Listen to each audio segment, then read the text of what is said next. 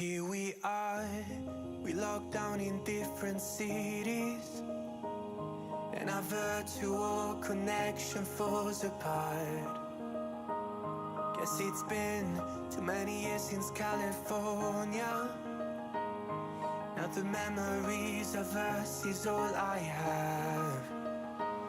See, one day I'm gonna reach ya, take a plane for many miles. We pretend that time didn't pass us by when we're on Mulholland Drive.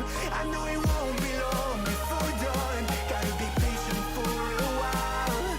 Someday we'll look at stars in this same sky, when I'm on the other side.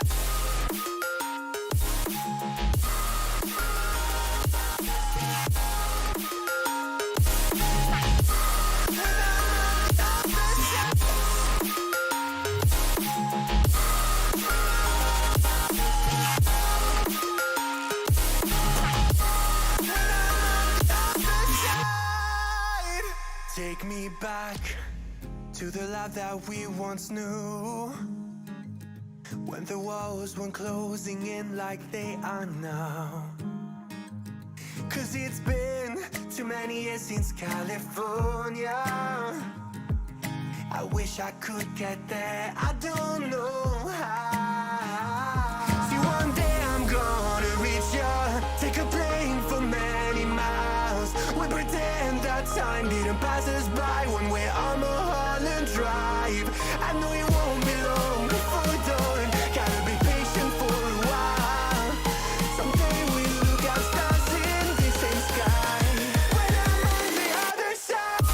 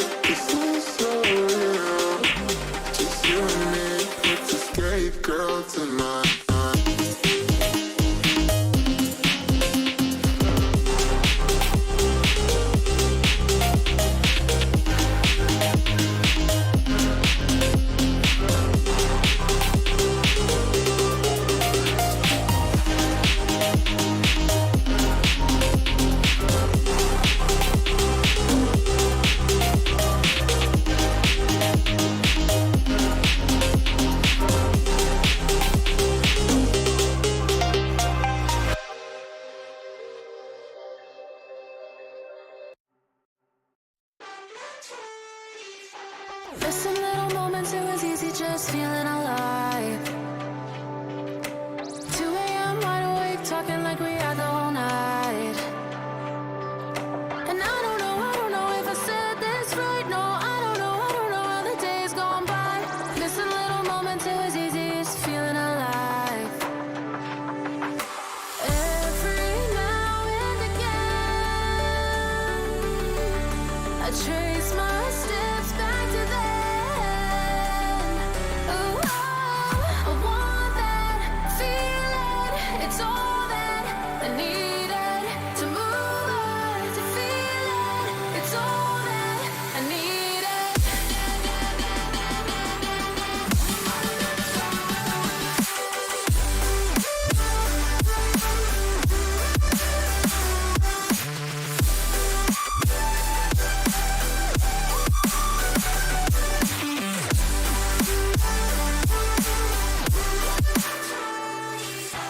Searching for the moments I'm a little less empty inside.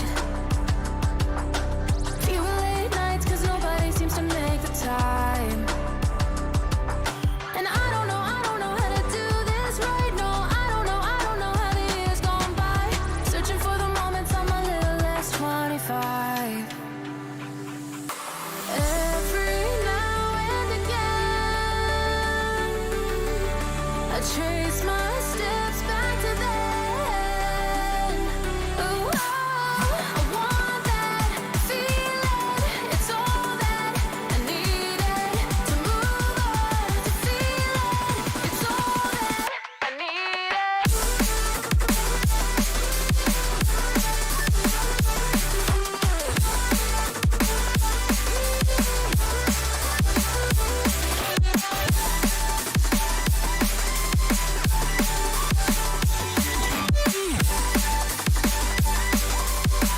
It's all that I needed. I want that feeling. It's all that I needed to move on, to feel it. It's all that I needed.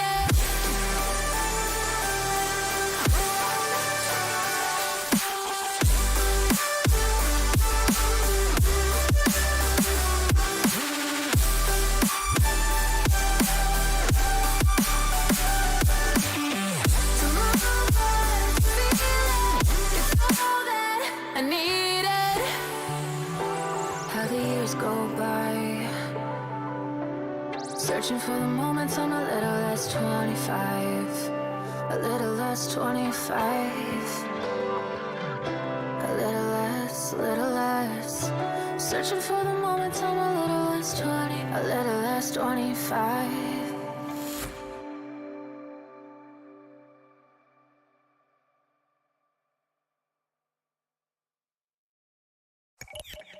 Entombed in my mind, can't seem to break away.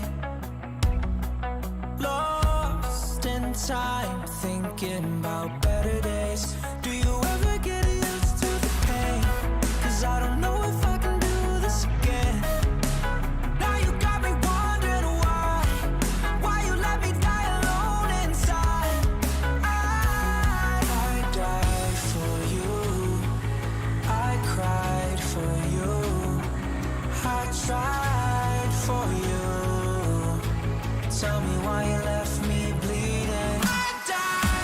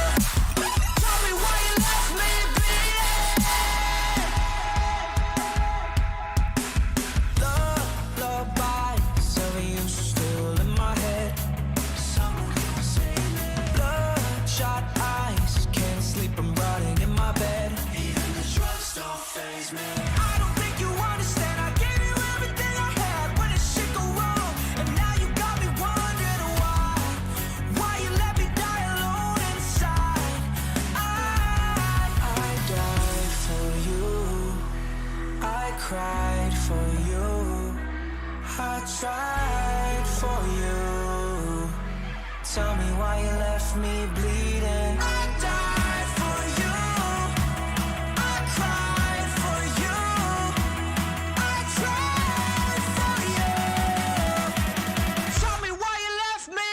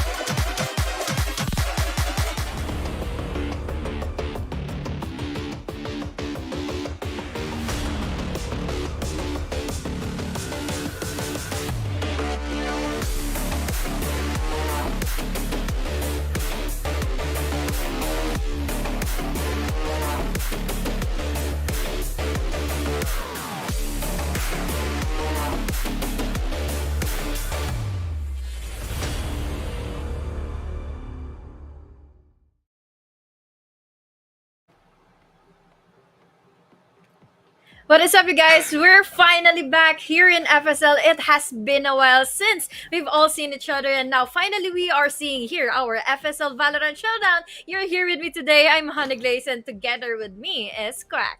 Hey, I'm Quack. Thank you so much for that lovely intro, HG. I mean, it really has been kind of a long time since the last FSL Valorant event. We did all watch Game Changers Berlin. God bless Riot.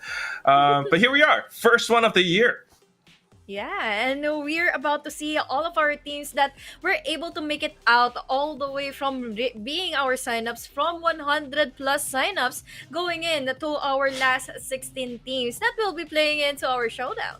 I know, there's always, whenever there's like FSL event Valorant, so many signups. I don't know how the whole team does it. But yeah, they managed to sort that all out, and then here we go. We've got like 4 teams going, 4 captains, and it's the FSL Valorant Showdown. It's kind of like a show match of sorts, you know?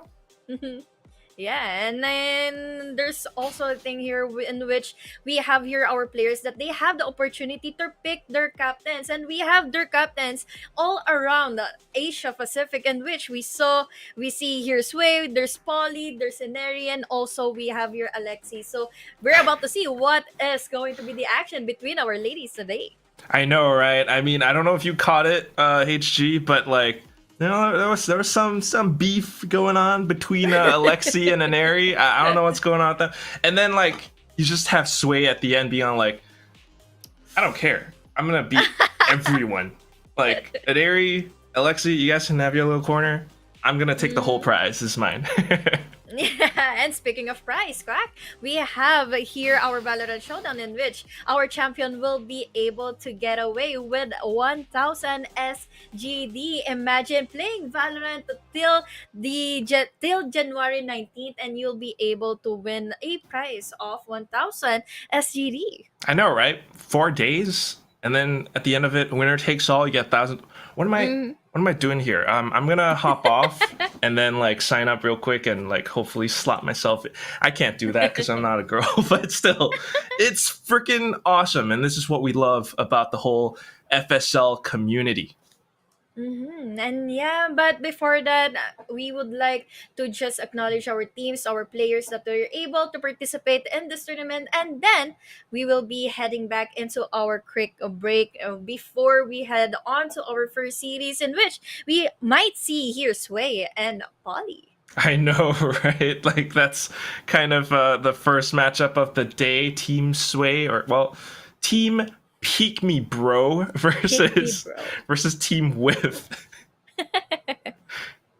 Oh, there you go. We have our maps finally. I thought we were going in for a short break, but now it is finally the time for us to reveal in our maps that is going to happen in this best of three series. Again, guys, this is going to happen until January 19th. So it is going to be a long while before we hail someone or some of our ladies here, the champions here in our Valorant Showdown. That's right. I think the coolest thing is just the fact that it's a show match, so we go for that round robin sort of format. Excuse me, and basically everyone gets to play against each other. That's what this is all about. You know, everyone can from all skill levels can sign up and try to participate. I saw Tash Bunny signing up. I think they went by RNG, so and also Tash had to withdraw because she had some things going on. But when it comes down to it, a lot of these players, we've seen some of them in the previous Game Changers Opens before, just that maybe they haven't really made it out of group stages. So now they get to compete under the wings of their captains. You know, these four captains who are from like big teams like Orangutan GG, big teams like Accent Sapphire, and so on and so forth, which, by the way, I mean, I'm going on a little bit long, but how is it that Polly, Ginny, and the rest of them have not been picked up by an org yet? Or maybe they have, and they just haven't announced it. I don't know. Might be. And this can be an open opportunity for them to show up to our audience right here and be picked up. But then again, guys, before we head on to our first game and this best of three series between Pick Me Bro and Tip Whiff, we will be going into a short break. I'm Honeyglazee, together with me is Quack, so don't go away.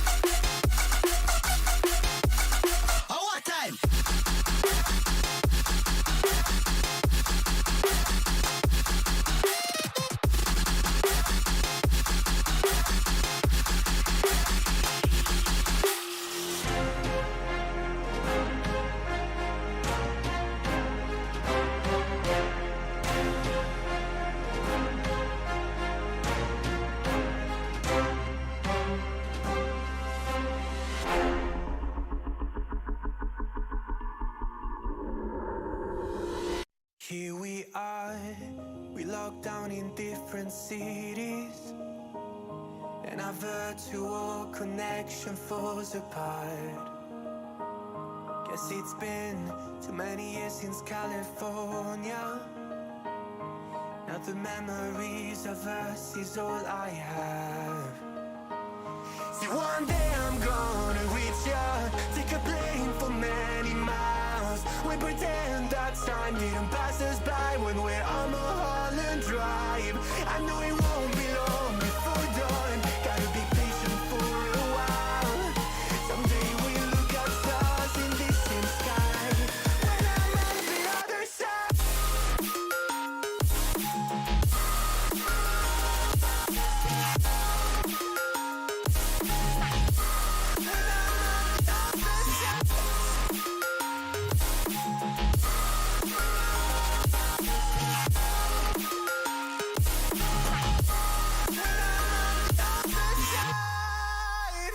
Take me back to the life that we once knew, when the walls weren't closing in like they are now.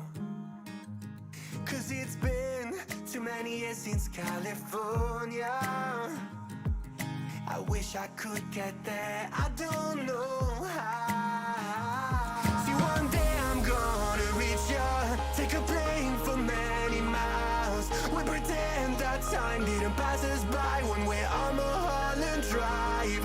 I know it won't be long before dawn, gotta be patient for a while. Someday we'll look at stars in the same sky, when I'm on the other side.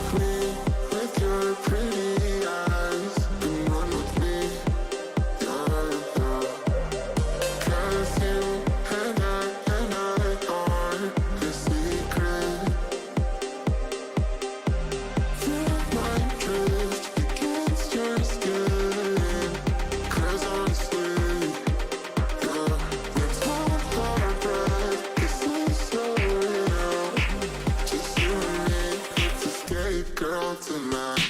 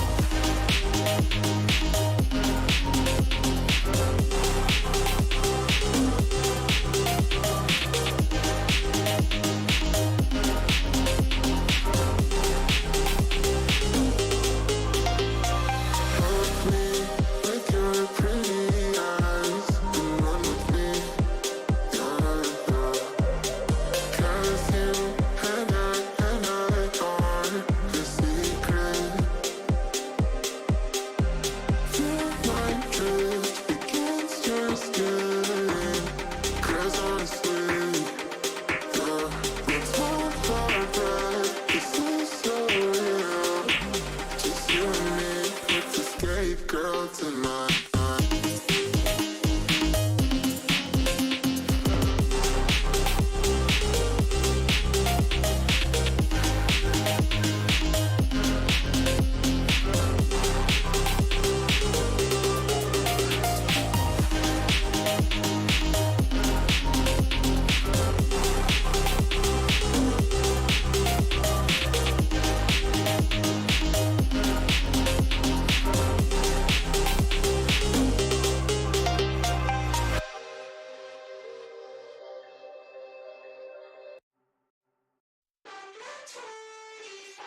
For some little moments it was easy just feeling alive.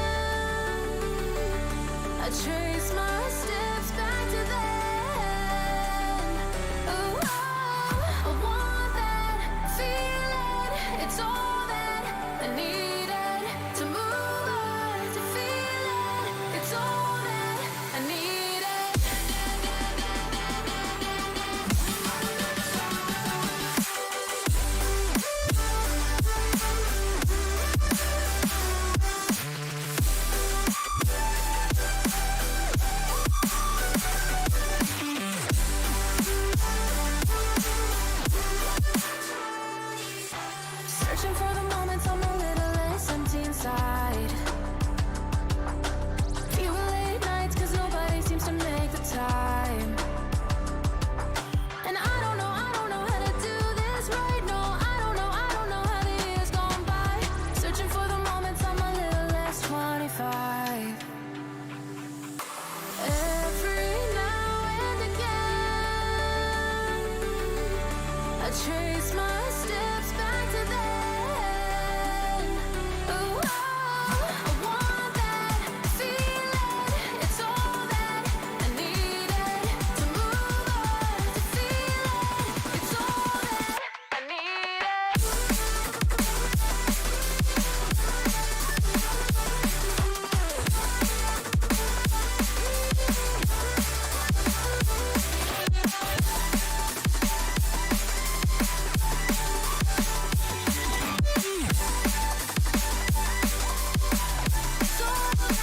I need it. I want that feeling.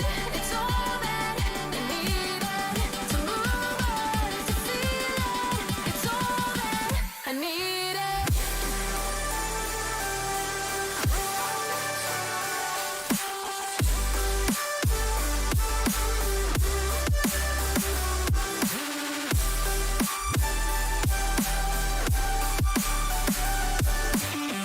To move on, feel it.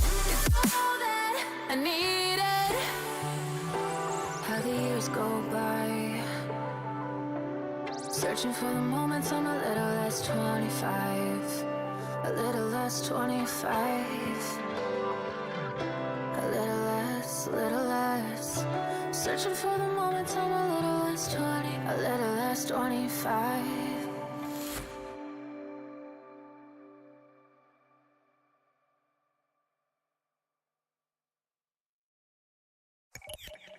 Entombed in my mind, can't seem to break away. Lost in time, thinking about better days. Do you ever get used to the pain? Cause I don't know if I can do this again. Now you got me wondering why you let me die alone inside. I died for you, I cried for you, I tried for you. Tell me why you left me bleeding. I died for you, I cried for you, I tried for you. Tell me why you left me bleeding.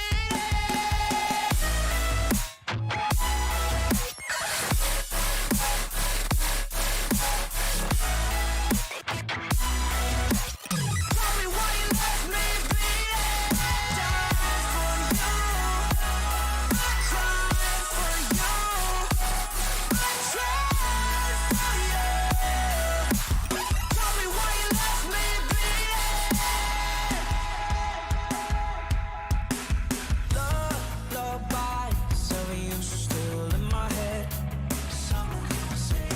Bloodshot eyes, can't sleep, I'm rotting in my bed. Even the drugs don't faze me. I don't think you understand. I gave you everything I had when the shit go wrong, and now you got me wondering why you let me die alone inside.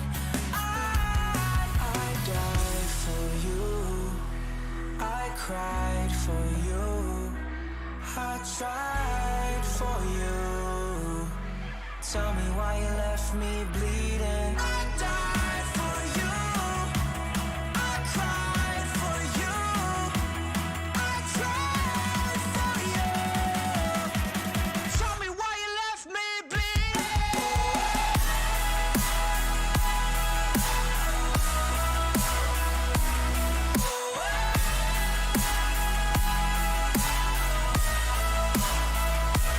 I died for you, I cried for you,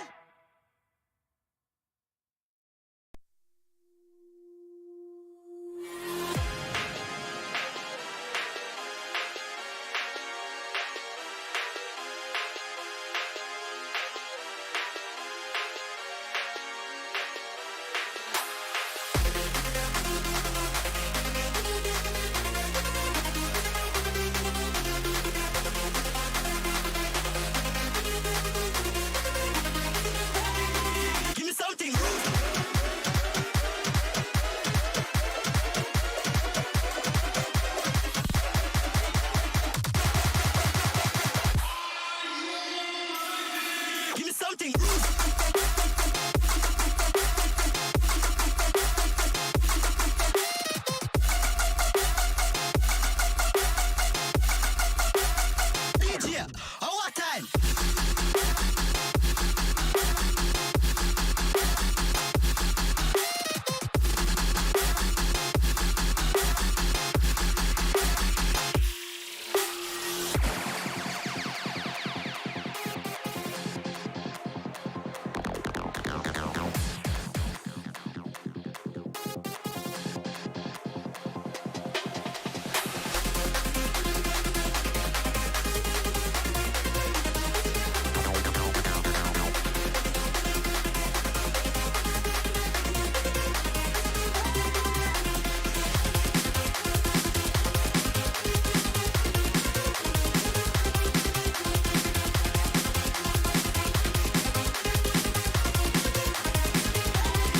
Give me something.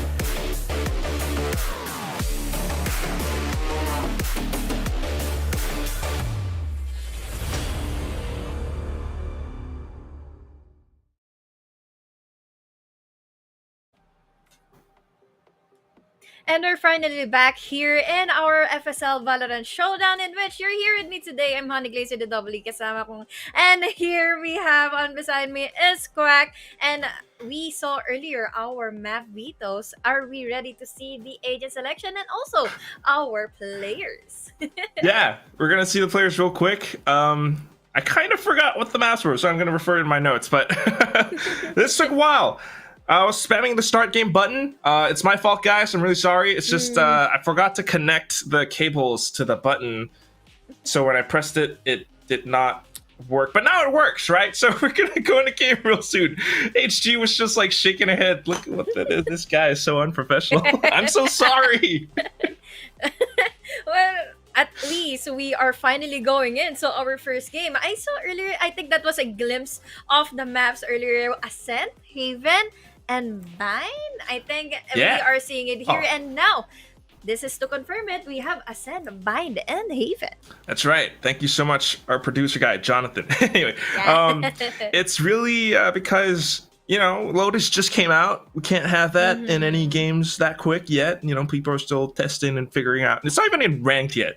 But that's right. So it's going to be played on the new patch, but we're going to be playing with the map pool from the previous patch. So that's going to be Bind still inside of it. And yeah, Ascent, Bind, Haven. I mean, what do you think of these maps, HG? Well, most likely these are the maps that we have. Mostly the defaults, those lineups that will be available as well, and their aggressiveness can be really one of the tactics that can play around through the maps, especially on Ascent. We see here on Team Sway, on Team Pick Me Bro, Team Sway is most likely to play aggressive and fast. So let's see if that is going to be it for this map or for this game number 1. Oh hell yeah! I mean, I've seen how Sway plays when she was with OG. I think she's gonna move towards a more content creation direction right now for you know, while she's juggling her studies and whatnot. But looking at her team and her roster, I know that she's one to take duels. I know that she plays with that Neon, with the Jet sometimes. And then she's supported by some of the bigger names on teams such as Scherzinga. I know a lot of people are raving for Scherzinga in the chat. Where you at, guys? This girl played for a team called Wildfire Sphinx. She's really active within the scene, and she does a lot of things, streams here and there. She's a pretty darn great controller. I don't know if she's going to do that today, but if she is, you can expect her to be a little bit aggressive with it. I don't think she's a very like passive kind of control player. She has like a whole document, like a PowerPoint slide full of lineups upon lineups upon lineups. And like that's she doesn't sell feet pics or anything. She sells lineups, and it's expensive if you want to learn lineups from her. So yeah. I didn't know you can sell lineups. You know, it's like her own personalized like professional lineups. So yeah, It's like, for example, for 1 point or one position of the spike, you have like 5 different lineups to have almost 100+ pages in the slideshow, huh? Yeah, exactly. Because I remember she tweeted out like a screenshot of like one of her little note pages things, and then people were all like, "Yo, could you send that to me too?" And she's like, "No, get your own notes. These are mine. I worked hard for these. Buy them from me." Something like that. So yeah. But I'm Yeah. also on the other side, right? It's also a really formidable team led by Polly, of course, X10 Sapphire. They were the ones who got to travel to Berlin. They were the ones who played for the Game Changers Championships. And they have a very controlled style. I think Polly actually is the one who plays the controller for her team. I don't know if she's going to do that today, but that said, it's one of those teams that definitely can still perform. Yeah, I love to hear that we have our controller here for the side of Polly, that she can be really one of the pillar players here for her team, that can either be the one to clean up the mess and be the one to have so much control when it comes to those kind of chaotic movements that may be available for Team Sway to execute on our game, on our maps. Especially here in our maps, we have Ascent, we have Mine and Haven. This has been really one of, or well, these are the 3 maps that has been really here in Valorant for a long time. The defaults are there. We have a certain amount of lineups also mentioned by Quack from Sway. So really excited to see and identify which lineups are be going into our game. I think it's going to be fun. I think it's going to be maybe a little bit hectic because, show match. It's not like they've been practicing for a super long time. Or maybe they have. I don't really know. But we can expect some pretty fun games moving forward. One more thing to note, I guess, perhaps, is to talk about one of these players from Team WHIFF. I need to remember that. WHIFF. It's Peek Me Bro from Sway. And then it's WHIFF for Team Polly. And Team Polly has a player called T, like T-E-E. See. Yeah, and she represents the South Asian side. She Ooh. played for a team called Giga Cats back in like Giga Cats. Game Changers APAC LCQ. I don't think they made it very far, but they still played in it, and that's something. And throughout all of those games, she was kind of top fragging as Chamber, and then she played Jet. So sharp duelist player. I mean, this is just, it's gonna be a clash. You got Sway, and then you got T on the other side, and then you got Shazinga, and you got Polly. I don't know. HG, this is. I'm. Where's the game at? Pressing the start game button. That's the thing. I'm just really excited to see what is about to happen between our teams. Since on the side of Team Sway, I also want to acknowledge here Nicole G.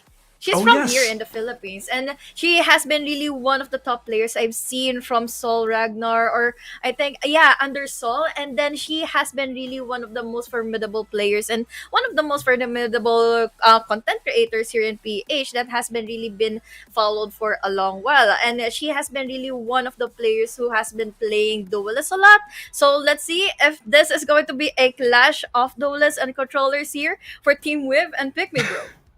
Yeah, I'm just curious to what the agent compositions are going to be exactly. Considering this is a bit of a show match, there is still a really big prize on the line, so maybe they don't want to mess around too much. But I don't know. Maybe sometimes messing around will give you an edge, and then people can't really read or counter-strat you. I don't know. Go for like double duelist. Pick a Yoru on Ascent. Maybe. Maybe not. Maybe not. We'll see. We'll see how it goes. I mean, what do you think people should pick if they want to like meme around a little bit? Meme around for a little bit, huh? I'm looking forward to see a harbor pick here in Ascent. Since I want to see where those walls going to be curved around inside of B and then in A. You can imagine it's just really long angles that we need to cover up with that wall, right? I know. I mean, maybe it's not like the most optimal kind of like controller. People go with like the Brimstone, the Omen. Yeah. Don't say Viper. Maybe the Astra, as high elo players tend to do. But why not go for a bit of a harbor? Let's see what that looks like, because you know, we mess around online sometimes when we play by ourselves, and I think Harbor can actually have some practical uses. Maybe not the most optimal, most effective, but still practical. I mean, picture this: you're pushing out a B main on a sit. You have Harbor, and you just send out his tidal wave, like the whole thing that moves forward. That's one way to push in the site. I think. I don't know. Yeah, I gotta agree. It's one of the best counters for operator that has really been annoying and then picking out in a certain angle. So yeah, I'm really excited to see a Harbor, and especially might be even a Neon in a sense, since you can follow up the tidal wave and then have Neon sprinting in front of you, and that's a lot of attention that B pressured out here in B. Look at this. We're cooking here. I tossed the Harbor thing out. You talked about Neon, and I really think Neon is something Where's that the swayed my pick. Right? It really could work. It could. Just do it. Just do it for us. We'll see how this first match goes. It's round robin after all. You can afford to lose some. It's okay. Probably not. Probably not. But yeah, it's going to be really interesting. Ascent. I mean, yes, age-old map. It's been here since the start. Not during beta, but since the start. And you can still innovate. That's one of the best things about Valorant. Yeah. You need to be creative, especially here in a showdown in which you have a lot of freedom to have your creativity moving forward in every map available here in our map vetoes, and then follow it up with your strategies and all. And you can all win it out, especially that you are playing all together for that 1K SGD here for our showdown. 1K SGD split up by 5. You know, it's like 5? 200 each. 200 That's still a each. lot of money. I don't know. Go and buy the new Rexus skin bundle. Exactly. But now we're finally going in to our map vetoes. Unfortunately, Quack, we're not seeing a Neon and a Harbor going Come on. picked up by our players. But thankfully, at least we are going into our game number 1. All right, and there we have it. It is game number 1, and we do have Scherzinger. I forgot to mention she is playing under team. God, I keep forgetting how to pronounce Pick me, it. bro. Kalai? It's Peek Me Bro. In this show match, her other team that she's going to compete for the Game Changers this year is going to be CALLAIS. Someone let me know how to pronounce that. I keep forgetting. And of course, we've got Jameis Lim as a player. That's really cool. I don't know where I was going with that. Save me, HG. I don't know who he is, so unfortunately I cannot save you. But we still have here Maria, that can be really one of the best players here for our Killjoy, for our Sentinel, to have their moment of their life. I think they are in the defender side. Yeah. We have here Cherzinga with the rest of the players of Pick Me Bro for our defender side, and we have your team WHIFF. We have team Police team for the attacker side, which is kind of cool, no? Since we have your Pick Me Bro, they have an aggressive playstyle as according to Team Sway rather for Pick Me Bro. This can be really top notch for the side of WHIFF for them to secure in the first few rounds for this first half. Really could be. And we're just about to get started. I just want to point out real quick that the agent compositions for both sides are actually almost identical, save for the controller. You got Scherzinger on the Omen and you got Astra on the other. But first point of contact has already been met. They're pushing in through A short, pushing in through A main, and a couple of exchanges going out throughout. That was so quick. We are down immediately to a 3v3 situation. Unfortunately for Scherzinger, there was 3 players already waiting for her after she was able to use in his line. But unfortunately, we are down to a 2v3 in which WHIFF has the numbers advantage. Yeah, you got some stalls coming in from both sides right now. Yuna trying to do what she can to hold it post-plant, but attack is coming in from both sides, so they are feeling the pressure, they are feeling the heat. She's gonna suffer a headshot. The right click's not quite connecting. Maria, what are you doing? Down to the one-on-one. Both sides red HP, but she has the nano swarm. Swamps to the ghost, and unfortunately, it's gonna be Faith that burns away. First round to Peek Me Bro. That was so clean for the side of Pick Me Bro, especially that they were able to exchange their utilities to make sure that they have an opening, especially that one Prowler was able to make a lot of sense and make a lot of movement for the Astra to have the retake happen. It was able to take down their jet from Team WHIFF. I know, it's just so much kind of like chaos going on as soon as they pushed into the site.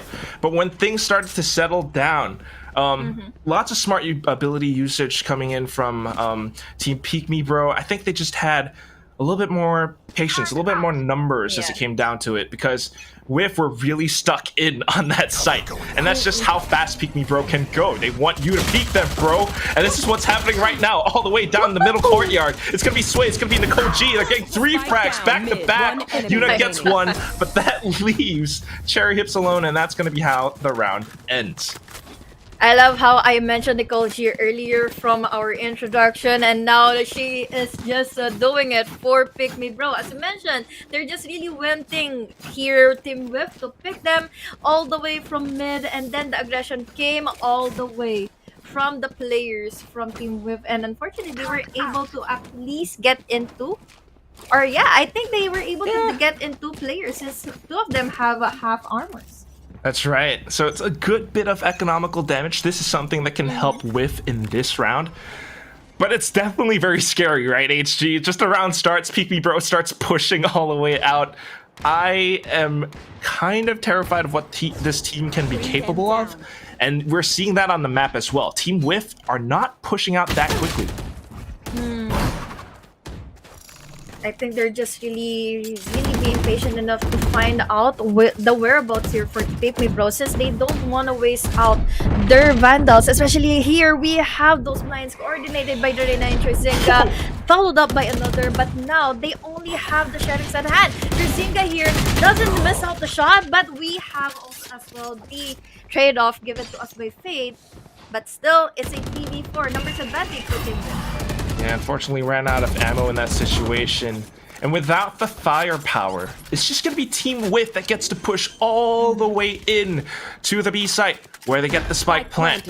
Maria, though, will be able to pick up a Vandal for her troubles. Her teammate comes back in from CT, Nicole G, looking for a little bit more, but the range is just not quite there. Yuna gonna hold things down all the way from the site itself. Nicole G using her Cloudburst to actually push in, though, but without the health, I think it's safe to say that this round is over. HG, Faith gets the 3rd one for herself, and that's going to be a 2-1 standard start. At the very least, for the side of Pick Me Bro, that was 3 players that were taken down from Team WHIFF, and they were unable to save out their Vandals. And this is a good chance for Pick Me Bro to at least have their advantage and their buy round. And we are seeing here Nicole G immediately picking up that operator at hand with a 5-2 scoreline. I think it is really going to be impactful for her to get in another kill for this round.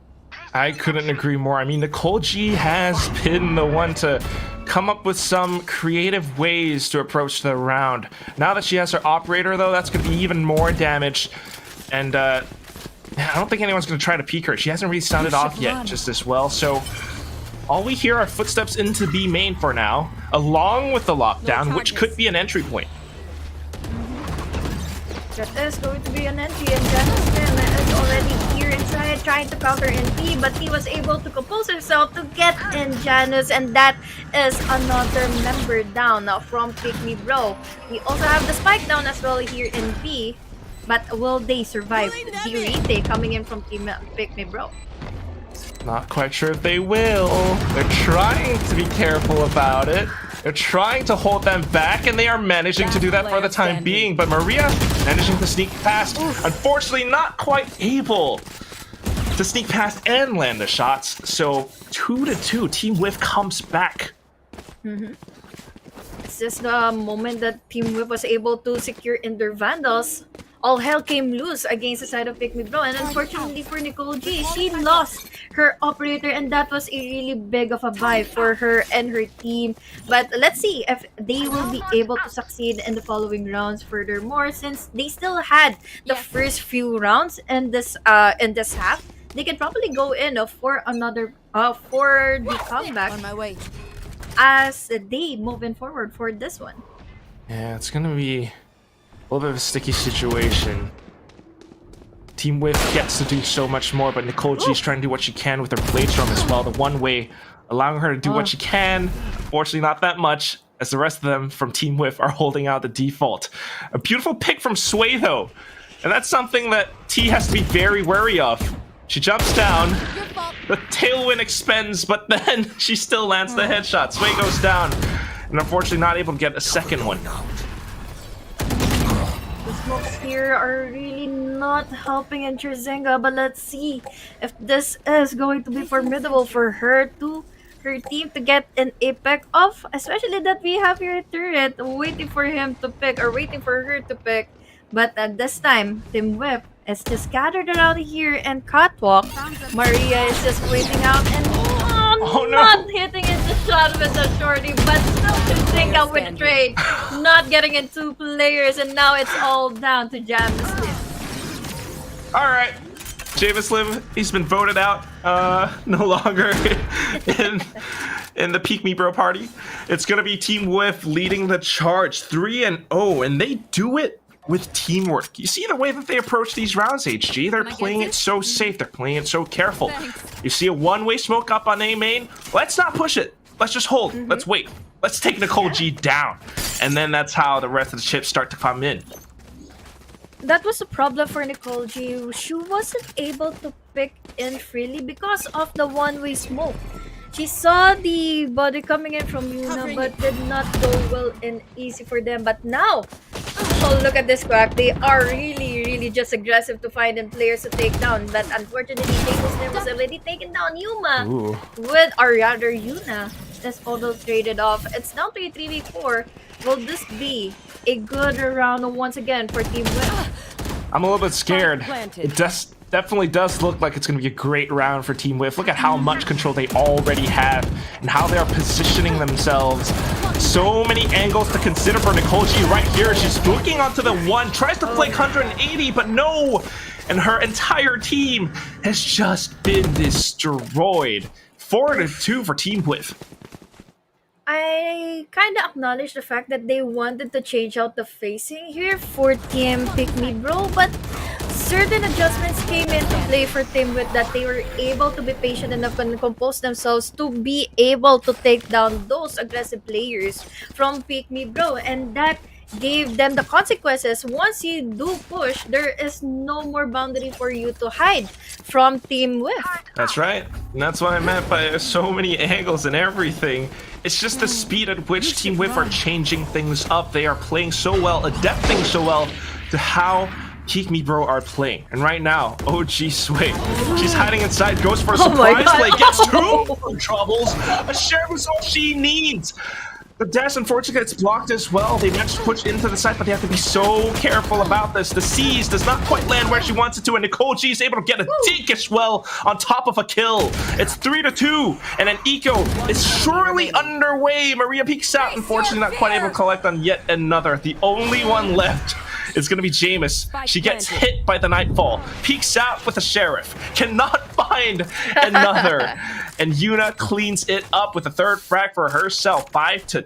Team WHIFF, they're not stopping, HG. I'm just really sweaty for the fact that OG Sway was able to take down 2 players with just her Sheriff. And as you've said, it's just the Sheriff. All she needed to get in those kills. But unfortunately, even though that we have that strong start, it didn't come out too well on the later phases of that round. So yeah, now we have the buy round still available for Team Pick Me Bro.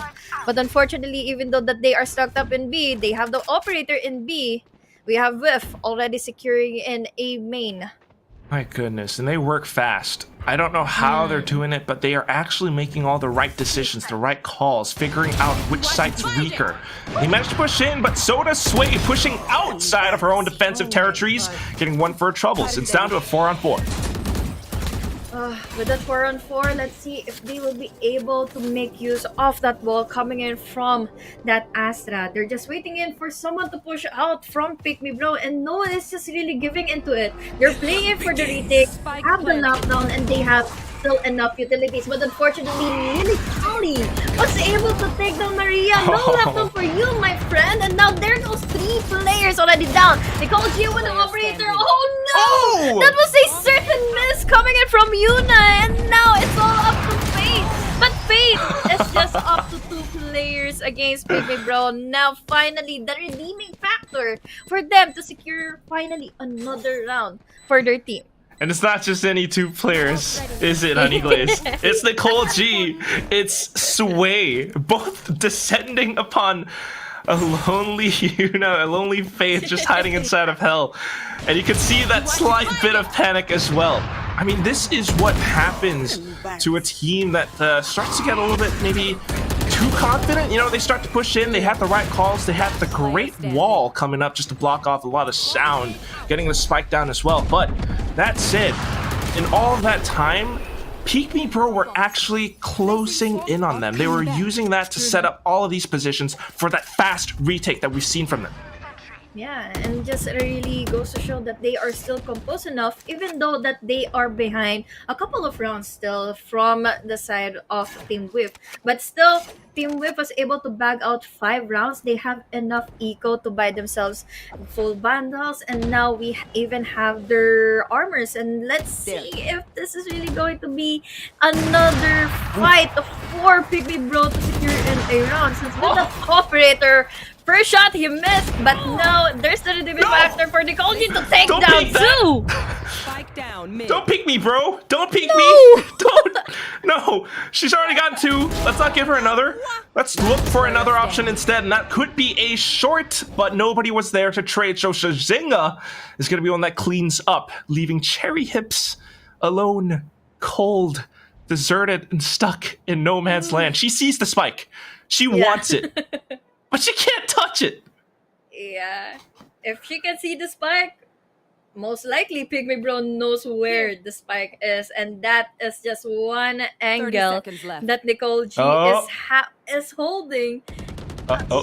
Oh my Oh, god, okay. Cherry. Okay, that's a good start. But now was able to survive from the sprays coming in for Zinga all the way from that corner. But with that wide swing, it was a big surprise that we have your Pygmy Bro going in for that comeback. I know. And it all starts with, this name is iconic at this point. Because you can tell Nicole G's just standing there shouting, yo, bro, peek me, bro. Pick me. And they Polly did. does. And then a second one does as well. And then in that final moment, Shazinga was the one doing all of the peeking. I have to say that was really smooth mechanics coming in from her. The strafe shot just outside of A short. It's going to be Team WHIFF now trying to claw their way back into the round, but in all of the way this round starts, Sway managing to push straight into wine. She's in a little bit of a hairy situation, but Nicole G is here to bail her out. Shazinga supports them with the dark cover as well. They have so much more freedom, so much more room to work with now that Nicole G gets yet another 5 knives at the ready as she's looking for the last one. Where are you running to, Cherry Hips? All the way inside the defender spot, she gets blinded, she gets jumped upon, and Sway gets that last headshot. 5-5, we are tied up. I am getting goosebumps all over with the following execution given to us by Sway and Nicole G. There was just really good amount of communication between these two, since she was able to follow up for OG's way to survive and then drag in the attention from her side to Nicole G, and they were able to eliminate in every single player from the side of Team WHIFF that just happened to be stuck in a main. Now they are playing it slow once again, but will it be favorable of them? Yeah, Honeyglazee, you said it all. I couldn't agree more. Communication was so effective in that moment. And right now, it's coming out in the mid game as well. We're seeing mid getting smoked off. We're hearing the footsteps coming in from B main, and Nicole G is calling all of those rotations over. You can see the moving pieces on the map. OG Sway even knows to peek outside top mid just to do a little bit more damage. T unfortunately runs out of knives. Shazinga cleans that up, and it's going to be the retake scenario. Well, not even retake. They managed to push them back. Lockdown for lockdown, and WHIFF has to run all the way to the other side of the map.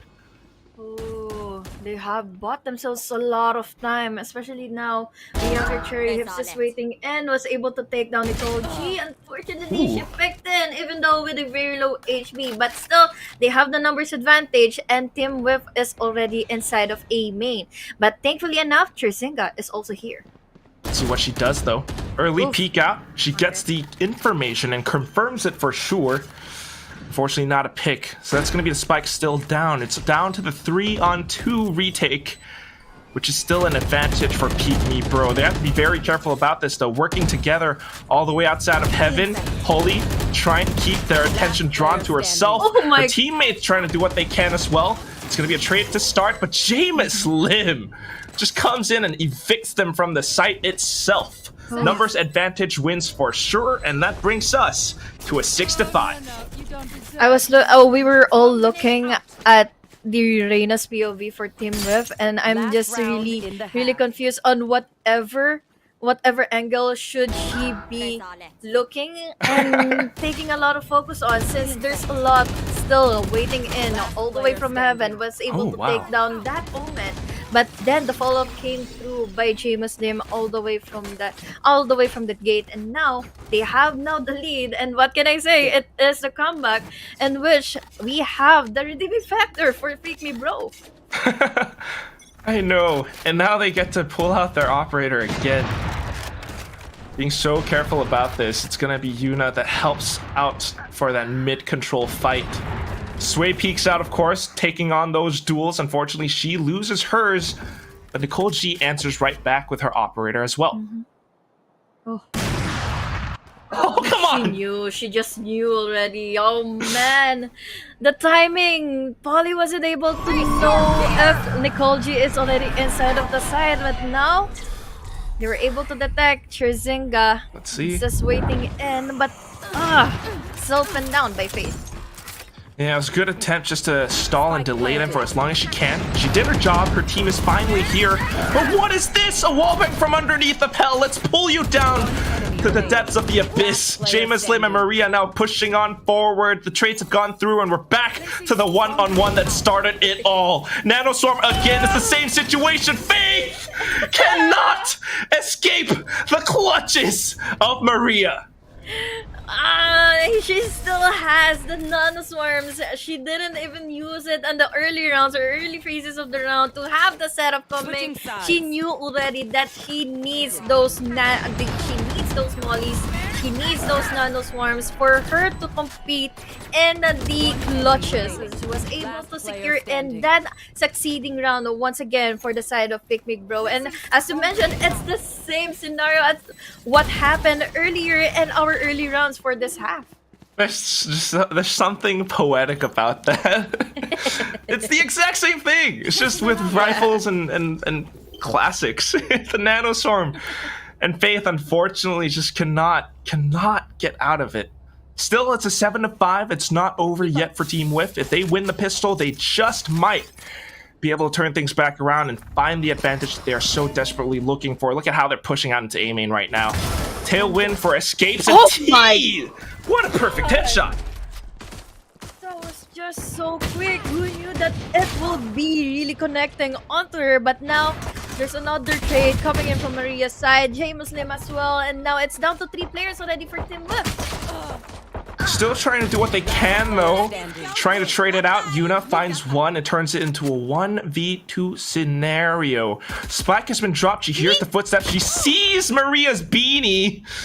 Just trying to get the cap off, but unfortunately smoked out by Cherzinga now. Look at this great support. Fast smokes on the ready. Nebula just to block off the turret as well, but she is feeling paranoid. And that's the strength that Cherzinga brings to the team. Now, B site is completely open, and all of a sudden it's a 1-on-2 retake scenario. Oh no.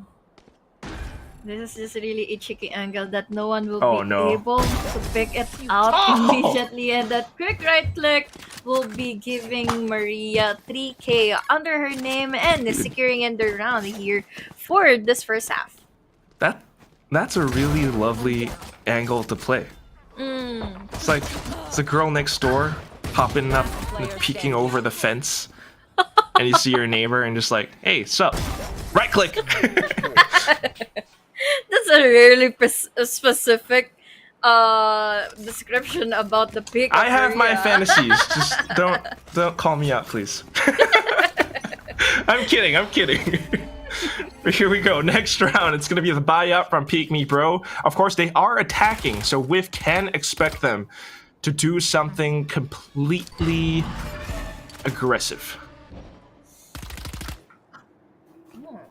As you mentioned, if we have Pick Me Bro just playing it out really slow for them to waste out the utilities coming in from Team WHIFF. But now, Nicole G takes down one, and this is a good opportunity for them to secure an A side. They're just really holding it off.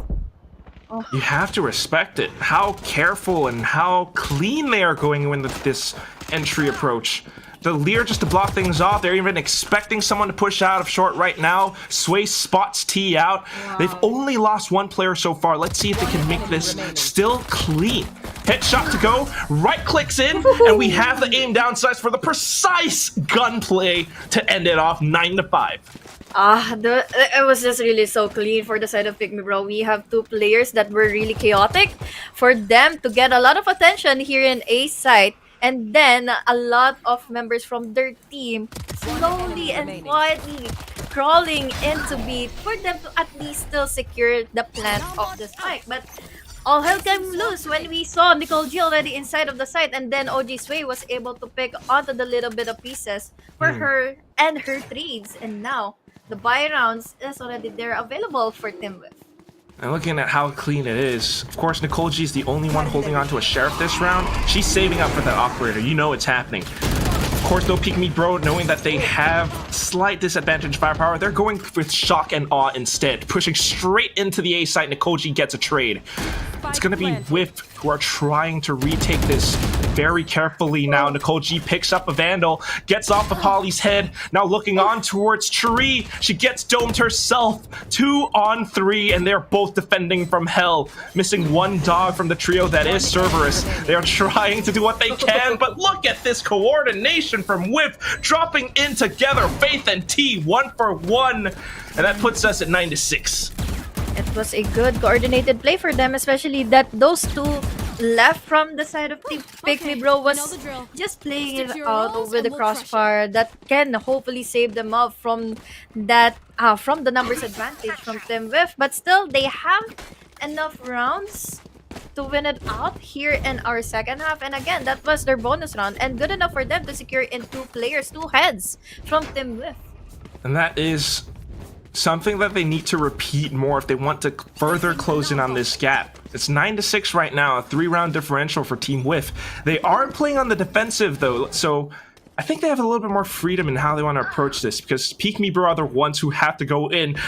But they're just sharper. What is happening? They just pushed out a mid. They managed to get one. Polly pushes out on her own and catches Sherzinga. This is a great pickup because now you have no more smokes. Doesn't matter. That kill. Nicole G is just really playing it out against Team WHIFF, and now it's down to 3 players. They're still playing it slow, even though that they have the numbers advantage. Good discipline enough for the side of Pick Me Bro. This is incredible. Look at what Nicole G's doing. Maybe she didn't get a frag, but you're absolutely right, Honeyglazee, because all that attention was diverted away. The problem right now is that Sway has the spike. And she's looking for more kills. She's gonna get it, and now she realizes it. She's gonna go get the spike planted. Right on cue. Yuna right on cue as well, though. Peeking out a window. She gets one, and we're back to a 2-on-2. Everyone trying to defend the spike down. Jameis Slim straight onto heaven. And all of a sudden, the only one left is Polly. Reyna for Reyna. We're back to a 1v1. And playing around the boxes is gonna be Jameis. She doesn't really have any utilities to play with Polly. Just dancing back and forth, just waits for it. Knows she's gonna peek out because of the tap. And just like that, whiff. 9-7. Well, Polly said here she was just really javated from that tap onto that spike. And however, this is just really an unfortunate event for Sherzinga, since she could have at least survived from that moment of execution here from Team WHIFF, but unfortunately she wasn't able to reconcile or at least wait out of whoever is already pushing on a main from the side of Team WHIFF. And now they are punished 3 players down to their primary guns, but let's still see if this is going to be a good one for the Whoa. side of Nicole G. It's incredible. All right, Sherzinga completely goes in for it, gets a Guardian frag, and now backs off. Unfortunately taken out by T, but that's okay because Nicole G gets one more as well. They know that the B side is open. The only question is how fast can they actually deliver the spike to the site itself. Sway trying to hold them off on rotations, unfortunately getting taken out by the operator, and all of a sudden we're back to even odds. Trying to do what they can now, going in for a little bit more damage. Polly doesn't care, just flicks back and forth. 2 rounds left in her magazine, and she's still not reloading yet. That's that much confidence that they have. T trying to find what she can though, and she does find it at the end of it. Maria exposing herself with the angle, and BABYGRR unfortunately not quite able to win back the rounds. It's 9-8, Honeyglazee. Yeah.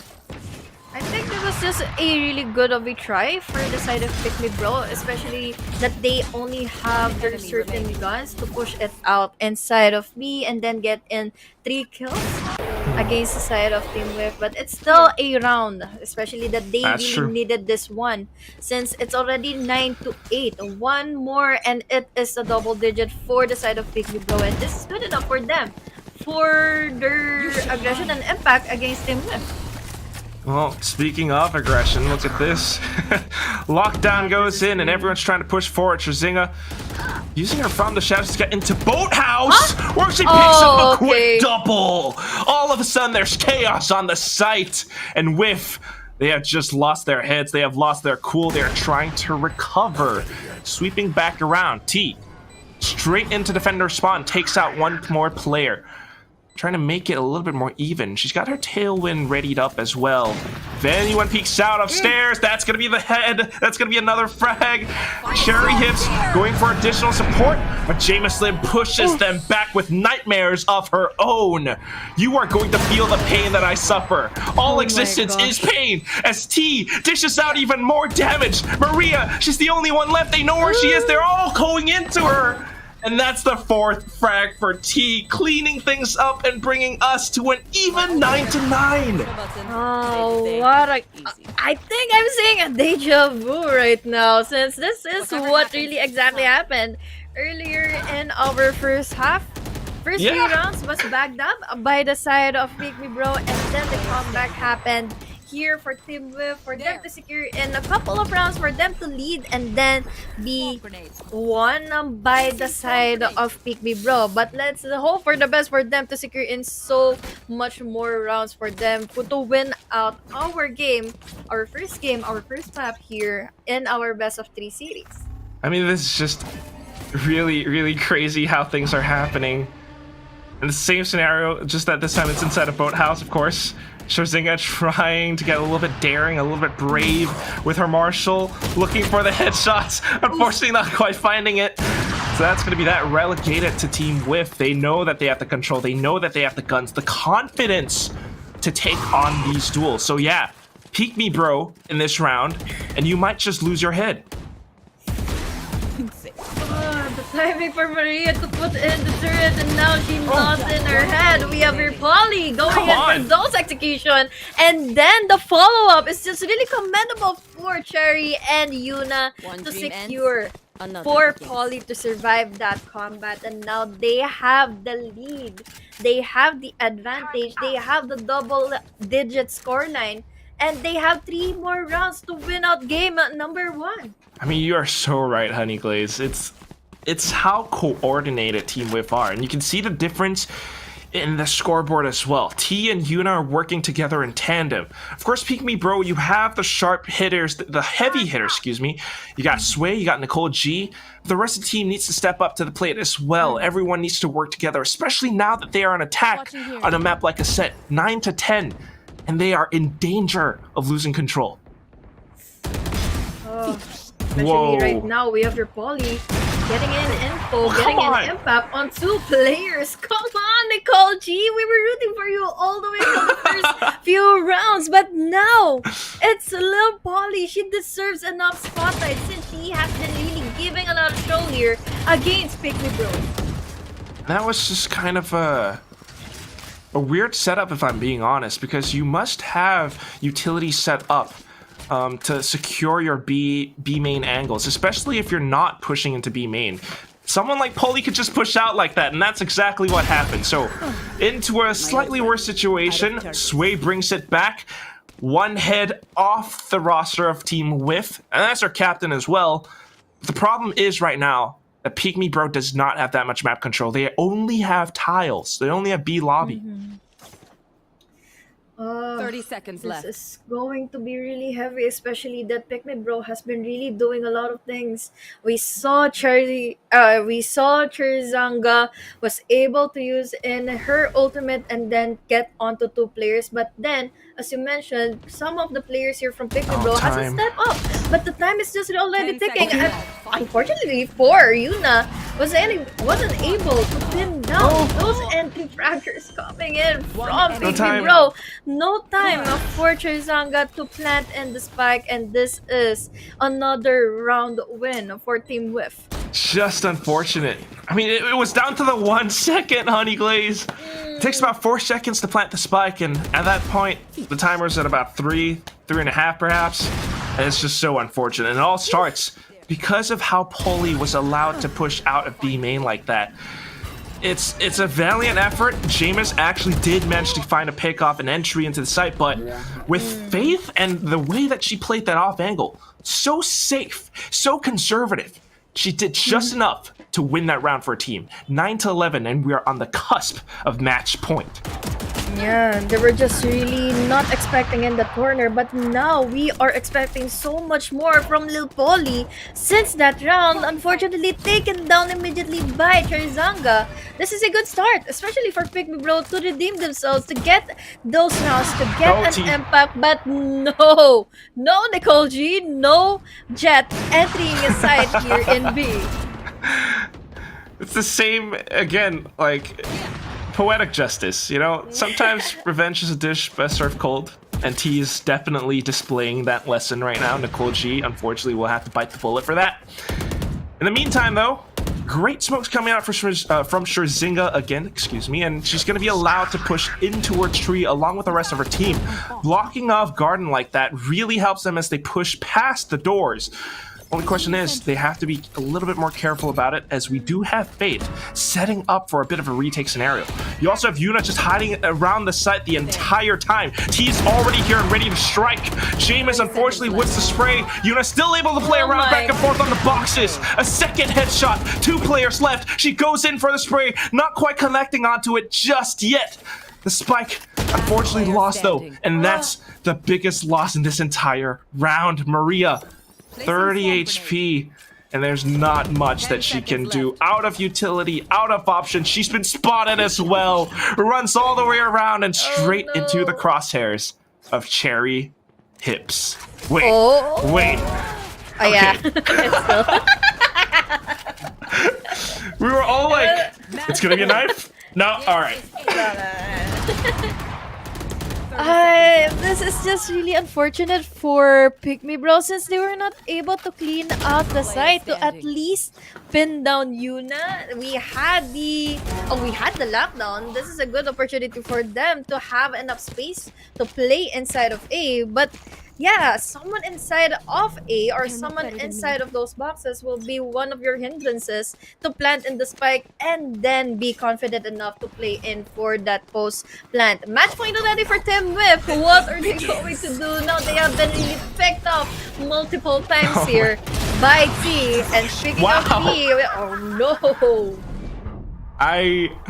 I'm at a bit of a loss, because looking at how they are defending this, Team WHIFF surely had this round. Maria trying to do what she can with the Bulldog, unfortunately running out of bullets. She's going to get taken down by T, and Sway, who was the tip with the spear for Bro, unfortunately will get blunted in his final moment, 9-13.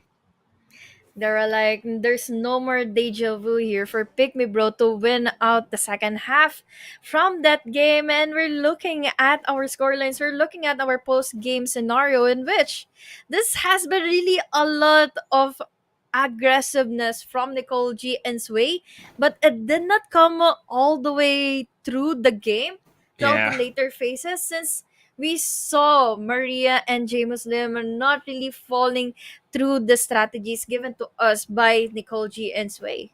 It's a little bit unfortunate, but I guess sometimes that's just what you have in a bit of a show match scenario, when it's a team that hasn't had that much time to really synchronize and practice together.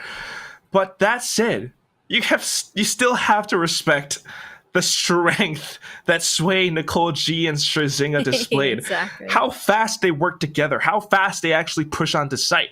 Of course, the strategy wasn't really followed up with together as a whole for the whole team of Peek Me Bro, but they were able to do some damage, and that's what you really love to watch. However, as a whole, you kind of just have to say that Team WHIFF really knew how to adapt to every single scenario that was thrown at them, right? It started off, 9-6 or something like that, and we ended it at 9-13, Honeyglazee. And oh man, it's just really unfortunate to see that Nicole G, even though that throughout the efforts of Nicole G and Sway, we saw the dynamic effort coming in from Team WHIFF, that they were able to be flexible enough to take them down. They already gave in the impact here against Pick Me Bro, that you may have enough strategies with their duelists, but when it comes to help for the last three players, we're naming in their sentinels and then their controllers. What are they supposed to do in the later phases if they already said goodbye to their duelist? Yeah, I mean, at some point, that's just adios. Good, thanks for trying that, but that's what it is. However, it is a best of 3.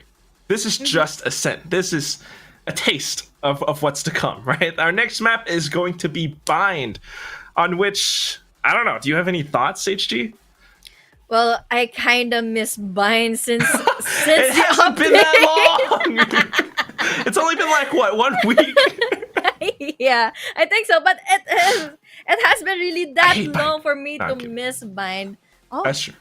I see. Bind But is one yeah. of those maps that gives me PTSD. Okay. But yeah, unfortunately for Quack, we're still going into Bind and game number 2. But before we head on to see if ever Team WHIFF will be able to bag it out in a 2-0 clean sweep, we're going into a break real quick. I'm Honeyglazee with the double E. Together with me is Quack. Don't go away. Don't touch your browser or your browsers. We'll be right back.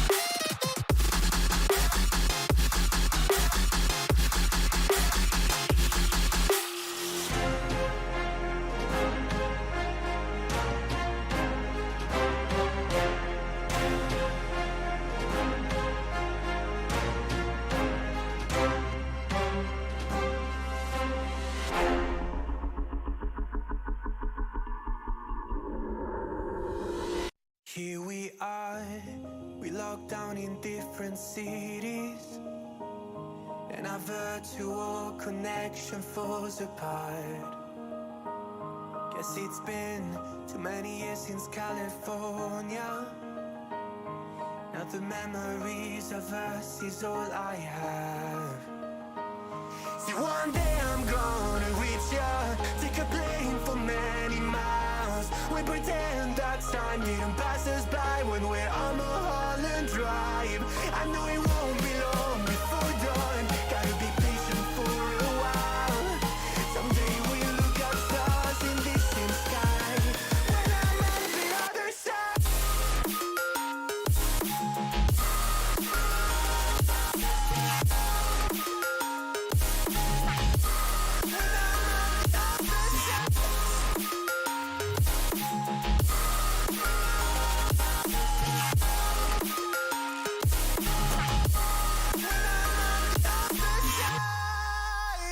Take me back to the life that we once knew, when the walls weren't closing in like they are now.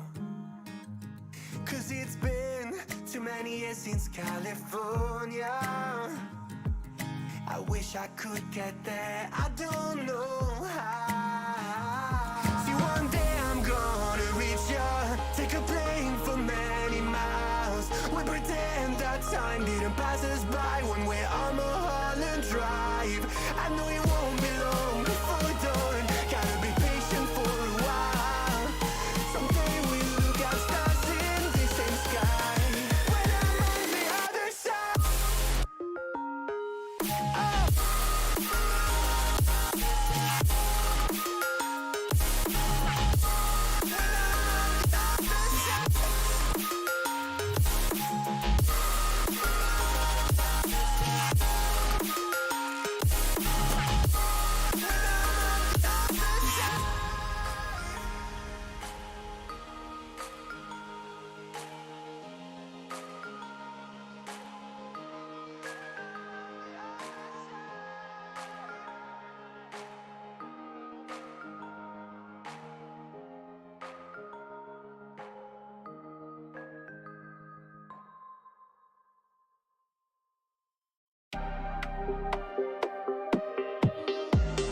Look me with your pretty eyes and run with me, yeah.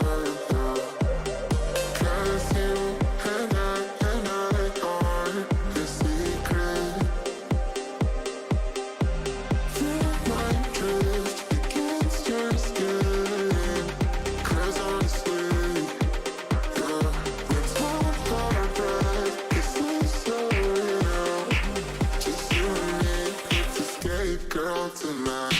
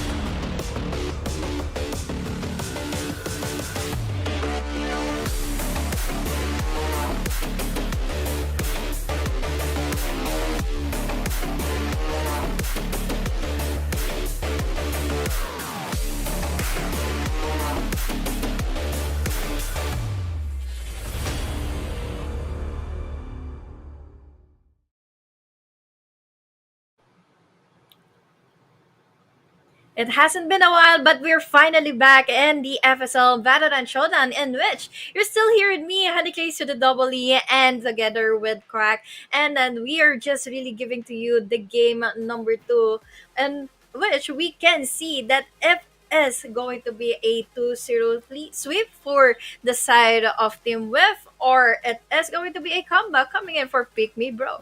I don't know. It could be. I mean, that's one of the things about having this showdown is that our captains can, spread their wings a little bit and like play different agents that maybe they don't normally play so much on their own teams. And I think Polly was a great example of that. The way that she pushed out a B main on Ascent as Reyna, the way that she cleared some corners, some angles, it was really, really sharp. And moving on to a map like Bind, I don't know. I don't know what kind of agents they're gonna pick.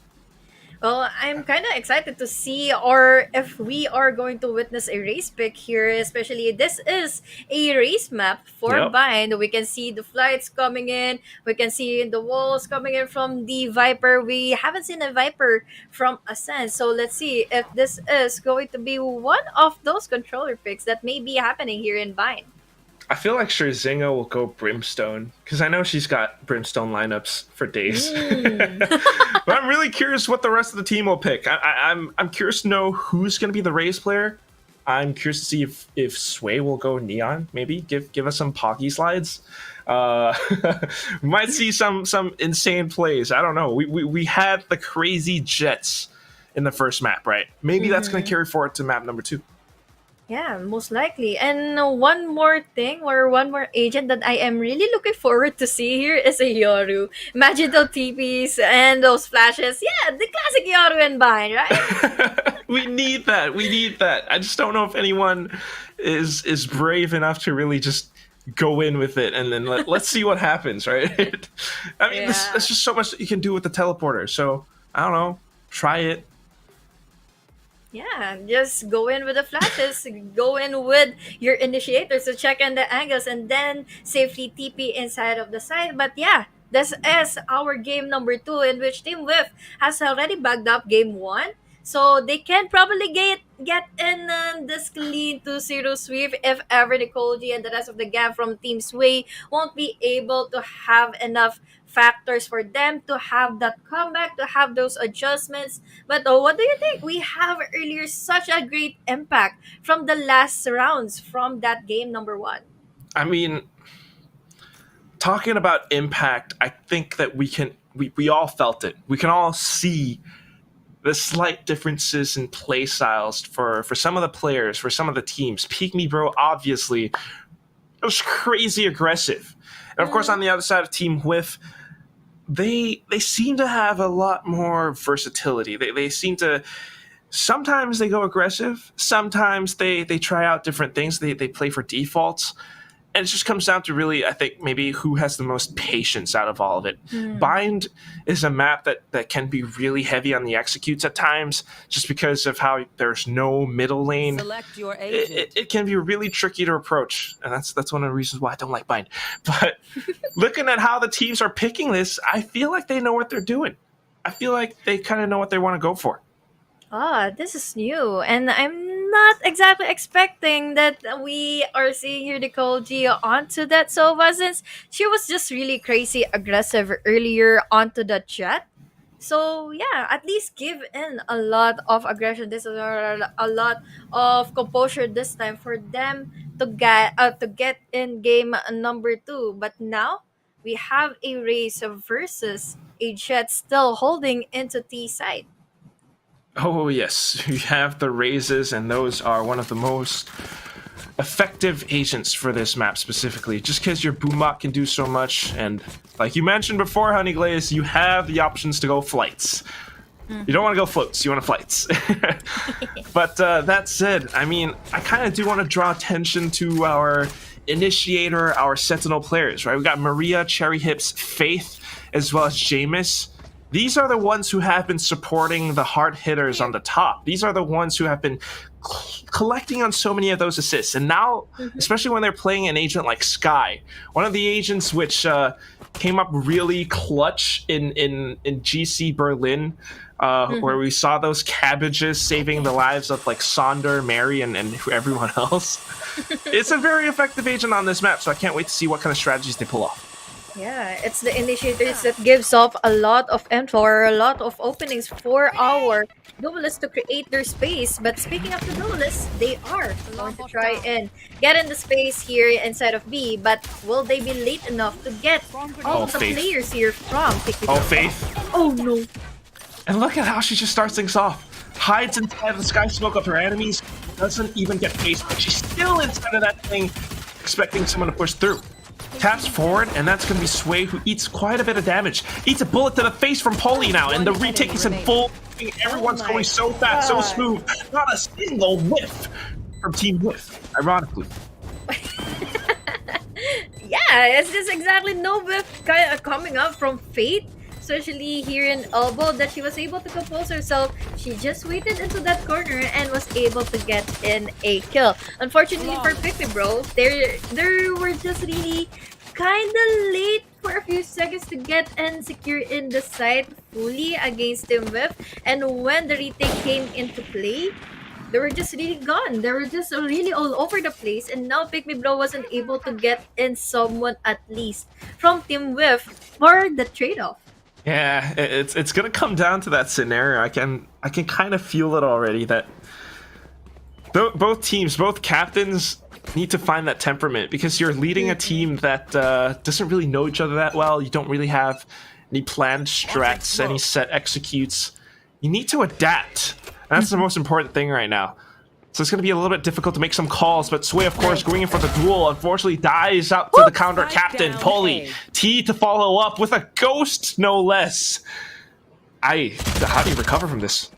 Oh no, I don't think you can ever recover from this, especially that you have been taken down with just the ghost coming from Yuna and T, and now Don't let it be they're flawless. just on the hunt. We have Cherzanga just waiting in for someone to get in the kill, and unfortunately it's just a Sprays that will be able to take her down.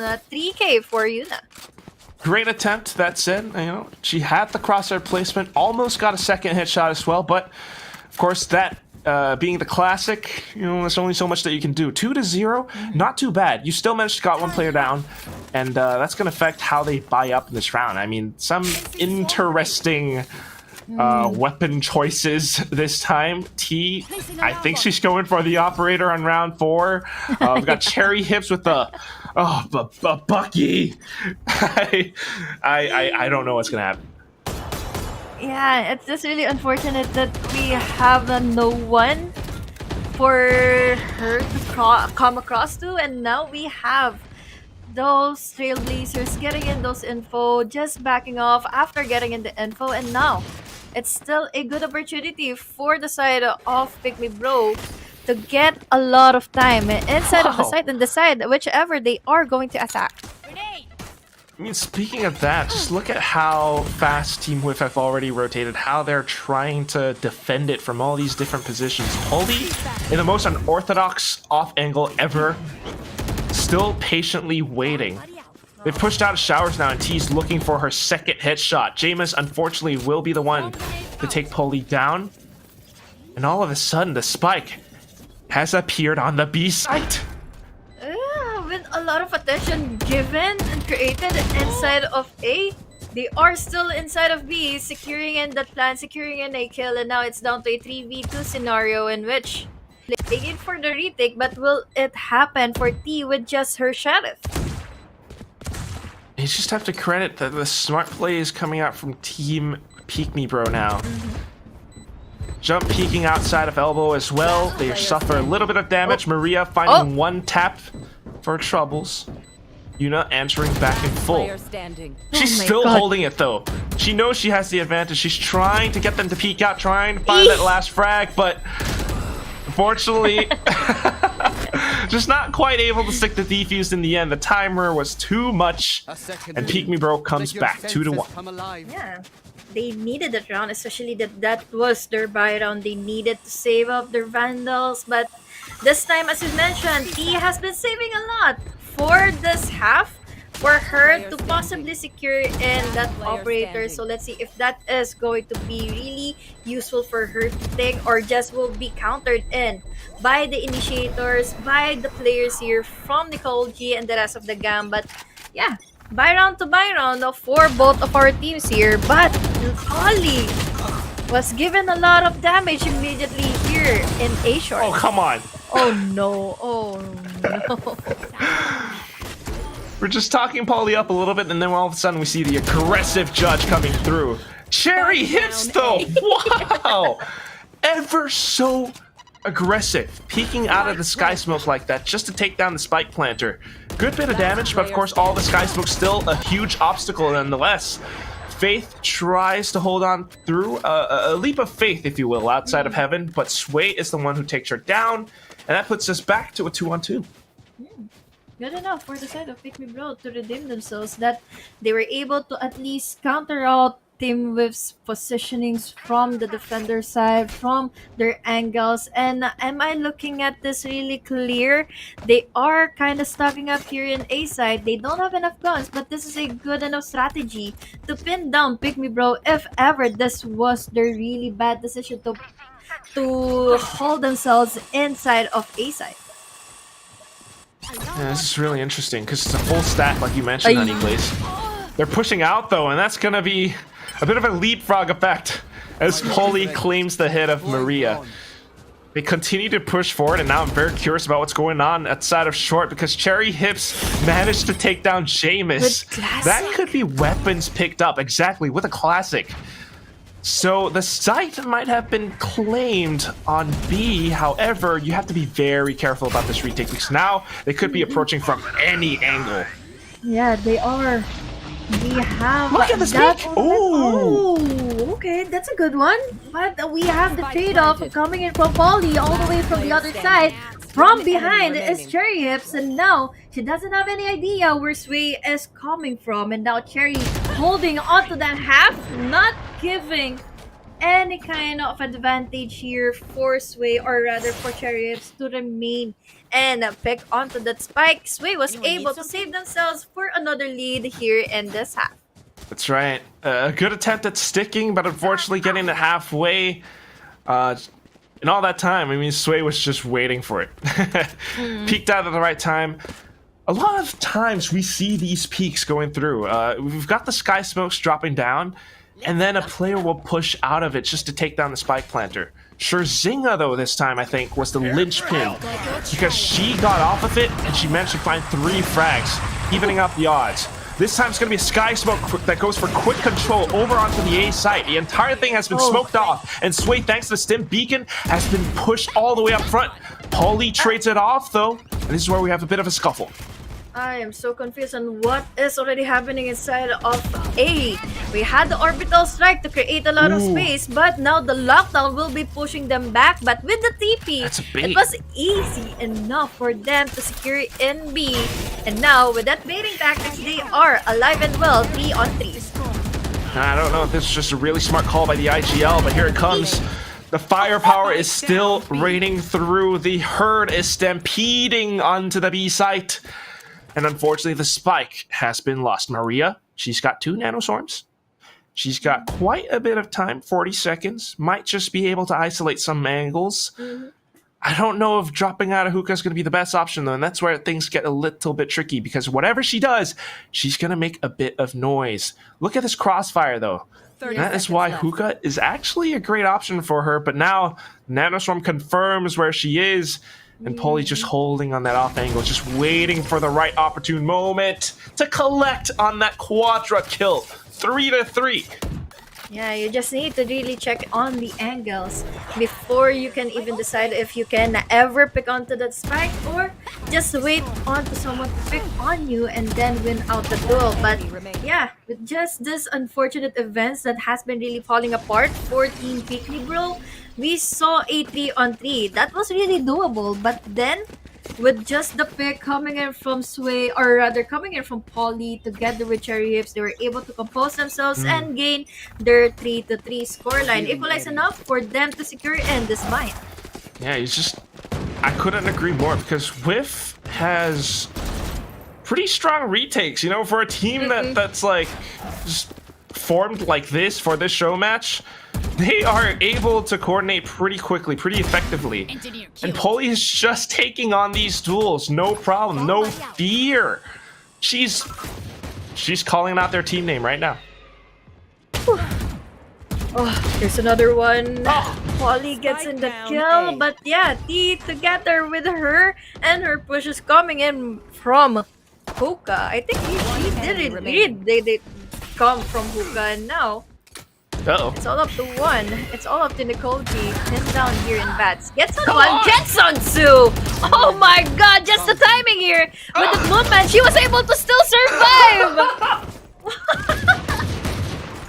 You can see that one moment.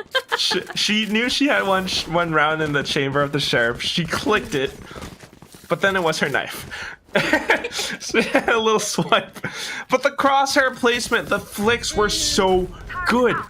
And this is why, once again, we see her kind of topping the scoreboard. It's just that Peek Me Bro need that extra oomph, that extra temperament. There are times where we see really smart calls coming up from them. In the previous round, they baited out the lockdown from Faith and then teleported over onto the B site. I'm just not quite sure how they could continue to hold on after such smart plays.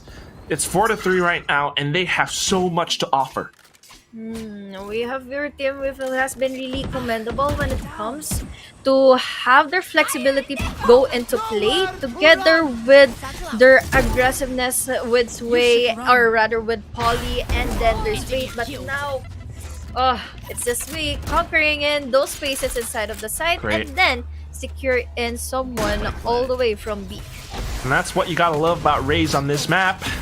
One sound, here comes the party, and you know you have to run. You can't really hide because that thing's coming for you, and it's so much space that's been created. Of course, though, in all that time, it allows for WHIFF to actually push up front. Look at how they're conquering this elbow corner together. Jameis has no choice but to back off. She's trying to buy time with her Hawks, and all that time, Shazinga's getting some frags as well. Continuing to push up front, it's going to be Yuna left along with Polly. And I don't know how they can find these angles. Look at how Nicole G dances back and forth onto this. Shazinga wants to find the trade, but plays it careful instead. Calls for the time. Yuna peeks out, goes for the one-on-one, wins the duel, but you cannot defuse it no longer. 4-4 Peek Me Bro actually comes back. It's just really clean for them to have those extra on that they really needed for them to secure in B side, especially that we had Sway with the party goal going here in CT all the way from backside, but then will be traded off by Polly and the rest of the game. But with that being said, they have again the numbers advantage into the later phases, but unfortunately I think every single one of them died, and yeah, the eco won't be that much equalized for them to secure in their Vandals. And we gotta look at the opportunities that we still have our Sway onto the judge. That's One true. flight is enough to get a kill from someone in the corner. I love that. You got that positive mindset, Honeyglazee, and that's what we love. You got the judge, you got the flights, and then you pick up the Vandal, along with a tag from your teammate. Look at that. They know exactly where to hunt now. They smell the blood in the water. Oh my. Polly is trying to fight back with an explosive of her own. Unfortunately, numbers advantage still not on their side, and seeing that the site has been cleared, seeing that the rotations are here, they rotate over. This is so smart. Yeah, I gotta understand you guys hating on to Bind, in which you have all the attention on one side and then be disregarded by the TP plays coming at you by the rest of the gang. And now, the lead is now going on to the side of Peek Me Bro, getting in all of their foot, or all the way, or on their group, already securing in smoothly for the rest of the team. Sometimes you just gotta keep trying, and at some point you find your groove, then you stick to it. You go in with that positive mindset, and that's what you gotta commend for Team Peek Me Bro right now. I love saying that name. They're the ones doing the peeking. They're the ones pushing up front, and it's a really smart thing to make use of whatever the map has. You know, there are teleporters. Take it. Why not? And you actually give yourself a huge advantage in doing so. Continuing on with this fast aggression is going to be Sway. Look at this. Yeah. It's just really accompanied with a lot of utilities here. We have that swing coming in for Choizanga. That push is going to hindering them for getting in the kill. But now, Polly, how was she able to take her down? Oh no! The timing! One enemy remaining. Just kind of bumped into each other. Not a problem. We know where Polly is, and that's the biggest win in this round. Sway is actually trying to hunt down for that final frag, and of course, aided by Nicole G, they will be able to clean up 6-4. It's just a clean, secure onto those spaces with just their utilities. She was accompanied with the Bombot and then followed up with the Aldon to most likely get an info before she decides to whether or not take end lamps and then go in further push out on the backside. But this time, it is the buy round for Team WHIFF. That round was just a bonus. That round was just a save round. So let's see if they will be able to use a lot on their utilities, onto their buys. Especially right now, Polly was able to push all the way from Fountain. Yeah, finding those buys finally gives them an edge. And they are starting to go on the aggressive with it. Look at how she takes down these fights! A triple kill just to start off the round. 2 points away from her ultimate, and she's not slowing down anytime soon. Even gets a dink on the Sway through the wall. T comes in with support from the other side. Sway holds her own, has a showstopper of her own. But she has to be very careful about how she times this. Collects a little bit more space with the paint shells. And how she peeks out. She hears the footsteps. She knows they're there, but gotta be a little bit more careful about this. I think she sees that all three of them are there too. She can't get the spike at this point. So how does she play this? You have to kill every single player. I was just expecting for her to pop in the showstopper the moment she comes in contact with Yuna. I've been for a while since 3 of them were stalking on that corner. So one showstopper could have killed them all. I think it's smart though, because she wasn't entirely sure if 3 were definitely up in market. Plus, if she did activate her showstopper and then maybe she flew up, by the time the projectile actually lands and blows up on the floor, she might have eaten a bullet in midair. And in that point, that would have been a round to win. So she saves the showstopper for the final round of the first half. Instead, look at this coordination coming out, though. Oh my god, instantly orbital strike. And they are pushed out, flushed out of the corner. Polly get the 3rd frag now. And we are seeing things flip around. The showstopper came on Sway. She could have just used it. 4K for Polly, possibly an ace. What is going on, Honeyglazee? I don't understand anymore. Oh my god. The orbital strike was just so Is cute this to push and to force out the pick me bro away from that safe zone, from that opportunity for them to pick onto a short. But yeah, orbital strike does allow for Polly to get in that ace. Oh my god, chill, Polly. I thought this was a show match. Why are they playing like such a well-oiled machine?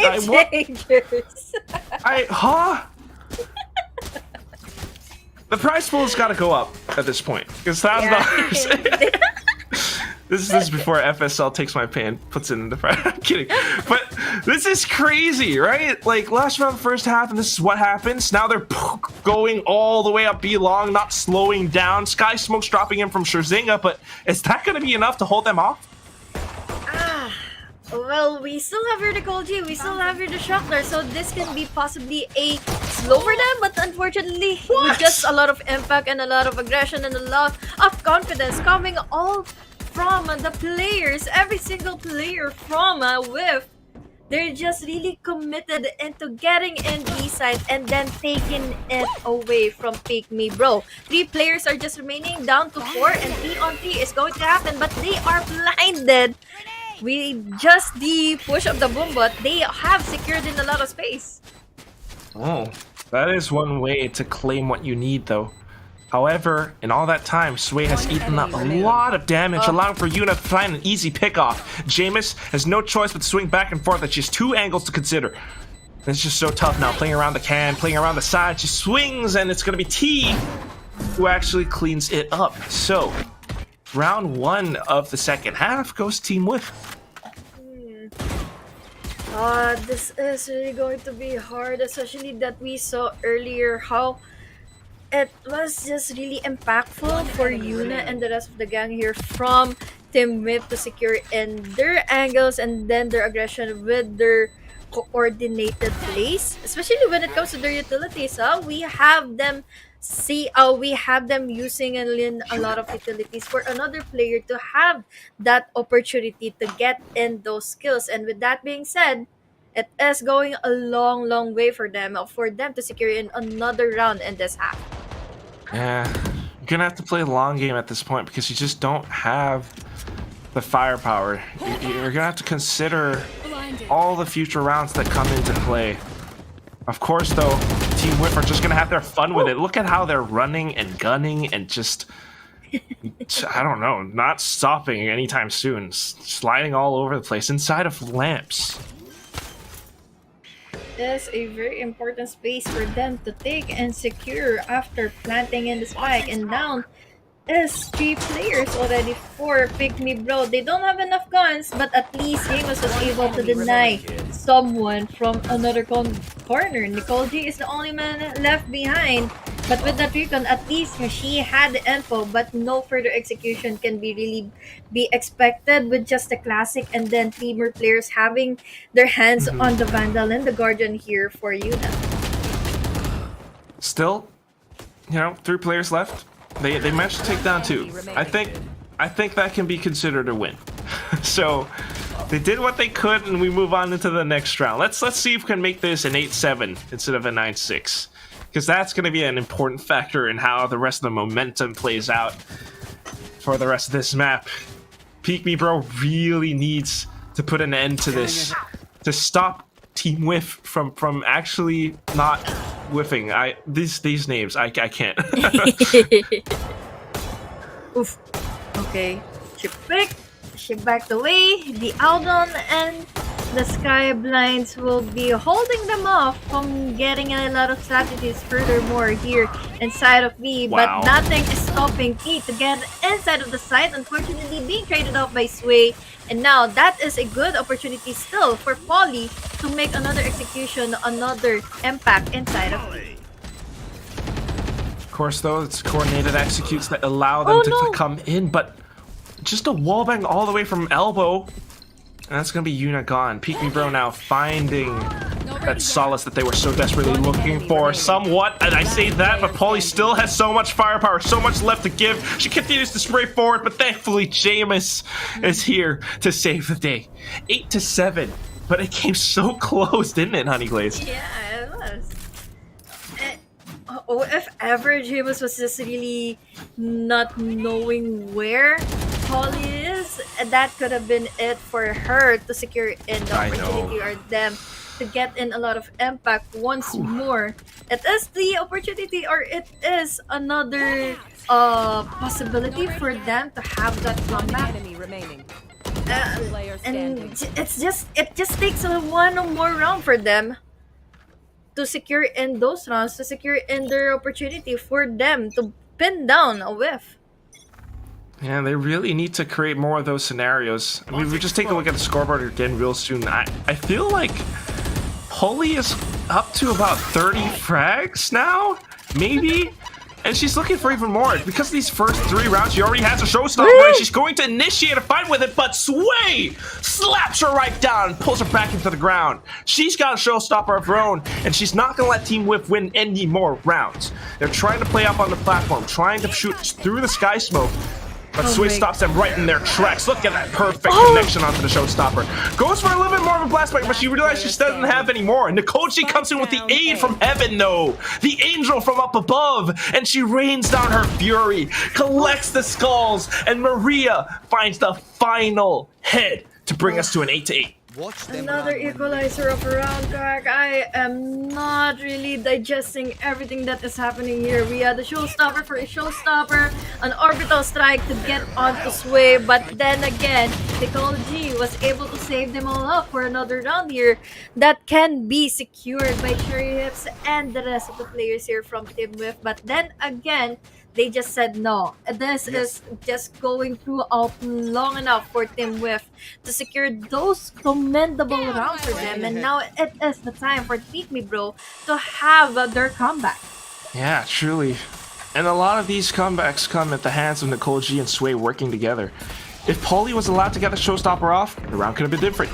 If Nicole G didn't find those frags from heaven, the round could have been different. And here we go now. They're actually defending the B site like it means nothing. T pushes up front, but unfortunately it's going to be Nicole G who bites the bullet this time. Bites the knife, I should say. The rest of them continue to push up front, and that's going to be the defense slowly withering away. Trying to go in with the retakes now, but Sway all alone from the top of Hookah. Her teammate Maria pushed all the way back into the defender spawn. The timing and the coordination is ever so crucial. Oh no. Last player They standing. pushed out. We even have Polly taking down Maria, even though that she has already planted in the lockdown. Unfortunately, even though that they were able to secure in a round, the WHIFF is not just giving it all. They're just not giving in any possibilities for Pick Me Bro to have their impact or to even have their composure to regain their sense and then their momentum. And now, it is third in lead, but will it be another impact plays coming in for Pick Me Bro, especially that they have their utilities that can be really useful on this round? Yeah, they really need to make use of those too. I mean, that's the difference in these Asia compositions. One favors the double duelist, heavy aggression, execute style of gameplay, whereas Pick Me Bro has two initiators. They could go in for more retake scenarios with that, but they're currently trying to defend the site, so they have to be very careful about this. Look at how the Nanoswarm just eats up Polly! The turret biting away at her heels! Sway now with the judge up on top of Hookah, just waiting for the perfect opportunity. But the lockdown comes into play. They have to respect this, they have to back off, and this gives Team WHIFF the spike plant. Playing in for the Pulse Plant will be a good opportunity for them to isolate those fights. But then again, it is a numbers advantage for Pick Me Bro. They have the info. Maria with just a shorty will have some kind of hard executions here, but T with the Vandal together with Yuna with those follows with that T securing in that 3K. They also secured the double-digit scoreline, 10-8. I am starting to get nervous. HG. This is double digits first for Team WHIFF. It's kind of starting to look like what we saw in Ascent, where Pick Me Bro just might be running out of a little bit of steam. They really need to find something, anything, just to bring these rounds back, because with all of these thrifty buys, they are not able to convert them into wins, and WHIFF are actually being able to execute so smoothly, so easily. They knew that the push was going to come in from Hookah. They knew how to play that entire scenario. And right now, hearing these teleporters, they know that there's not a single player on his site. They're just going to go in to get the spike plant. Oh, timing! Polly has the upper hand when it comes to the Vandal, when it comes to picking on to the players of Pick Me Bro, but Yuna comes into play, goes in for two, cleaning them off before they have the retake. They are all the way from outside of the site, so they have a hard time to get someone inside of A, and now the time is already ticking. They have enough utilities to move it forward, but they are not just using it with that pick. Okay. Coming from James, yeah, let's see if this is still doable. But now with the classic at hand, Cherry is still doing a lot of shot shows, swaying back and forth. Now the time is just not there for James Lim to at least defuse and the spike. 11-8. Oh my gosh, Cherry.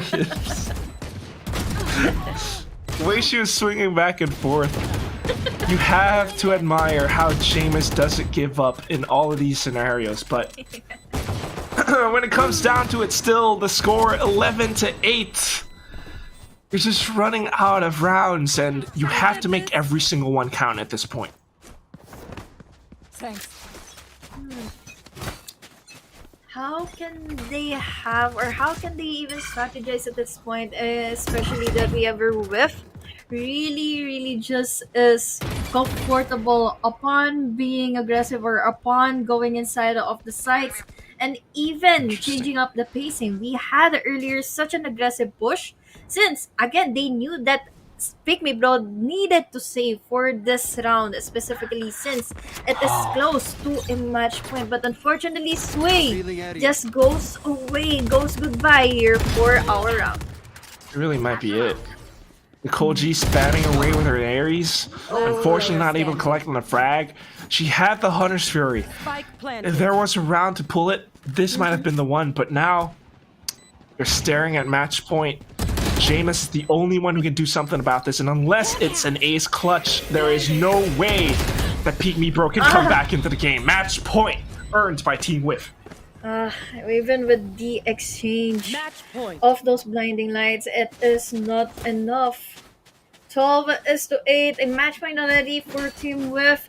This is just really going in smoothly with the rest of the gang, really pulling it off. When it comes to their adjustments, once they knew we have Pick Me Bro really giving it all with their aggressiveness or even getting in with their momentum, they're just not giving away any more rounds. They're not really that being overconfident that Pick Me Bro will be getting in a lot of Oh my god. rounds. Well, maybe a bit of a last-ditch effort. Sway's going all the way through market. Back in the fountain and doesn't connect onto anything. Look at how Team WHIFF are playing around this. All the sound cues, all the information that they're getting. Holding the Spike angles, down, attackers they managed to spawn. win some of these fights. When it comes down to a trade from Shozinga, and the spike has been lost. My ult's ready. The unexpected Nicole G is down all the way from the shots from the back. Now hearing in the showstopper, finding no one. This is a good start for Team Pick Me Bro. Spike At down, least attacker Shozinga getting in another kill. It's a 3K now. 2 members remaining left alive here for Team WHIFF. They want to close it out, but they have to be very careful. Peek Me Bro has all the advantage right now, and they are just trying to hold on, trying to defend the spike, but Polly again coming out of nowhere. How is this happening again? There were 2 players already holding on to that view, holding on the way onto that angle, and now it's all left behind to Maria. We have that plant, we still have Deer, the bomb bot, and even have the grenade coming in from Polly. So this is a good opportunity for them to secure in this 2-0. But look at this, we still have here the lockdown coming in from Maria. She could still win this. You just gotta isolate the duelist. Polly's the first obstacle, holding the off angle, but Attackers win. doesn't quite check it carefully, and that's going to be Polly that shuts the doors on Team Peek Me Bro in this very first game, to say the least. 13-8 was the score. My God, Honeyglazee. Yeah, first game was 13-9, and then this time it's 13-8. It's just really commendable to see that Team WHIFF isn't really giving Pick Me Bro a chance to gather the momentum going, gather all of their aggressiveness going, so that Sway has the freedom to have her wings fly off against the players here from Team WHIFF, and then get on their get those rounds going for the side of Pick Me Bro. But then if we have Polly going in with the momentum, going in with the popping of potential, there is also T and then Yuna to look on forward against WHIFF. So there's just a lot of factors to deny Team WHIFF, but unfortunately, they were not able to counter it all out. Yeah, that's just really, really unfortunate when it comes down to it.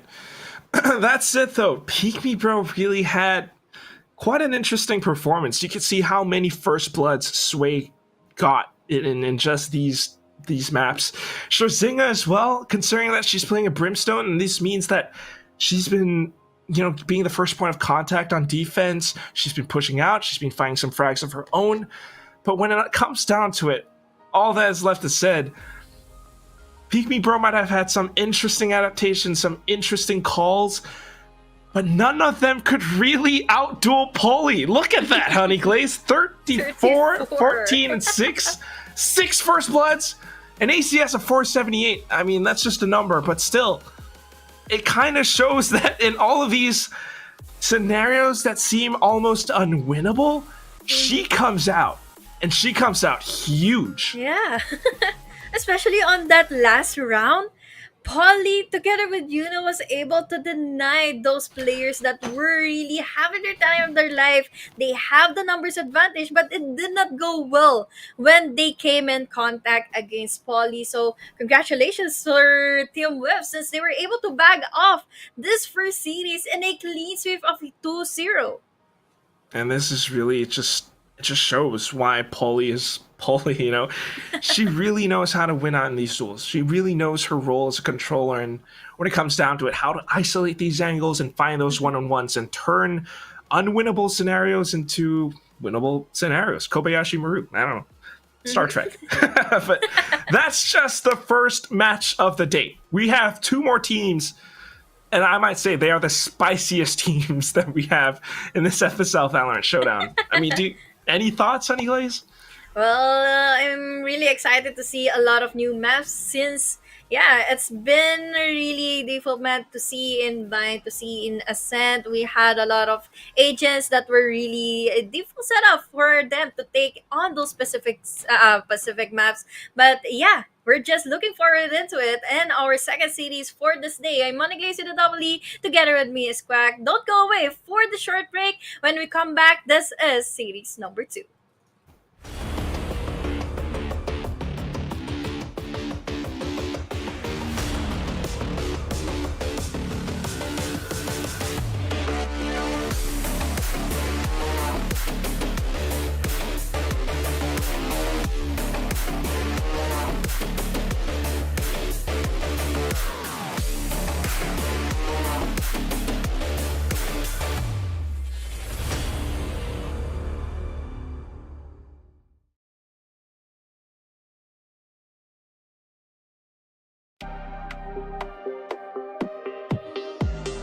Look me with your pretty eyes and run with me, yeah.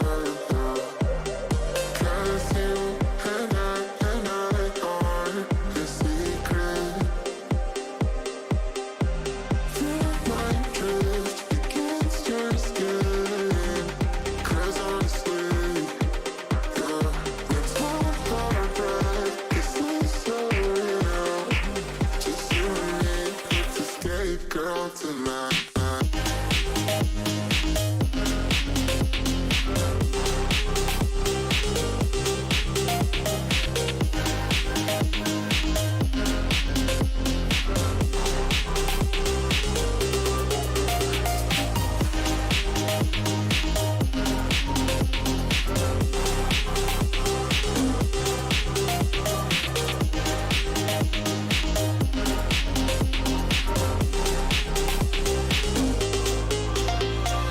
Look me with your pretty eyes and run with me, yeah.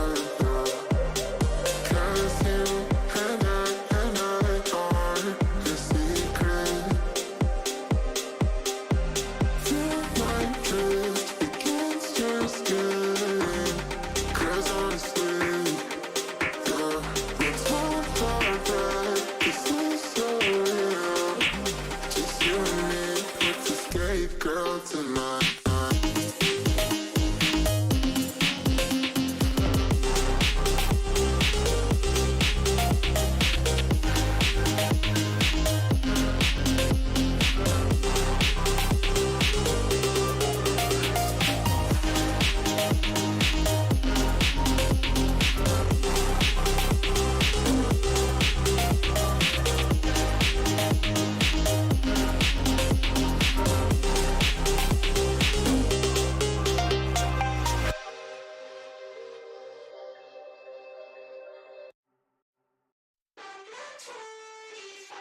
There's some little moments it was easy just feeling alive.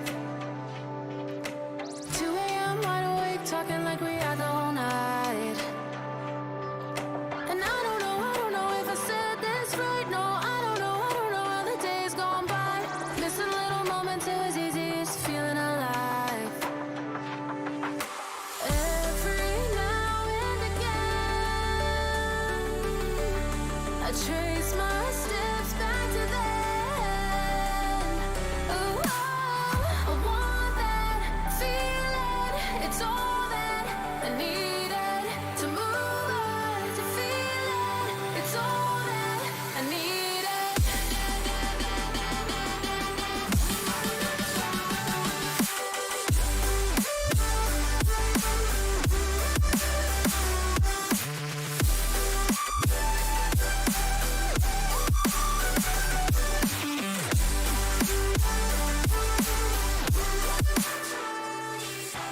Searching for the moments I'm a little less empty inside.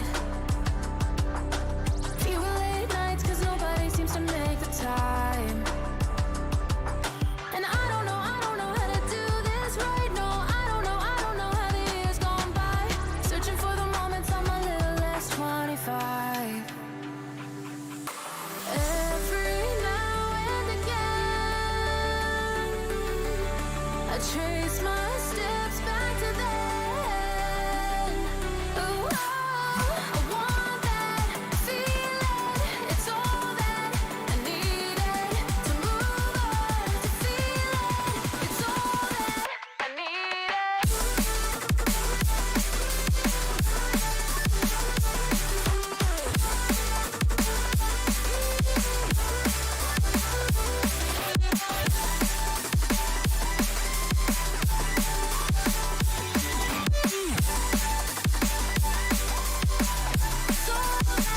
I need it. I want that feeling. It's all that I needed to move on, to feel it. It's all that I needed.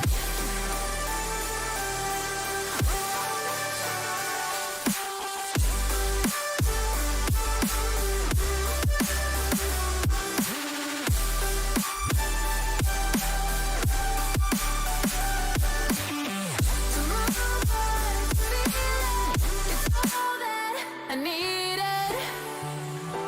How the years go by,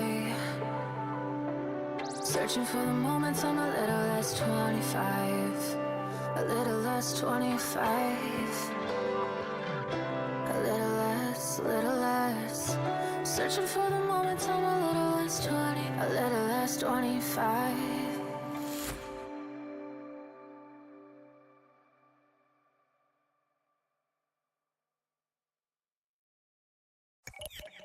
Entombed in my mind, can't seem to break away. Lost in time, thinking about better days. Do you ever get used to the pain? 'Cause I don't know if I can do this again. Now you got me wondering why you let me die alone inside. I died for you, I cried for you, I tried for you. Tell me why you left me bleeding. I died for you, I cried for you, I tried for you. Tell me why you left me bleeding.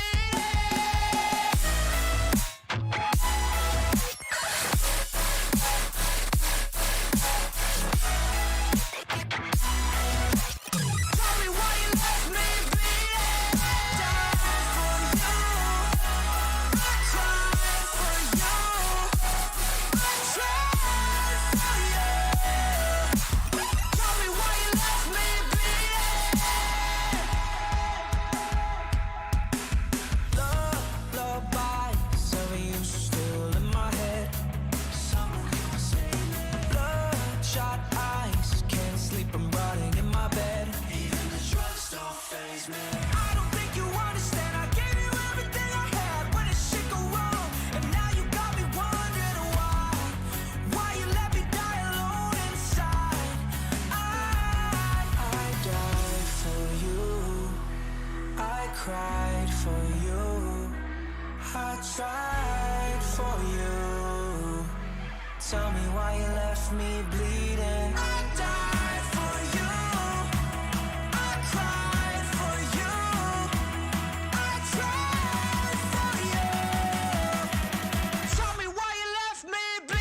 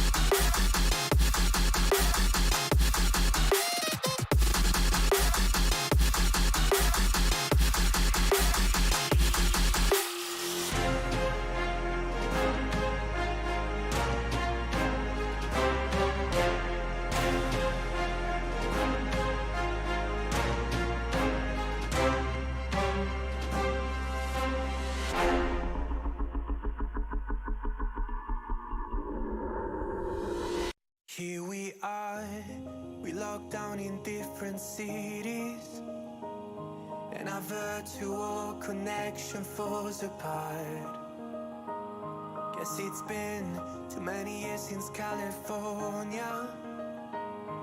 Now the memories of us is all I have. See, one day I'm gonna reach ya, take a plane for many miles. We pretend that time didn't pass us by when we're on Mulholland Drive. I know it won't be long before dawn, gotta be patient for a while. Someday we'll look at stars in the same sky, when I'm on the other side.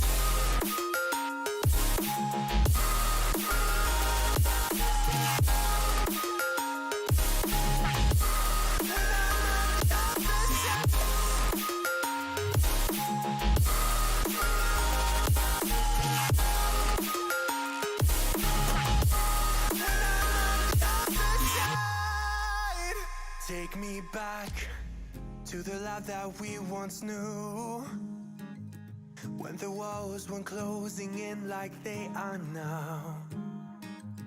Cause it's been too many years since California. I wish I could get there, I don't know how. See, one day I'm gonna reach ya, take a plane for many miles. We pretend that time didn't pass us by when we're on Mulholland Drive. I know it won't be long before dawn, gotta be patient for a while. Someday we'll look at stars in the same.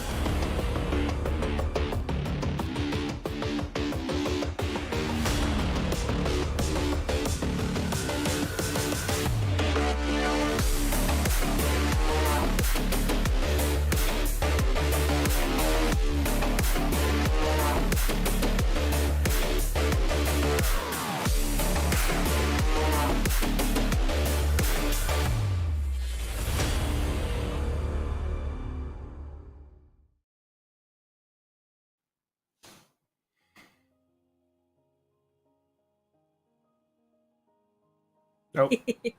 And yes, it is us once again. I'm Honeyglazee the W. Together with me is Quack, your casters for the series here in FSL Valorant Showdown Day number 1. Yes, they are playing in a showdown, but they are also playing against the prize pool or our prize, in which the champion will be taking all 1,000 SGD.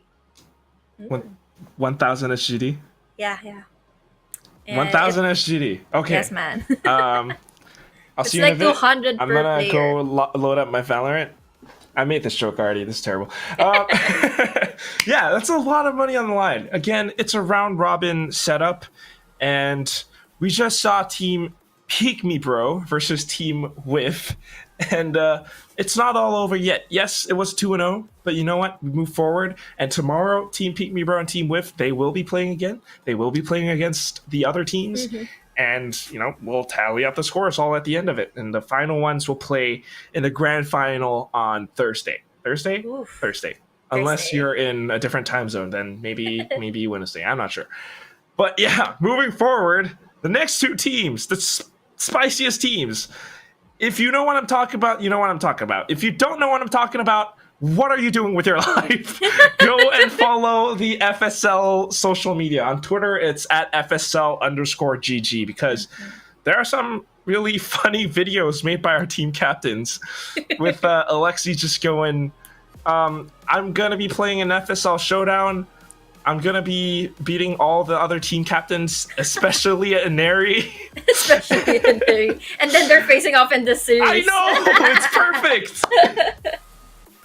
Well, and that just thickens out of the plot. This is the last final series and day number 1 for the showdown. And I'm just really excited that this can be like a revenge, or like another pair or another battle between Alter Ego and then Brand Victress. Let's see, but it's still the same number of maps. It's still the same maps that we are seeing, but please, oh god, let me see a new agent coming into play for this Ascent map going into our game number 1. Actually, I really hope they do pick something weird or just different agents, but I feel like they might go for something similar. Maybe not the Reyna, but something along those lines. Perhaps a double duelist or double initiator. I mean, we've seen how they play. Of course, you know, the true plot thickener is when ENERII made her counter video, and she goes, "My team name is called."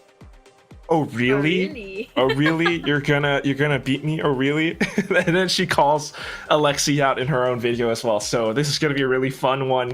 A lot of familiar names that we're gonna be seeing in a second because some of these players in their teams are casters as well. Yeah. Honeyglazee, am I right? Really Yes, familiar exactly. person. Yes, and then she is playing in BABYGRR, namely Terror. I'm just really excited since she will be dividing the prize onto the casters as well if ever they win out our series or our showdown. So yeah, just really take a screenshot or take a copy on this video on the stream that yes, she did say that. So I'm really hoping for the best for Team BABYGRR. I don't know what you're talking about. I don't know. I've never heard this conversation. But Terror, if you want my PayPal, you know, just let me know. Anyway, she has to win first, right? That's the most important bit. So let's go into Asian Select, and we'll see pretty soon. We'll kind of have an idea of who's going to come out on top. All right, it's the same thing. it's the Asura and the Omen. It's typically the same thing, but it is another additional, or well, we have another additional here, changing up the flavors for Kiki, securing in that race. You're gonna see your flights with the aggressiveness or with the sustainability that may be given or maybe added up to the flavor or to the whole meal here for the side of Team O'Reilly. But then again, let's hope for the best for our teams right now since we've seen Ascent earlier in game or number one from series number one. Let's hope that we can see a lot of explosiveness this time with the addition of Raze in this game.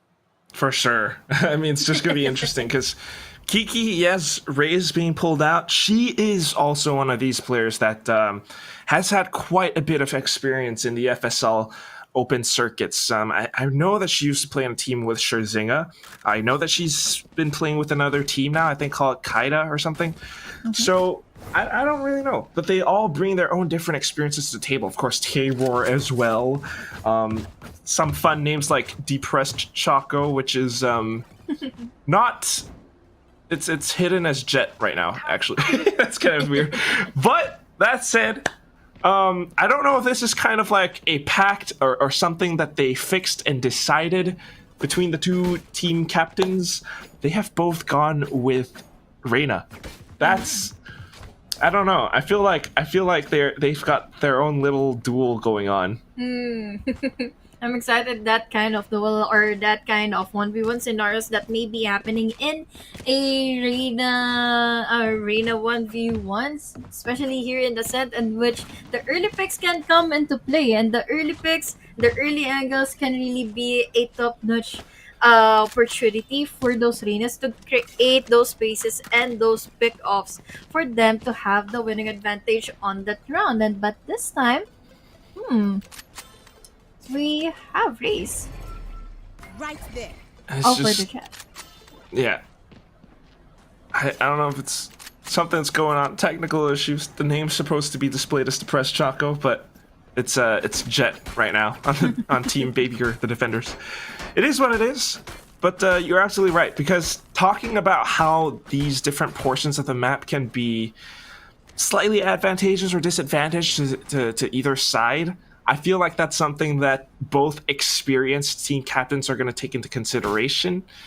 Or maybe they'll just throw it out the window and just kind of go like, yo, ENERII, yo, ALEXY, 1v1, peek me, bro. Peek me mid. And that's kind of... Oh, wait. Okay, ALEXY's backing up.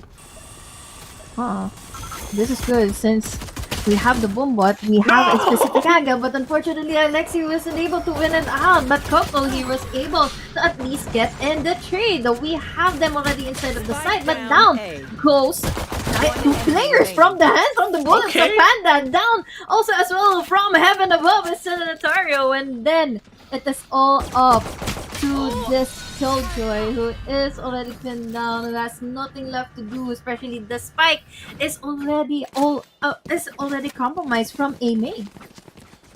And that's I don't know. I think it's the Astra. I think it's maybe what happens when you go a little bit too quick. Your team kind of gets left behind, and without that coordination, without the practice that you should have, you know, sometimes it just comes down to Panda, and she gets 3 frags. Sometimes it's Centenario and Terror going in, jumping off from heaven, and you have shenanigans.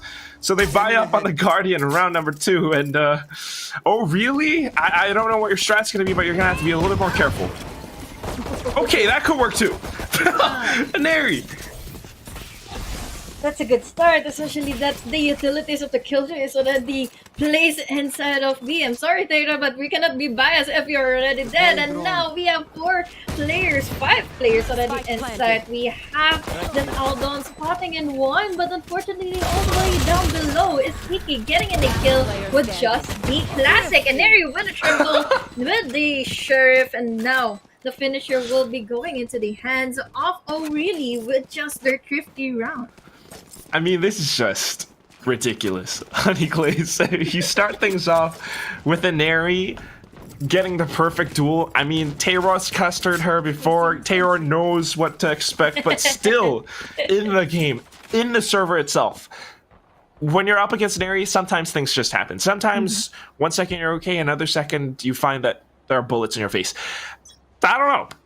And then the rest of the round just goes that way. I kind of was expecting a little bit more from ALEXY, not gonna lie. She had a Guardian, but she eats a bullet from logs. And again, ENERII's just not slowing down. What is this aggression? The smokes come up, the door comes down, and ENERII's still able to find chip damage and brings the Killjoy down to about 5 HP. Oh no, we have here ENERII. This is a good angle for her to secure, especially the smoke is not there anymore to hide. Their body's already falling down in ENERII's presence, but now it's still really pushing it. Another multi-kill for this lady over here, and now it's all up to Taylor and his Pokemon turret, not giving a lot of opportunity for her to survive. And now it's 5 players onto the hunt on this last remaining caster, trying to survive from the hunt of ENERII and the rest of the gang. Close to an ace though, and that is a 4K. I mean, it says it right there. Flawless. Watching ENERII play is like... It's like being in the Louvre. That's what LVR stands for. It's a Singaporean team. It's an art gallery. It's where you sit there and just stare in silence and admire the art piece right in front of you. And the art piece is the way that ENERII plays. I mean, every single step, every single decision is so mechanically sound.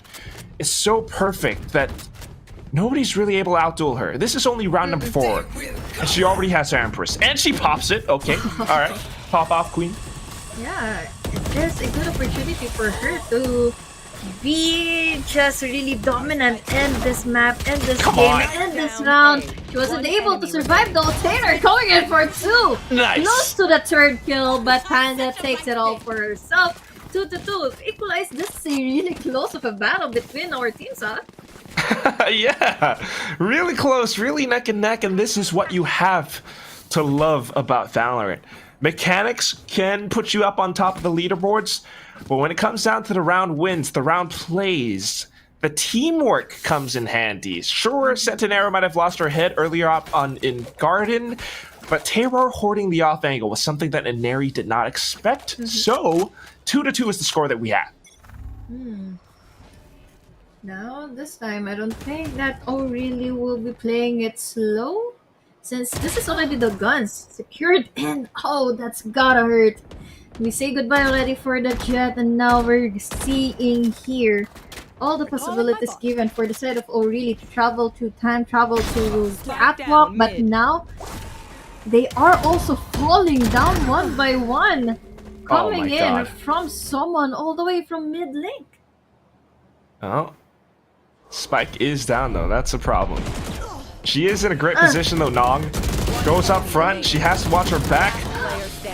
Terror unfortunately has a little bit of a whiff at the start, taking down ENERII, but then managed to get the final one. Unfortunately, of course, Kyla Daddy, that's a long name. Kyla is the one that ends it off, having the numbers advantage on the side of Oh Really. So 3-2. Honeyglazee, what's gonna happen next? I think if ever Taylor did have enough time to analyze where Kyla the Daddy will be coming from, she will be able to secure in a kill since she was able to at least get in the isolated fight from 2 players from Oh Really. But yeah, with that info not given from that Omen, it is going to be unfortunate and it is a goodbye for that succeeding round for them to secure. But this time, the aggressiveness will be going in forward for Oh Really to get in or to get inside of me. But unfortunately for Taylor, she's just pinned down with the Hunter's Fury and dominating 2K. One enemy remaining. My God, and even with all these frags going through, Kiki collecting on the third, and ENERII just B-hops straight into defender spawn to kidnap the panda away from the zoo. Anyway, 4-2, and it's just sound plays coming from this team. I mean, did you see how Sova, it's Ice Queen.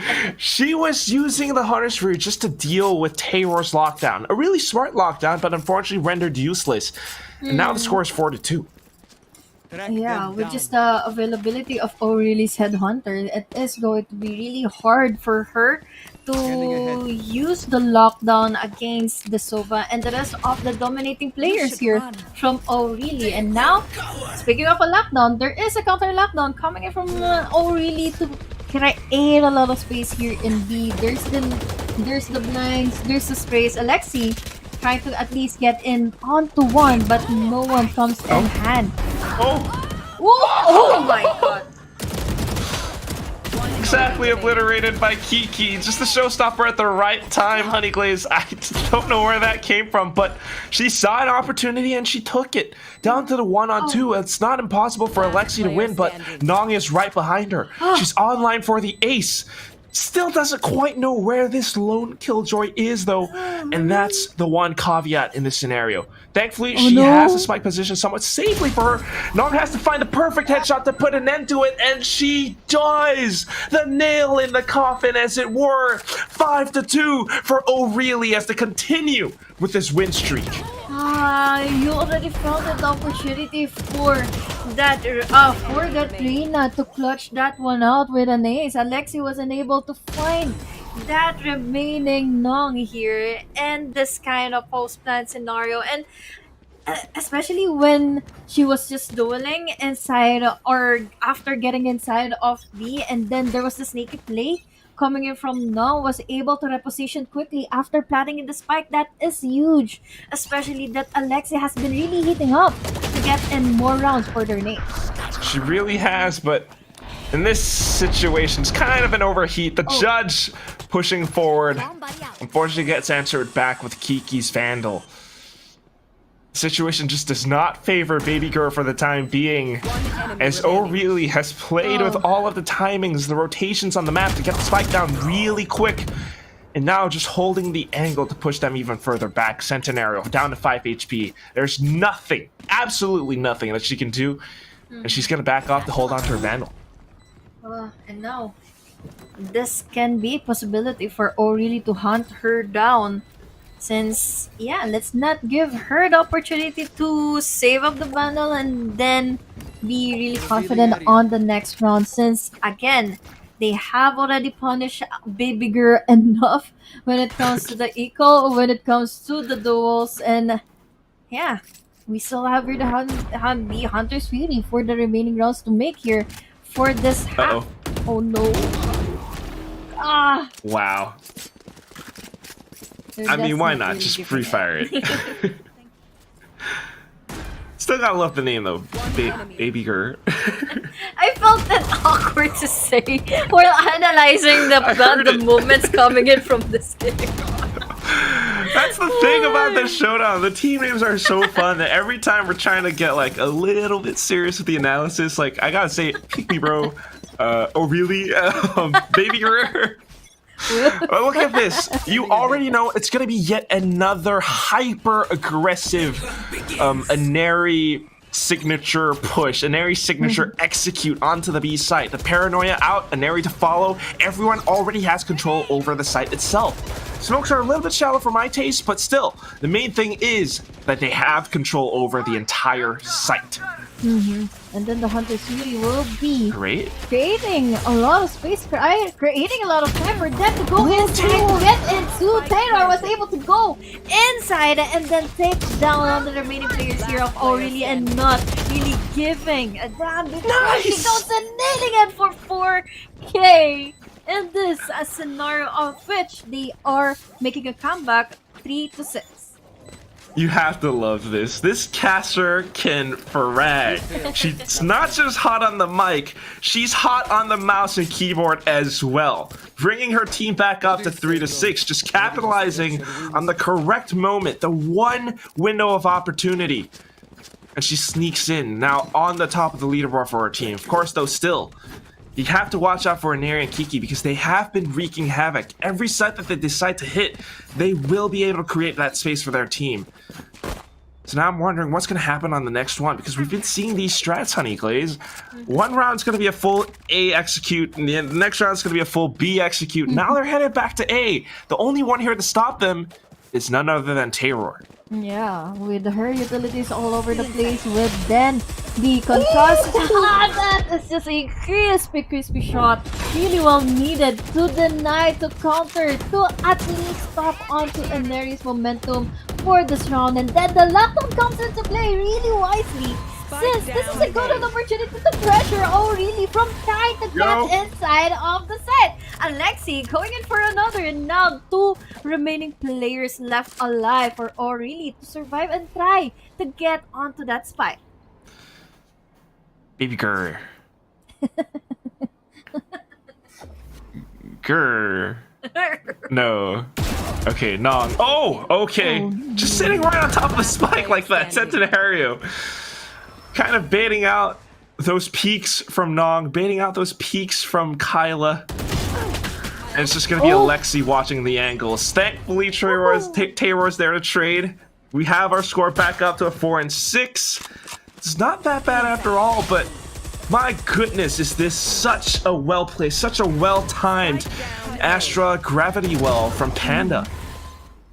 I am really liking here the coordination between Taylor and Panda. When it comes to their utilities, it is really well needed to have that gravity well being pulled onto the opposing team and then bait them off all the way from the mollies, from the nanoswarms here by Taylor, and it is going to be completely deadly. Especially that we have here the turret to have and to give off so much nose. But oh my god, what was happening? That's one way to dissect the smoke, I guess. You got one player approaching from the side and then ENERII approaching from the other side. Of course, though, here it comes. It's going to be the lockdown. It catches onto ALEXY. We are growling no more. It's going to be Aurelia has to continue to push up front. Even with a Sheriff, Ice Queen is going to be able to find a head. Kiki pushes them back with a blast pack, and now the spike goes down. I think this is still doable since Taylor is just really dominating right now. 2v2. We have both the Killjoys and the Sovas, but unfortunately, they are already tagged. They are already known already with their positioning. Unfortunately, under that angle, I don't think it is really doable. Oh my god! For her! Oh my god, that is a tricky for Taylor. This is a good opening for Sanitario to get inside and then get in that kill, and she will! Getting in another round for BABYGRR. I am so impressed. I know we joked about the whole, like, caster bias payment thing, but look at this. One of our own, our tribe, Terror comes in and she's able to pull her own weight. You have to love it. You have to admire it. The way that she makes use of that Phantom, the way she makes it sing, and bringing her team now up to almost an even score. I don't know how Team O'Reilly are going to adapt to this, but they need to find a different strategy because these rushes aren't working out any longer. Especially that we have a lot of think about when it comes to the utilities. Yes, they have the aggressiveness from the Omen, from the blinds. Oh no, wait a minute, we have Alexy going in for 3. That is such a bait, especially that we have really just traveling, go all the way from mid lane, going into mid, and then the fall of Alexy, and then diminishing them one by one just to secure them the 6-6 score line. That was really a good half. That was more than good. I mean, look at how she took these duels, supported by the gravity well, the shock dart, just sharp flicks back to back, even depressed Choco pushing out A short like that. It was really smart. I mean, this is the counter momentum that you have. Just when your opponents are starting to feel like, okay, maybe it's time to change our strategy. This is when you change your strategy too as a defender. You push out, and all of a sudden they're caught by surprise. Oh, really becomes, oh my god, I don't know. Oh my. Yeah, you were really seeing them going with the popping up potential of ENERII and Kiki, then followed up with the utilities as well from the rest of the players. But then we're just seeing the composure, the adjustments coming in from BABYGRR. Tater once again going in for the trade, and Alexy is inside of the smoke, unfortunately not surviving any further from ENERII's hands, and down goes the players of BABYGRR one by one, half HPs for the last 2. And with that much health, it's just going to be a little bit tougher unless they are able to find those perfect crispy headshots. But looking at how the defenders are pushing out now, they just might not be able to survive this round as Nong finally puts a cap in the head of Taylor. 7-6. Winning this pistol now gives them the lead, gives them the advantage, possibly the momentum that they need just to secure this map. But my oh my, so far it's been incredibly close. I think they're just really playing it out slow. They're just burning in the momentum here of really. Once they do have their momentum in the first few rounds and then being calmed back, BABYGRR just doing their thing with the adjustments, with their duels, just winning it out against O'Reilly, and then we'll see that O'Reilly might just lose in their momentum as what happened earlier in the first half.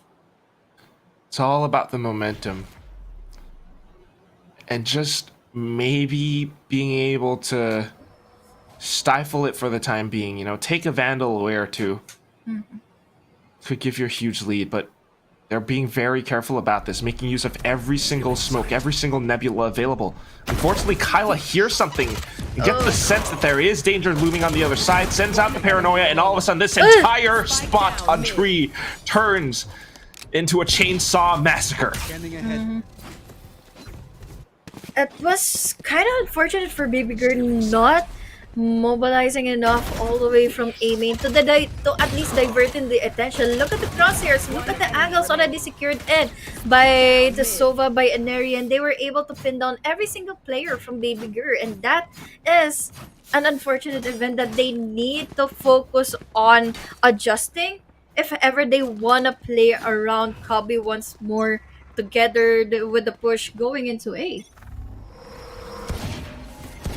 You just really have to be very, I don't know, careful about it. Sometimes you need to mobilize, you need to push in fast enough, but given that many obstacles, you just can't. And now it's going to be Kiki who pushes up front to create that little moment of chaos. All of a sudden you feel like B lobby might be compromised. You see the rotations coming through, and in that time, top mid has been compromised as well thanks to ENERII. The double duelists are pushing in through tiles, trying to find what they can. Alexy is the one who answers back, getting a double kill of her own, and now popping the Empress, topping up her health. She goes straight into the B site. Oh, No! No, possibly knows where the remaining players are really pinned down. Even though we have the Empress, you had no idea where is Nong is coming from. And this time it's just all up to the press Choco, but it is really unfortunate that he wasn't even able to save up anyone that has been already inside of the site, has been able to enter inside of B. This is where, you know, credit where it's due. Nong definitely pulled off the finishing touches of this round. Ice Cream might have been the one who got the final kill, but of course Nong was the one who was patient enough to actually stay around market. Her turret, of course, still active. Kind of was a pain in the side of Team BABYGRR. So 6-9, they will have to eco, and that's where I think momentum is completely lost. Oh. We're down to another save round here for BABYGRR, and it is kind of hard for them to succeed in the following scenarios, in which we have here O'Reilly just getting in their momentum with ENERII getting into play, getting in those kills together, followed up by Kyla, and now with the gravity well, it's saved up for a bit. A member from BABYGRR, but unfortunately it didn't last now, since again O'Reilly has been really all over the place from top mid, and then there was someone in mid lane, and then there was a goodbye already for the BABYGRR members, and now it is a 6-10, and really 4 coming in so far here for BABYGRR to have that comeback coming for this game. Yeah, it's that huge momentum that they've gained. I mean, we're seeing it on the screen right now. It's 4 wins in a row for Team O'Reilly. This is something that I was afraid of, because when you have such an aggressive squad, when you have someone like ENERII, playing on defense means that you have to watch your backs every single time. They're going to push out, just like what they're doing into B main right now. The boom bot just going off in their faces. Depressed Choco down to 30 HP. ENERII holding the off angle on the other side, sees the drone and pops right off. Ice Cream going in for additional info. She has her shock darts ready, and of course ENERII just doing even more damage. They're going in to close up the doors, but they can't quite do it for long because ENERII's still here to play. Panda finds the headshot. A trade goes through with the classic, and all of a sudden Kyla's the only one left. The only thing is, they have no idea that she's coming from the back. Panda spots her, but gets a bullet from the head through the wall. Centenario now. 50 seconds in a one-on-one. Surely you don't double back down onto the site. Surely you rotate over, but you have to go in fast. She just spotted you. Now she runs all over. Oh, the ult. Okay. At least she had the info.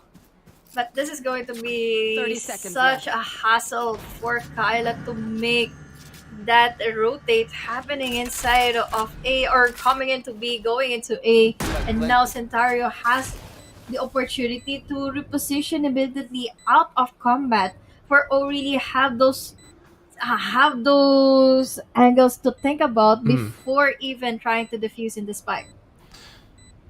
I think what's gonna happen is that Centenario is just gonna wait for the spike tap before she makes even a single peek.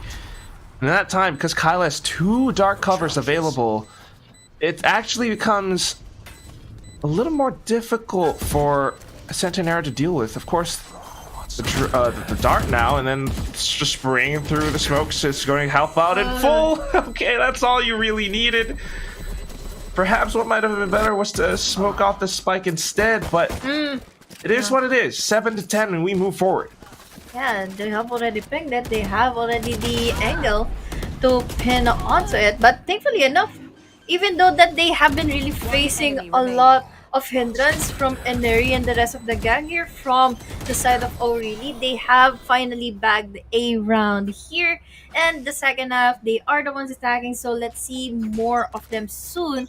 Once that they have already conquered in their groove, and the nerves given here by ENERII and her aggressiveness. Look at this. She's already here in mid side. She is already ready here to get in that pick off, or to get in someone already that will be giving or having a lot of impatience to have that kill. That's right. It's really just a big contest for the mid side right now, and that effectively cuts off the fastest rotations. If you want to rotate, you have to go all the way through defender spawn right now, which is why it's so crucial for Nong as well as Ice Cream to actually delay as much as possible through A main, because that's where the spike is headed. If they can hold them back, and if the rotations can come through like what ENERII is pulling off right now, that's going to be big damage. Taywar gone off the roster. 3 on 5. How do you recover? Oh no. Spike down A. There's already the push. They are being sandwiched, and Dario going in for the kill. They're straight up, and now another pick up for Kyla. And now they have already secured an 11-7 scoreline. This is going to be really hard for BABYGRR to try and do something more and experience the worst here that can be given by O'Reilly. But yeah, then again, they have to just at least be confident enough to outduel ENERII when it comes to the duels, or when it comes to the contact that he has been really giving here against BABYGRR. I mean, that's just the contact plays going back and forth. And you really have to respect Team O'Reilly, especially when they have the guns. Cosmic Divide goes up now, and then the push straight onto the A site. How do you respond to this? You're trapped inside of hell. Even though that you're trapped, at least you have a lot of info coming in from that recon. ALEXY, One enemy remaining. he is now down to the last remaining player here. Good white swing from Nong. An open opportunity for ENERII to have that white swing coming all the way from heaven down above and getting in that kill against ALEXY. That was a good opener, if I may say, for that killjoy. But this the attention was diverted onto her. We're starting to see ENERII get a little bit excited. Some victory crouching. And this is really just I think you mentioned it, Honeyglazee, because it's really smart plays. One enemy remaining. Seeing that wall come up, knowing that the onus is on them to start pushing and start attacking. You have that time to set up the retake scenario. You have that time, just as they're about to get the spike down, to push in and dish out damage, dish out the hurt. It's down to 7 and 12, and match point is earned by Team O'Reilly. ENERII continues to spray just as about time when she dies. She actually dismisses away. Ice Cream comes in now, and ENERII peeks again, just fearless as ever, and she gets the 4th frag. She was solo, and she continues to push up front, not scared of anything at all. And that is why the team name is O'Reilly. Oh, really? Are you going to really pick me? That's what she said. Oh, no. It's just really unfortunate to see that we have ENERII getting in all of those kills and then being followed up with the Hunter's Fury. They're just really pinned down, even though that they have the opportunity or they have enough possibilities to turn things around. It's just really too late that we see, even though that she is being pulled by the gravity well quack. I cannot believe she was still compromised to get in the kill. She was still composed to get in someone. It's I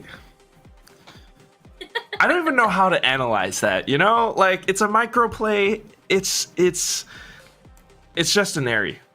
That's the whole analysis. It's just ENERII. Yeah. She is experienced enough. She is confident enough. She is composed enough that even when she feels pressure from like a gravity well, when she sees 2 players, her mind instantly knows how to react. It's to go in for that spray and just control it well enough to find the 1 frag and just dismiss away. Get the heck out of there.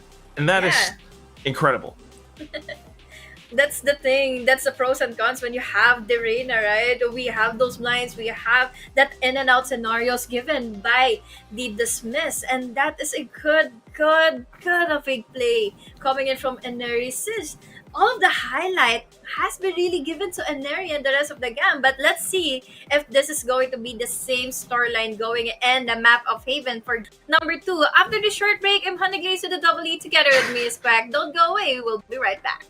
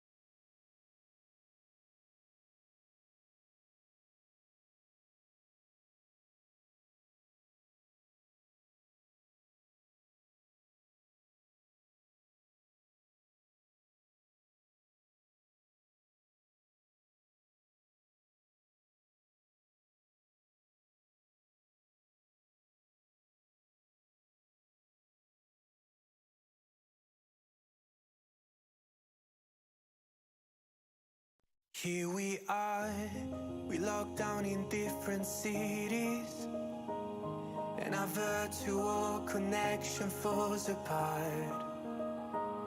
Guess it's been too many years since California. Now the memories of us is all I have. See, one day I'm gonna reach ya, take a plane for many miles. We pretend that time didn't pass us by when we're on Mulholland Drive. I know it won't be long before dawn, gotta be patient for a while. Someday we'll look at stars in the same sky, when I'm on the other side.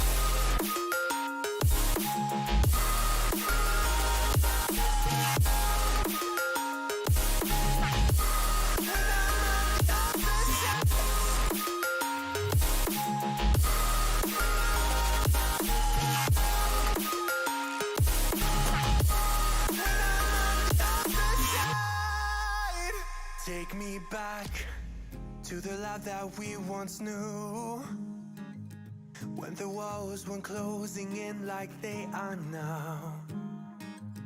Cause it's been too many years since California.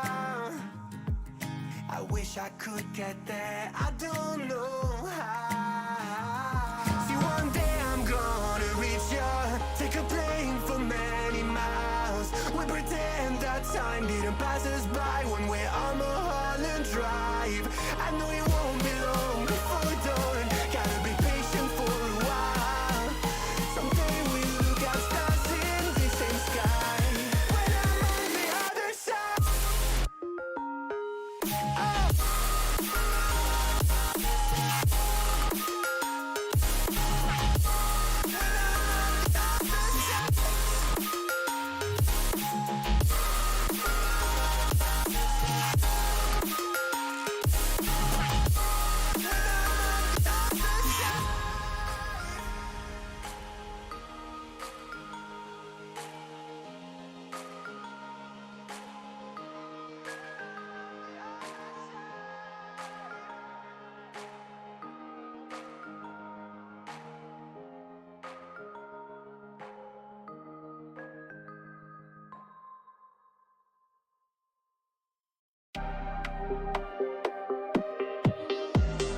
Look me with your pretty eyes and run with me, yeah.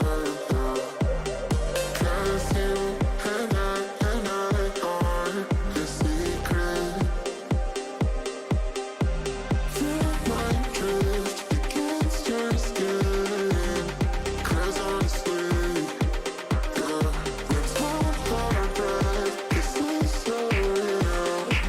Just you and me, let's escape, girl, tonight.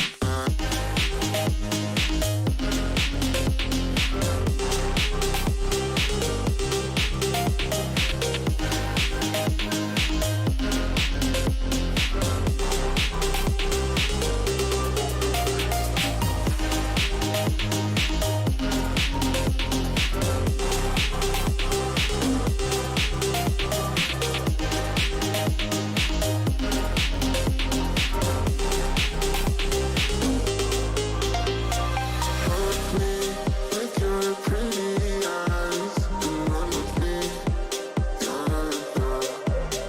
Cause you and I are a secret. Feel my drift against your skin. Cause honestly, yeah, let's hold our breath, this is so real. Just you and me, let's escape, girl, tonight.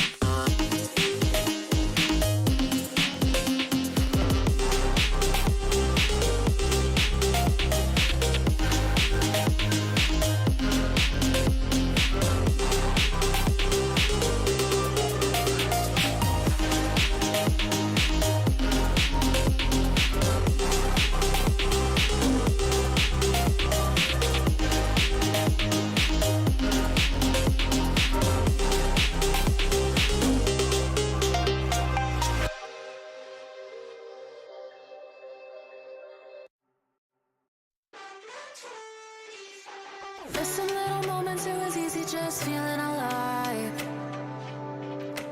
2 a.m. wide awake, talking like we had the whole night. And I don't know if I said this right. No, I don't know how the days gone by. Missing little moments, it was easiest feeling alive. Every now and again, I trace my steps back to then. Ooh, I want that feeling. It's all that I needed to move on, to feel it. It's all that I needed.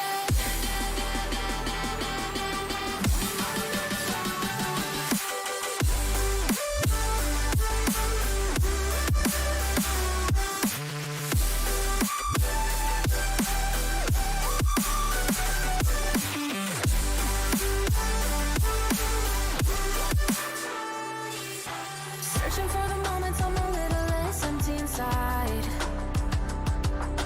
Fewer late nights cause nobody seems to make the time. And I don't know how to do this right. No, I don't know how the years gone by. Searching for the moments I'm a little less 25. Every now and again, I trace my steps back to then. Ooh, I want that feeling. It's all that I needed to move on, to feel it. It's all that I needed.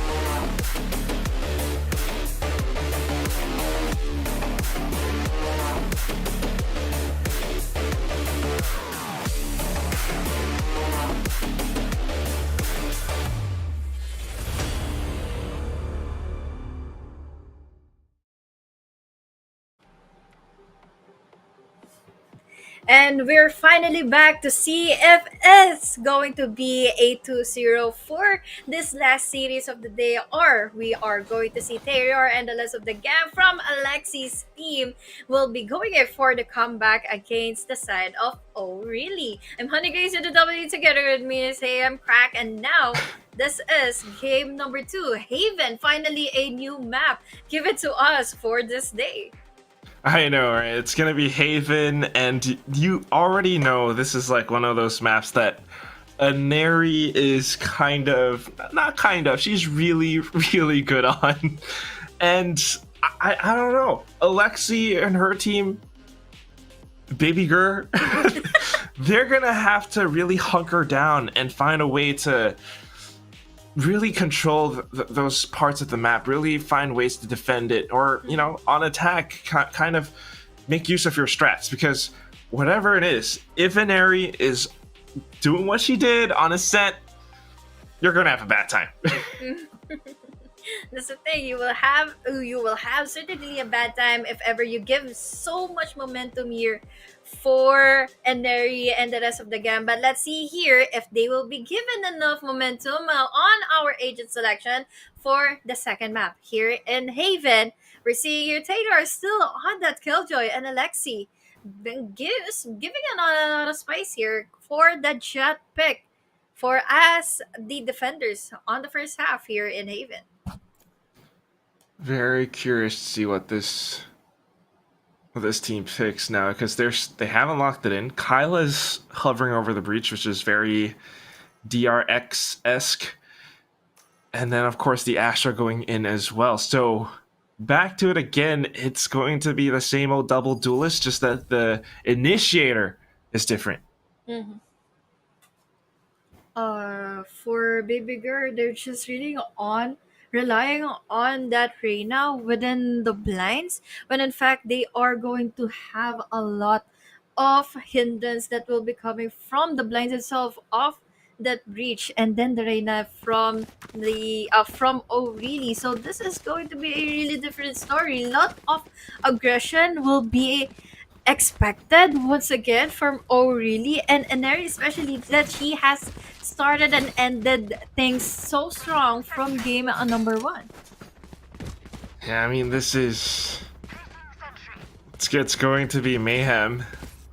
But just before we get straight into it, I mean, just to point out real quick, the stinger video that plays out as we transition into the broadcast, I really love watching the player camps and all those like happy celebrations, because it just shows like how far and how much FSL has done, how far they've come and everything.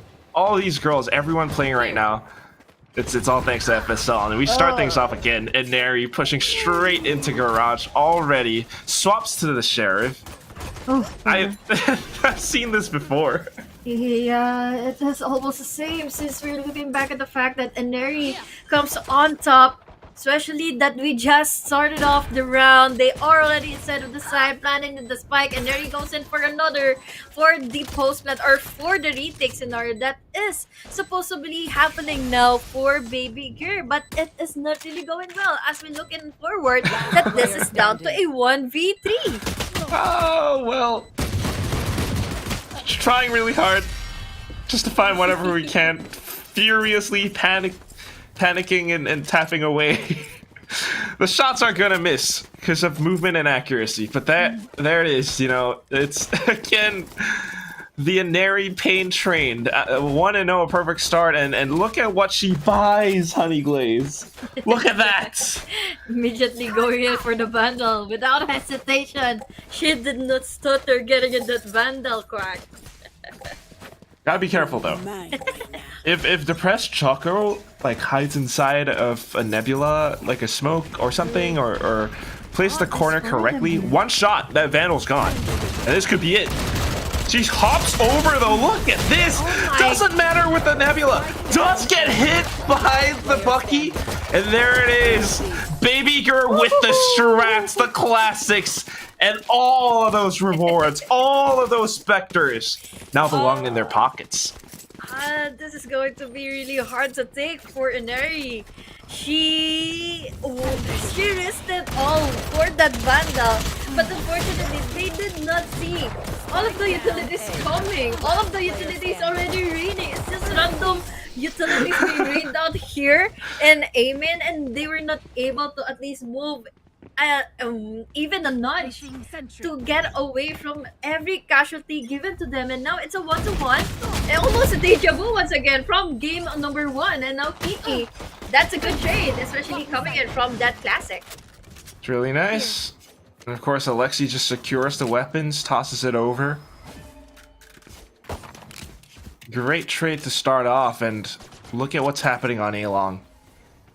Pushing all the way up, confirming that there isn't a single player up by A-Lobby, not just yet. Centenario, though, backs off and kind of rotates a little bit soon. And this is where O'Reilly could actually find an opening into the A site. No one is here to defend. That's a really curious decision. Huh.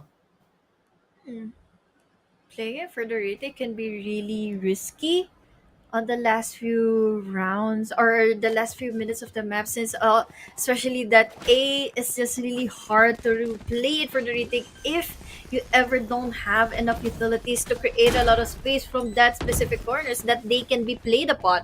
It's a 4v4. This can really be doable for O'Reilly to secure. Really extremely. However, all these angles, that's what really gives O'Reilly the advantage. Pushing in now, making use of the Nebula. ALEXY backs off, continues to spray forward. Her entire team just to capitalize on the chaos, and Terror finishing things off. We have BABYGRR now pushing into the start with a 2-1. And of course that Vandal coming into play. Yeah.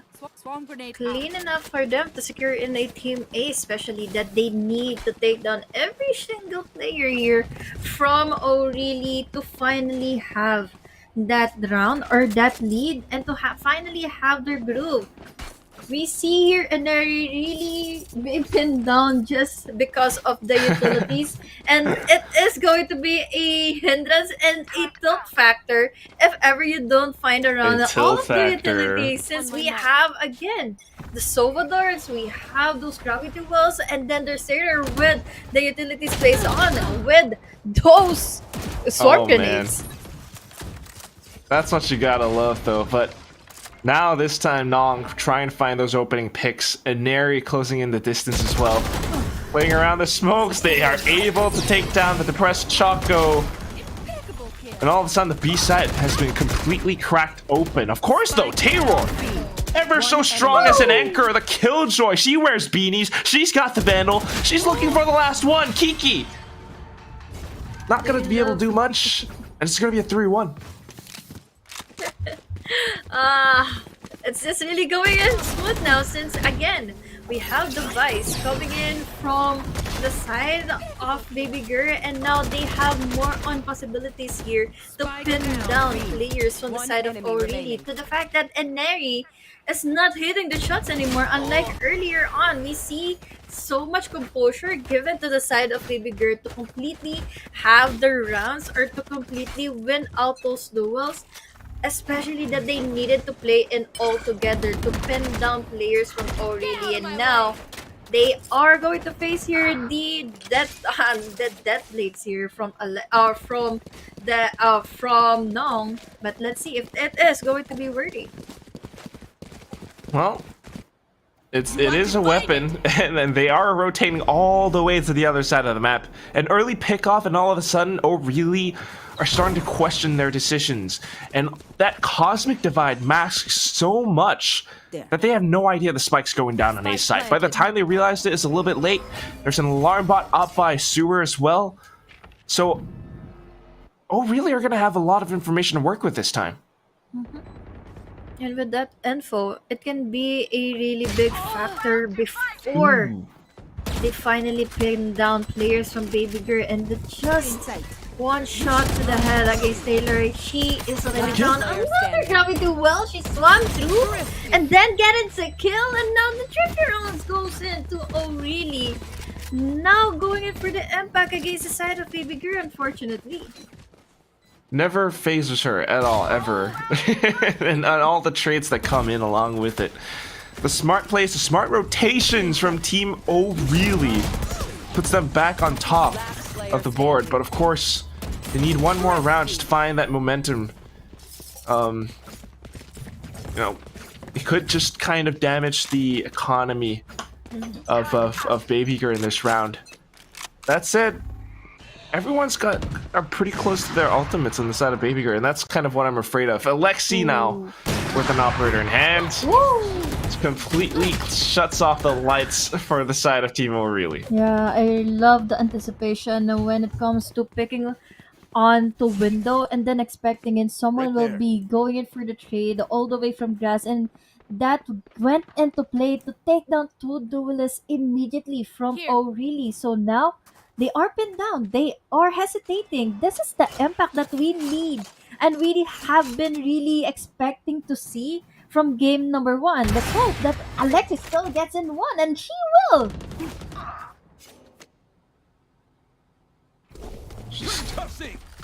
Fortunately, not quite finding what they needed. That operator is just too devastating now. So they're gonna have to back off. Of course, though, it's gonna be Panda who hears the footsteps, and she's primed and ready to let it rip.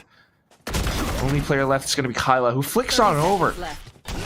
So this is still doable, but you're gonna have to watch her back. She's kind of overthinking it, needs to get the spike down, but Taylor is hot on her heels. And then comes ALEXY from the back, striking while the iron is hot.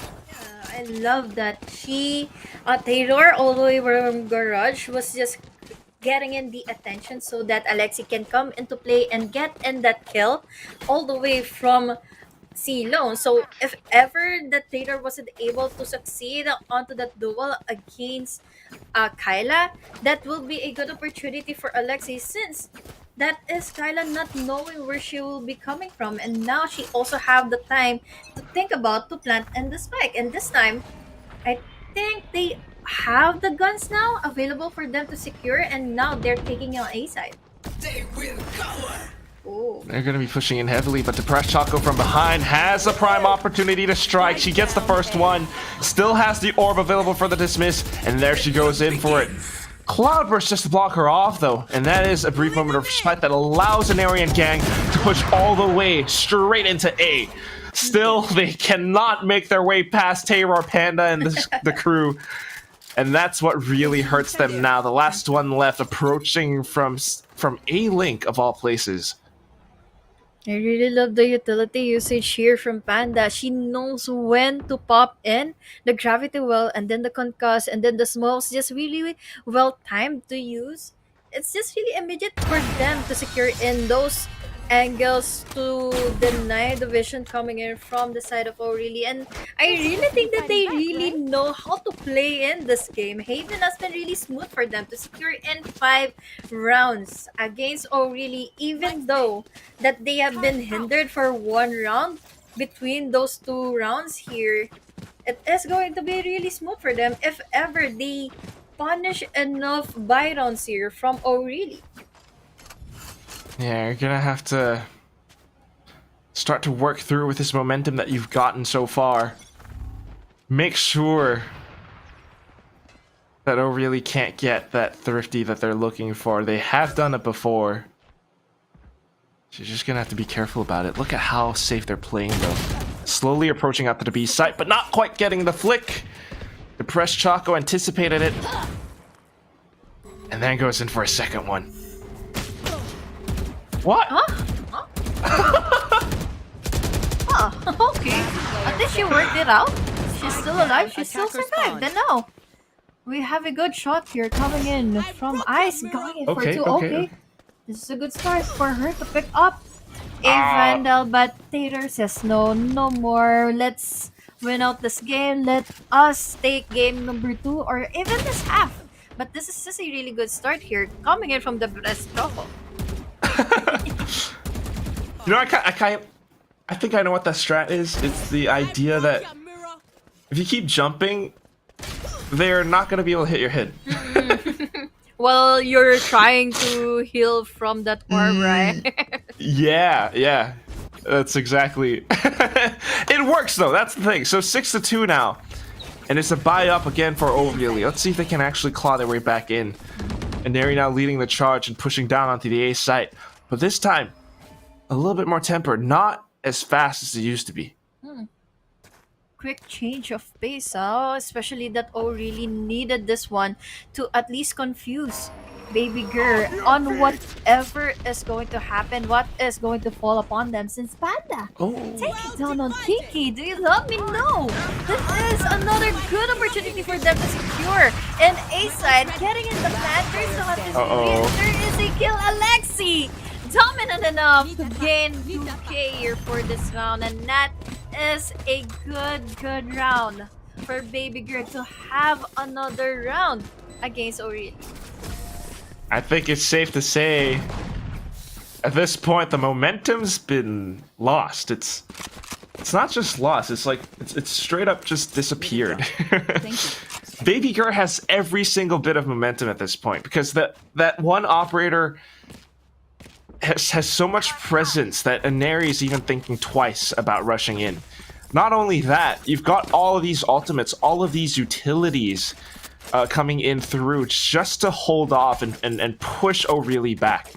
Kiki has tried to pull off some lurks in the previous rounds, but they're not quite as effective, so O'Reilly needs to reframe their strategies, reframe their approach.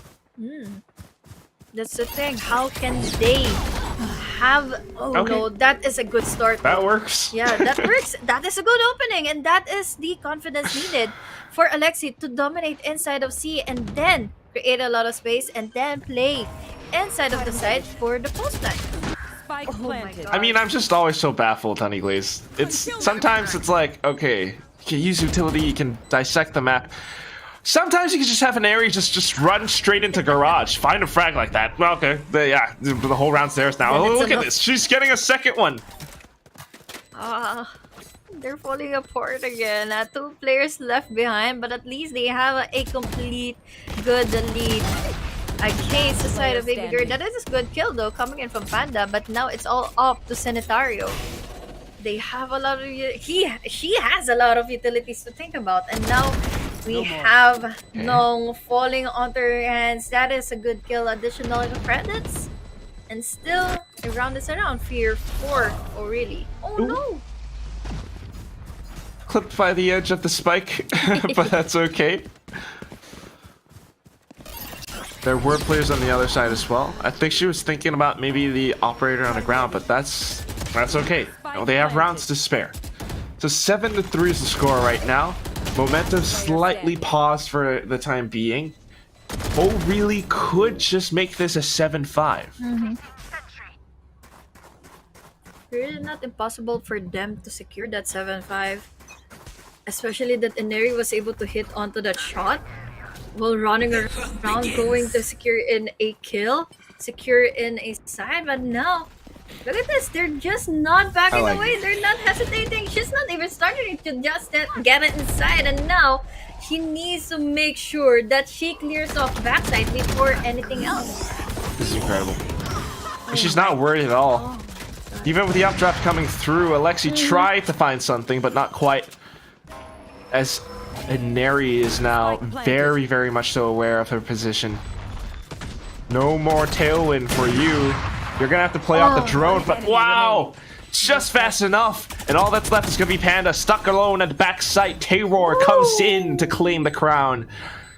And that's going to be an 8-3. You gotta love the follow-up immediately from getting in the info or giving in the distraction from the Aldron. They were able to find out where ENERII is, and followed by that, ALEXY was able to pick immediately and get in that kill. And then the cleanup crew. We have Terror here for the clean 3K, securing in another lead. The 7-5 is no more, but 8-4 can really be. I have to say that it's really smart what ENERII is calling out right now, and I can feel that these are her calls. You see the way she's approaching Garage, and it's really just because she wants to be wary of ALEXY's operator. ALEXY could peek mid, ALEXY could peek A, but she's not going to hold Garage with that thing. And that is why C is the site to hit. This is why they're rushing into this place right now. But Panda is doing her darndest just to hold them off. Her darndest just to anchor down this site. And she's managed to do it. Rotation's being called through, and all of a sudden ENERII decides to rotate to the A site. Oh. She's actually lurking. Yeah, this is going to be a problem, especially in A side. We have your ALEXY, and ALEXY does There it is. There's the operator shot. There's the warning. Give it to the side of O'Reilly if you will be able to continue it forward here in A. The left down comes into play, but that flank from ENERII won't be happening as much impact in this last and final round for the half. Yeah, I might just see a 9-3. Not unless O'Reilly plays their cards right. Have to be so careful because they're completely surrounded. You got players approaching from behind. Terror, she smells blood. She wants to swim into it. She's in there like swimwear. And all of a sudden, the Centenario is the one who finishes it off, coming through a link. 9-3 certainly is the score at the end of this first half. Oh no, I could have just given the 8-4 scoreline here for O'Reilly, since it is really the infamous 9-3 spinners that can be inflicted on the next half if ever ENERII comes with the comeback, and then there's specific place in which they have the aggression that can startle the players here from BABYGRR trying to get inside of the side, but then be puzzled or just be struggling to entering in the face of ENERII. And that's the thing they really have to consider moving over into this second half. You really need to win the pistol. If you don't, that's just gonna be rough. And we might move into a map number 3. And then welcome us to bind again. Oof. There we go. ALEXY. Got him. definitely a good start. Especially that Depressed Choco is already all the way from her back trying to get in those kills, but Taylor did not survive that Impa coming in from Kiki. Sinitario was able to take down to one, but Kyla was able to go in for another. As you said, they needed to win out this FSL round, but unfortunately, oh my god, this can be really be doable still for the Depressed Choco, but the trade click. No. That's a classic if I've ever seen one. Just when you think all hope is lost, you know, Depressed Choco, full HP, just swing out, right click to the face. That's all you need. And we have the 9-4 that they were so desperately looking for. She has already healed up, and then the right click was just there to deny it. They needed that round. They needed to have a good start here in the second half, but it didn't get. It wasn't given to them by Aurelian now. And ENERII on the Vandal once more. She needs to make use of this very cleanly, very wisely against the side of BABYGRR. Then that is another chapter round that may be possibly given here for BABYGRR. That is a push here for ENERII. And she kind of spotted the second one as well. The moment they saw that it was Arena, they knew it was ENERII. They are backing off. ENERII doesn't care though. She's pushing up front. She's using the dismiss. She's backing away. Goes in for the reload. 3 players still on the other side. A little bit of support, and she just gets another headshot. They neglect to check their back. ENERII flicks to the side, but no. Eats a shot from the Ghost, and Depressed Choco once again in this scenario. Nong is the one who dashes up front to clean things up. Oh, really? Managing to secure their lead. However, they lost 3 players. What does that mean? Their economy. Additional to that is that ENERII was taken down by someone all the way from the back with just the Ghost. This is going to be really hard. Especially for the side of BABYGRR. Yes, they have enough ego to buy in their guns, but then again, we have that impact given to us by Aureli once more. They need to diminish the fact that ENERII has been really comfortable when it comes to getting in those pickups on the early picks, on the early pushes, and look at that. She's already all the way from grass going into Sino. All the way Oh, in. no. And you just need to adapt fast enough, but ALEXY is here. Getting 2 headshots back to back. The entire site is theirs. The only one left, Nong. There's nothing but a sheriff left to play with. ALEXY instantly sees her and reacts on cue, on command, 10-5. BABYGRR not backing down. They want to close this map out. Yeah, they really want it. This is already half of the rounds already given to the side of Aurelian. Unfortunately, they're not really getting in onto their hands or getting in the comeback onto their hands fully enough for them to have those succeeding rounds to win enough from the side of BABYGRR. 10-5. This is really looking smooth since I'm seeing here BABYGRR just really have an equalized scoreline in which they have also enough participation, but now that is a good trade-off coming in from Taylor. Getting in that kill, getting in another, and now all the way from the back is the Depressed Choco winning it out for Taylor to get in that 3rd kill. 1 enemy remaining. And make that a 4th. She's online for the ace. Why not? Let her have it. Spike planted. She did. Oh. Oh, she had the info. Okay. Hold the angle. Please don't peek out. They're gonna push in together. Kiki's just slowly backing off. And there's the ace. It's gone.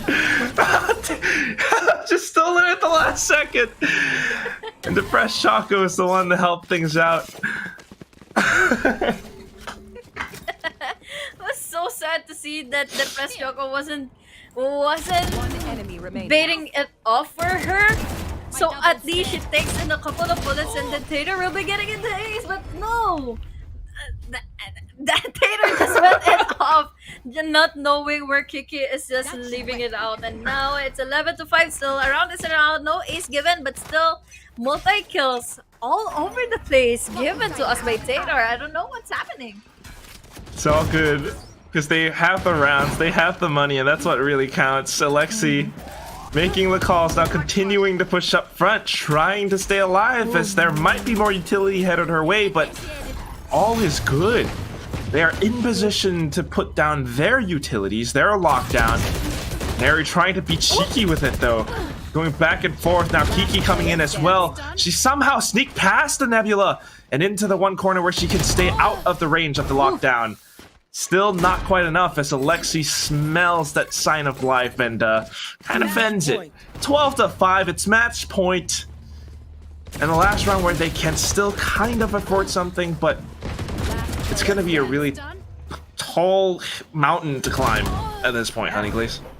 Well, despite the fact that they are already inside of the side, stacked all together, and then we're just waiting it for BABYGRR just to fall apart inside and then be baited out. But unfortunately, there was another factor that they are just in a save round to cancel this match point secured by BABYGRR. Now, this is a push. I think this is another C take coming in from ALEXY. Oh my gosh, and ENERII pushing out, but Taylor says, no, you will not get away alive. And this is a good opening for Kiki, since that was the good trade. He was able to reposition, and now she is still alive. And now this is down to a 3v3.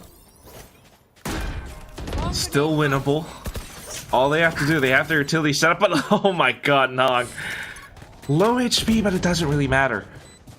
It's gonna be up to Tara. She tries to reposition around the Nebula, but she's been spotted out by Ice Queen, and at this point, not much she can do to stay alive, trying to deny it with the Nanoswarm, but that's just one of it. So, timer burns out, Kyla gets the defuse, and we move forward for one more round.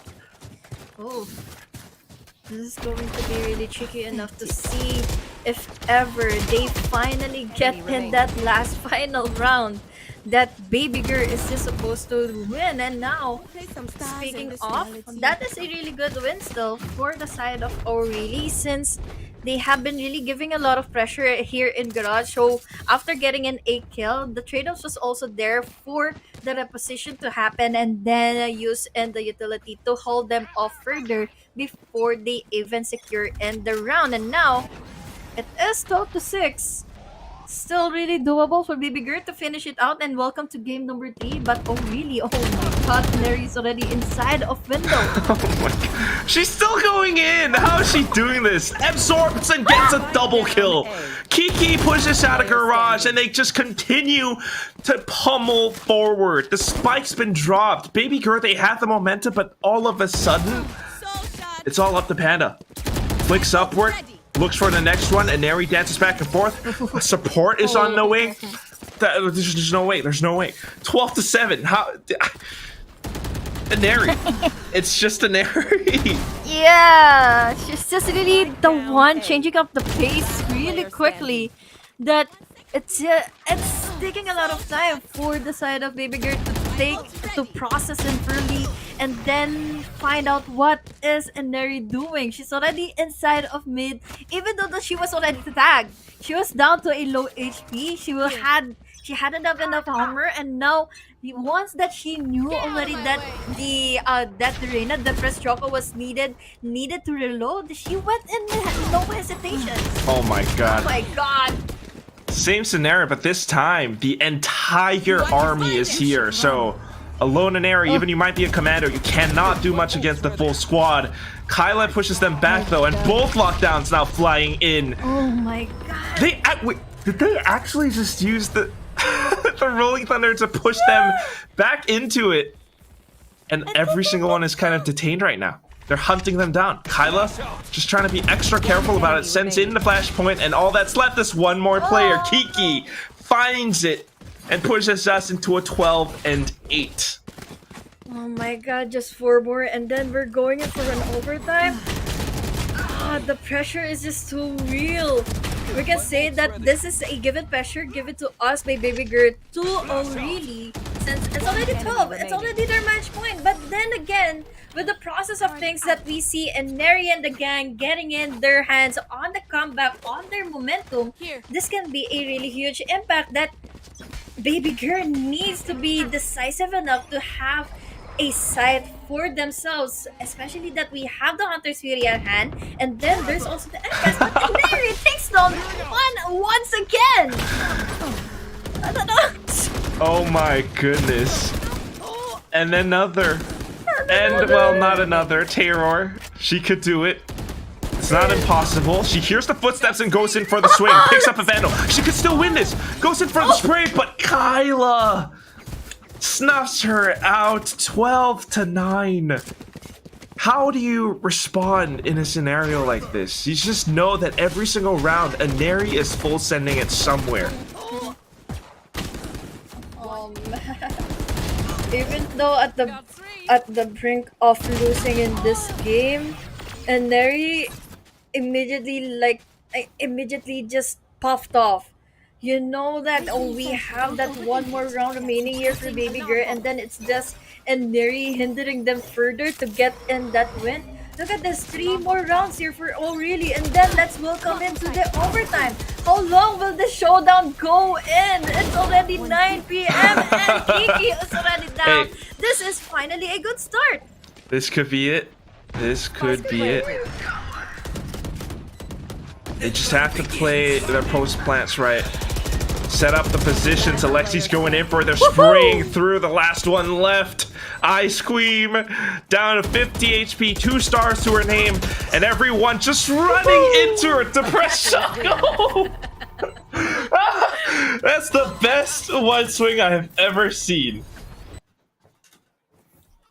It was really one of the best runs. What a banger. We saw the open opportunity for Aurelie to create that kind of scenario in which they have the comeback, they create a lot of impact against the side of BABYGRR. But then again, BABYGRR was able to take down Kiki out of the question. They were able to secure a C and plant in the spike, and the postman wasn't really that good on C side whenever we have really denied already when it comes to the numbers. Yeah, that's really all at the hands of ALEXY. I mean, you were talking about how they managed to eliminate Kiki and kind of open up the C site, as it were, make it a little bit softer, make it a little bit easier for them to get control of and to really get that spike down. ALEXY in these moments, she's the one to shine. You see those 4 first bloods that she has on her scoreboard. But of course, another name that comes to mind is none other than Terror.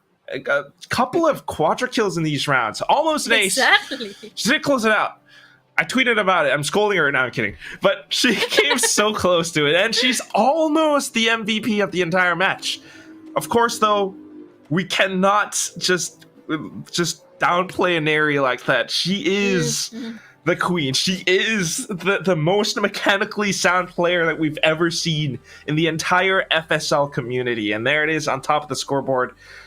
9 first bloods. How many rounds did we see? It was just on defense. On defense. And she pushes out like straight down mid, straight into window. Yeah. Gets a headshot, no problem. I don't know how she does it. Even though that there is a lot of risk, there is a lot of factors that you can be quickly traded off and countered by the players here from the side of BABYGRR. She did not even hesitate.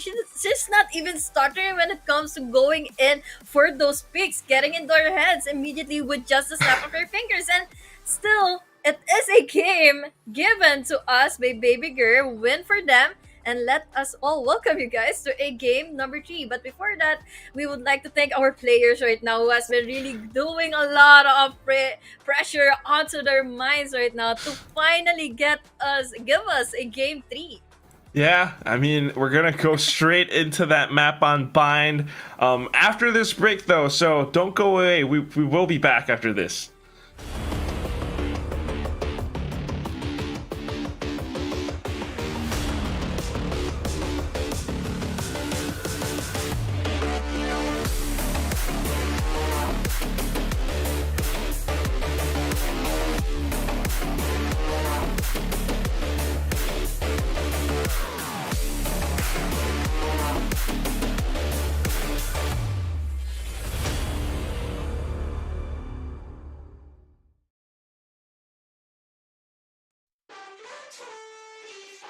For some little moments it was easy just feeling alive. 2 a.m. wide awake talking like we had the whole night. And I don't know if I said this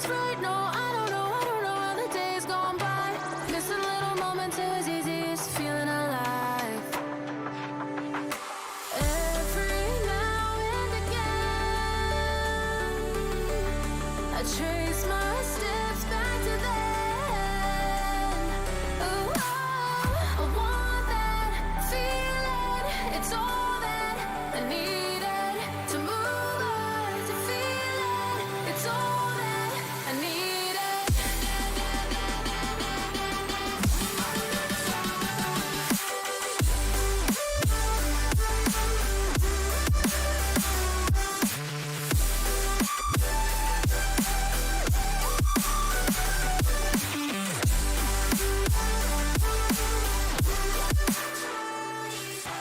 Searching for the moments I'm a little less empty inside. Fewer late nights 'cause nobody seems to make the time. And I don't know how to do this right. No, I don't know how the years gone by. Searching for the moments I'm a little less 25. Every now and again, I trace my steps back to then. Ooh, I want that feeling. It's all that I needed to move on, to feel it. It's all that I needed.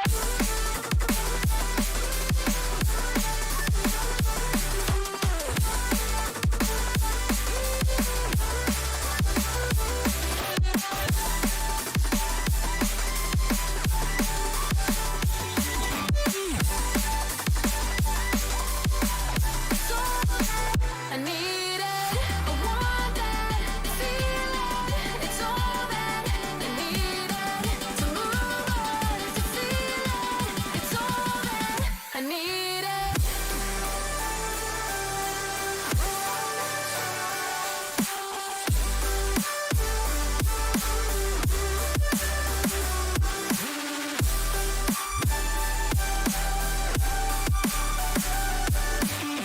To move on, to feel it. It's all that I needed. How the years go by, searching for the moments I'm a little less 25, a little less 25, a little less, searching for the moments I'm a little less 20, a little less 25.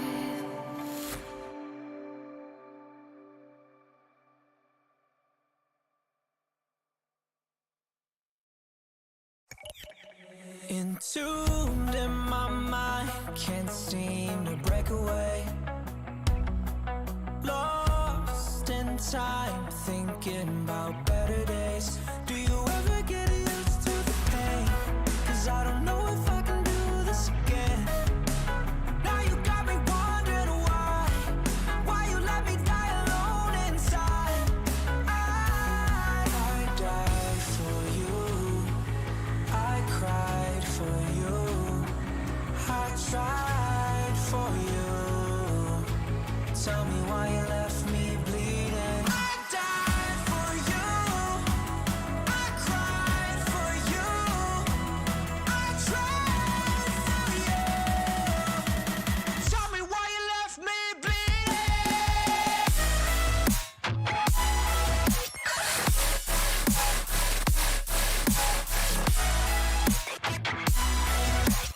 Tell me why you left me bleeding. Died for you, I cried for you, I tried for you. Tell me why you left me bleeding. Lullaby, some of you still in my head. Bloodshot eyes, can't sleep, I'm rotting in my bed. Even the drugs don't faze me. I don't think you understand, I gave you everything I had. When did shit go wrong? And now you got me wondering why you let me die alone inside. I died for you, I cried for you, I tried for you.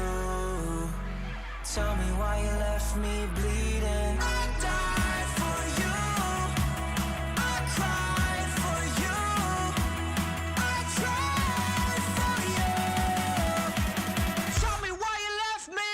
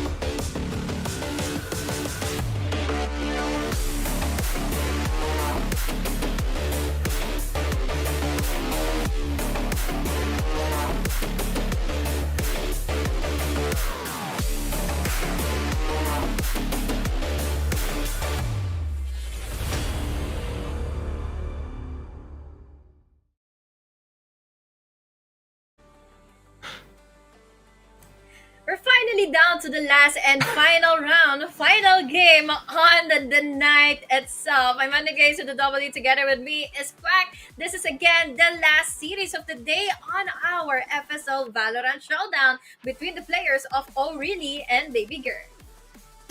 Yeah, it's the names again. Oh, really? And BABYGRR. All right, so the last map is going to be Bind, of course, again. And, I mean, just seeing how these two teams played, I mean, I think you had a little bit of insights. We heard, like, there was a game plan for Team BABYGRR. What was it? Yeah. Are we allowed to share that? Yeah, I can at least share that what was their game plan earlier on in game number 2. And just evade ENERII. Just don't come in contact with ENERII. And that went well. That went on quickly. And for the last few rounds in the making that we saw earlier, that we have ENERII popping off, even though that they are already in the match point, it just really goes to show that this is the specific strategy that you need to execute and further for this game. True, but also we did see that the game didn't end that smoothly, because even if you evade ENERII, sometimes ENERII will go hunting for you, and then in that sense you can't like evade her. Sometimes even if you do evade her, you have to deal with the other teammates off the team. I mean, you got Kiki, you got Nong, and they are sharp as well. So it's a tough situation sometimes. I cannot predict who's going to win this final map. Yeah, and I cannot also predict if ever ENERII will be playing on the Datrina once more. This is fine. We're expecting a lot of flights. We're expecting a lot of smokes and a lot of controllers, especially initiators. At this point, I'm just really looking forward to see a lot of new agents come into play, since it is another map. It is another bind map we are going to play in, and now it's still the Killjoy here for Terror. Playing it safe, and okay, Terror is a certified Killjoy main right now. Yeah. She could definitely cosplay that at some point, but the rest of the squad, now that's what I'm curious by. We're seeing Nong with a Cypher pick, and that's very interesting. Because seeing how ALEXY was popping off as a Jet from earlier on, getting those 4 first bloods, Cypher is something that could counter that. We've got to press Choco, though, as a secondary duelist, so this could be something that helps out the team as a whole. Choose your agent. Mm-hmm. Okay, double duelist as well. Reyna, Raze. Interesting. Alexy's still on the Jet, huh? It's a good pick, especially earlier on. She was able to dominate a lot of situations against the side of ENERII. But this time, as you mentioned, we have someone to deny those kind of entities that will be happening here between the players of BABYGRR. Especially that we have the Jet, we have the press Choco for the trade-offs, but the only thing that they have, or that they will be going up against once more, is that they are facing an initiator with those blinds creatively enough to get an info as well. So just gonna have to be a little bit careful, of course. Similar comps, but different in theory. I'd just like to pull off a ritual real quick. So, Honeyglazee, if you don't mind, close your eyes and say this with me. Okay. Our ALEXY, which Our art in ALEXY. Valorant, hallowed be thy BABYGRRs. Thy Silva comes. Thy darts be shot to heaven. Give us this day our daily ranked wins. And forgive us our toxicness as we forgive those who are toxic against us. This was written by Tarathiel. It was in the chat my somewhere. That's really well written. But will it Oh be my. happening, and will it be effective? Oh! ALEXY! Oh no, it did not happen well didn't work. for ALEXY to survive. And I guess that is a goodbye. It's now 34v5. Well, one player, still okay. Panda's here, and she's blocked off both sides, Hookah as well as Garden. So she's kind of anticipating the push. They're just kind of waiting out the smoke. It is gone now, so if any time's to go, this is the moment.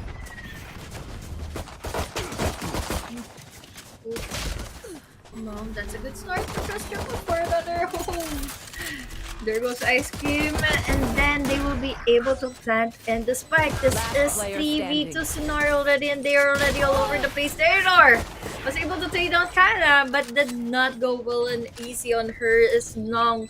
That pistol round came into play really smoothly here for the side of Ori. And that's just how it all starts. I mean, really getting the first pick off. ALEXY, unfortunately, dashing into a wall. It happens. It's okay. We move on. And you know, I don't know what else there is to say. When you see what ENERII does, you see what she buys, you kind of get a feeling for how the round is going to play out. Especially that it has been really happening all throughout Oh the first my game. goodness. What? We were not looking at Kyla, but she was able to take down a lot of space immediately. 2K, and then that's the round. Just a few seconds, and then we're going in for round number 3. That is just hella quick, given to us by the side of O'Reilly. The moment that we saw Bats was conquered by Kyla the Daddy. Enemy remaining. I blinked. The round ended.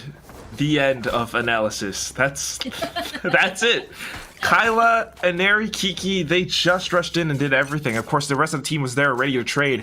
And this is the speed at which BABYGRR has to anticipate if they're going to defend against them. I like this idea of a judge inside a hookah. It can be good, making use of the sky smokes as well. But Terror has to come up huge in this moment because she is the first point of contact. She sprays in with Phantom and actually does quite a good bit of damage. Yeah, that gave an opener for the Press Choco to get onto one. There's a trade-off, yeah, but at the very least, that is a huge impact. 2 remaining members here, and ENERII, it's ENERII still remaining alive, and it is going to pose a problem here for BABYGRR. But still, they are smoked off. They can still pick up the spike and plant the spike, and oh my god, that was so close for ALEXY to kill, but the cleanup was on the hands of Sanitario. Yee. All of a sudden, Nong so answers back. It's all it takes is that one tap, that one headshot. ALEXY as well, though. Both at full HP. Only thing is, the spike's been dropped, so Nong has to go into retrieve it. She knows where ALEXY is, but not quite getting the spray. ALEXY puts her full of holes instead and gives us that standard start of 1-2. Spike down B. It's kind of unfortunate for the side of BABYGRR to lose a lot of players, a lot of members on their team, especially on their buy round. This could have been a really good round for them if ever they were able to deny an ENERII on their entry. And then there is the follow-up on the utilities as well from the Omen, and then there's the Sky. There's another big factor, especially when you have that initiator who can come up with a blast. Oh my god. Oh my god. What? There was an incendiary. There was a player with a What? Okay, And there then we go. and then you get killed by the Spectre. Barely. All of a sudden, the entire team of BABYGRR wrapping them around. ALEXY coming out of short. Her teammates fall, though. This is where things get a little bit dicey. Nong comes back in as well. The Cypher player, of all things. It's 3-1. They bought back, and they managed to strike back as well. I don't know what to say about the ENERII stuff. She keeps on doing the impossible quack. And first off was swimming around the gravity well, and then there was someone with the judge, incendiary. She didn't even give any mind to it, and then she's already inside of the site, getting in a lot of space here, and announced. But will it be the same? Especially that we have the Press Choco already down. Oh my goodness. Okay, she's doing it again this time. Centenario will not be able to survive. The scenario goes off of this rampage. 2 players left, and they are just hiding. One of them is ALEXY. ENERII knows this. ENERII knows it, and she wants her head. Kiki steals it away. No problem. Taylor's the last one left, and Nong kind of knows. There might be a trip that was broken, and now just going in to clear and check the angles. She finds her and sprays it on through. Terror will not be able to survive to tell the tale. It's 4-1. BABYGRR in a tough spot. But this ENERII, she doesn't even have any mind on those incendiaries, on those mollies, even though it's just recently that it has been showed off. I acknowledge the fact that Panda has to think about bats a lot after going in with that molly, but then again, there's this immortal called ENERII not really giving or just really going in for the push once she knows where that molly came from. And that's intel as well, like knowing how the incendiary lands. Aldrin pushes through and this confirms the hit onto the B site, so well, I'm not sure if this Sky Smoke was supposed to cover her, but Depressed Shock goes in a tough spot as Kiki drops down. Just looks over at the wrong time. Dark cover in to block them off in a rotation as well, but Panda! Where were they looking? Kyla! So now it's all down to the rest of the squad. The orbital strike comes down from above to deny the spike plan, and Panda continues forward. But on the off angle, it doesn't even matter. ENERII is here to play. She didn't even care about the orbital strike. Why would she care about the player going in for that wide pick? She was able to bag up 3K for this round, and it was really depressing to see that the Depressed Choco is just pinned down on that crucial angle, and where she can play it out if ever she wasn't she and the players from O'Reilly wasn't able to get an info, if ever there was someone there, if Kiki wasn't able to pick onto her. But then it's just really a risky play. Now they need to learn from those mistakes and then get enough kicking for them to secure in their rounds, and thankfully we have ALEXY going in for one. Just one though. Now it's a 2. ENERII's still looming around the corner, so ALEXY's being very careful about it. There's just a duel going between the two of them. But thankfully, you know what? Centenary comes here to help her out. ALEXY comes out on top and getting another headshot as well. Centenary, where have you been all this game? Oh my god.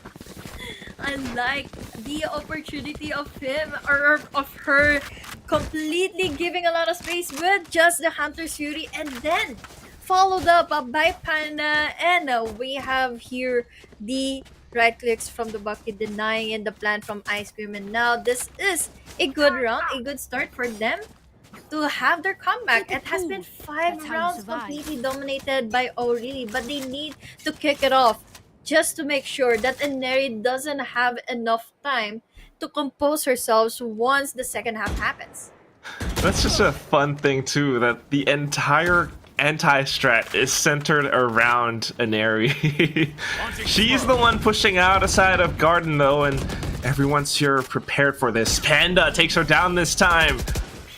Now the rest of the squad continues to cascade through. I don't know if they will be able to hold it off though. Depressed Choco getting the dismiss, going back into a safer position. The rest of them cannot make it out through this choke point. I don't think it was really wise for them to get immediately inside of the side, but now the isolation plays are coming in. We have Nong getting on to 1, down to 3v2 scenario. This is still doable if ever Ooh. Ice Cream gets in 1. I was about to say that, but still, yes, she was able to get it. And now they were able to go in for the TP. Time is just moving and she forward gets the for alt orb? them. Yeah, She has her ult. That's Seekers. yeah. Took a little bit of time though, so this is going to be time of the essence. Terror goes in, and ALEXY coming in from behind. They cannot get the spike down anymore, and ALEXY just dances a little bit to secure, plant her foot down to get that final shot through the skull. 3-5. And that's, I don't know, a great holds coming outside the garden. Yeah, could have been doable for them if ever they could have just waited for the Seekers to completely taken the position here from that last 2 players from BABYGRR. But unfortunately, yeah, again, they were coming on right out of time to plant in the spike, and then the positions are already committed here by Taylor to deny that one more player here from O'Reilly to plant in the spike. And now, speaking of denying of numbers, ALEXY managed to get in 2 quickly on this round. And the operator's online, the knives as well, going in just to slice and dice them off. The fourth player down. And of course, a little bit of support coming in from the teammate as well. 4-5, Honeyglazee. Plainly seeing here, O'Reilly is just having a hard time to find the whereabouts here from the side of BABYGRR and the rest of the gang on their early picks. They need to deny and ALEXY. They need to do something about ALEXY first before they head on to a round in which they play in for the post plan. So for those retakes that can potentially be a hindrance once more for BABYGRR. And now, I was just talking about this earlier. ALEXY was able to take down one immediately, and it's the controller. That is a good enough impact since the smokes won't be helping much here for O'Reilly to get inside of the site. No need to worry about retakes if your operator is just going to do everything. And in that time as well, Depressed Choco holds her own on the A site. Last one left is going to be Kiki inside of Hookah. She tries to burst it down, but nope. Panda's going to be the one to get the headshot in the end. So 5-5, we have evened up the scoreline.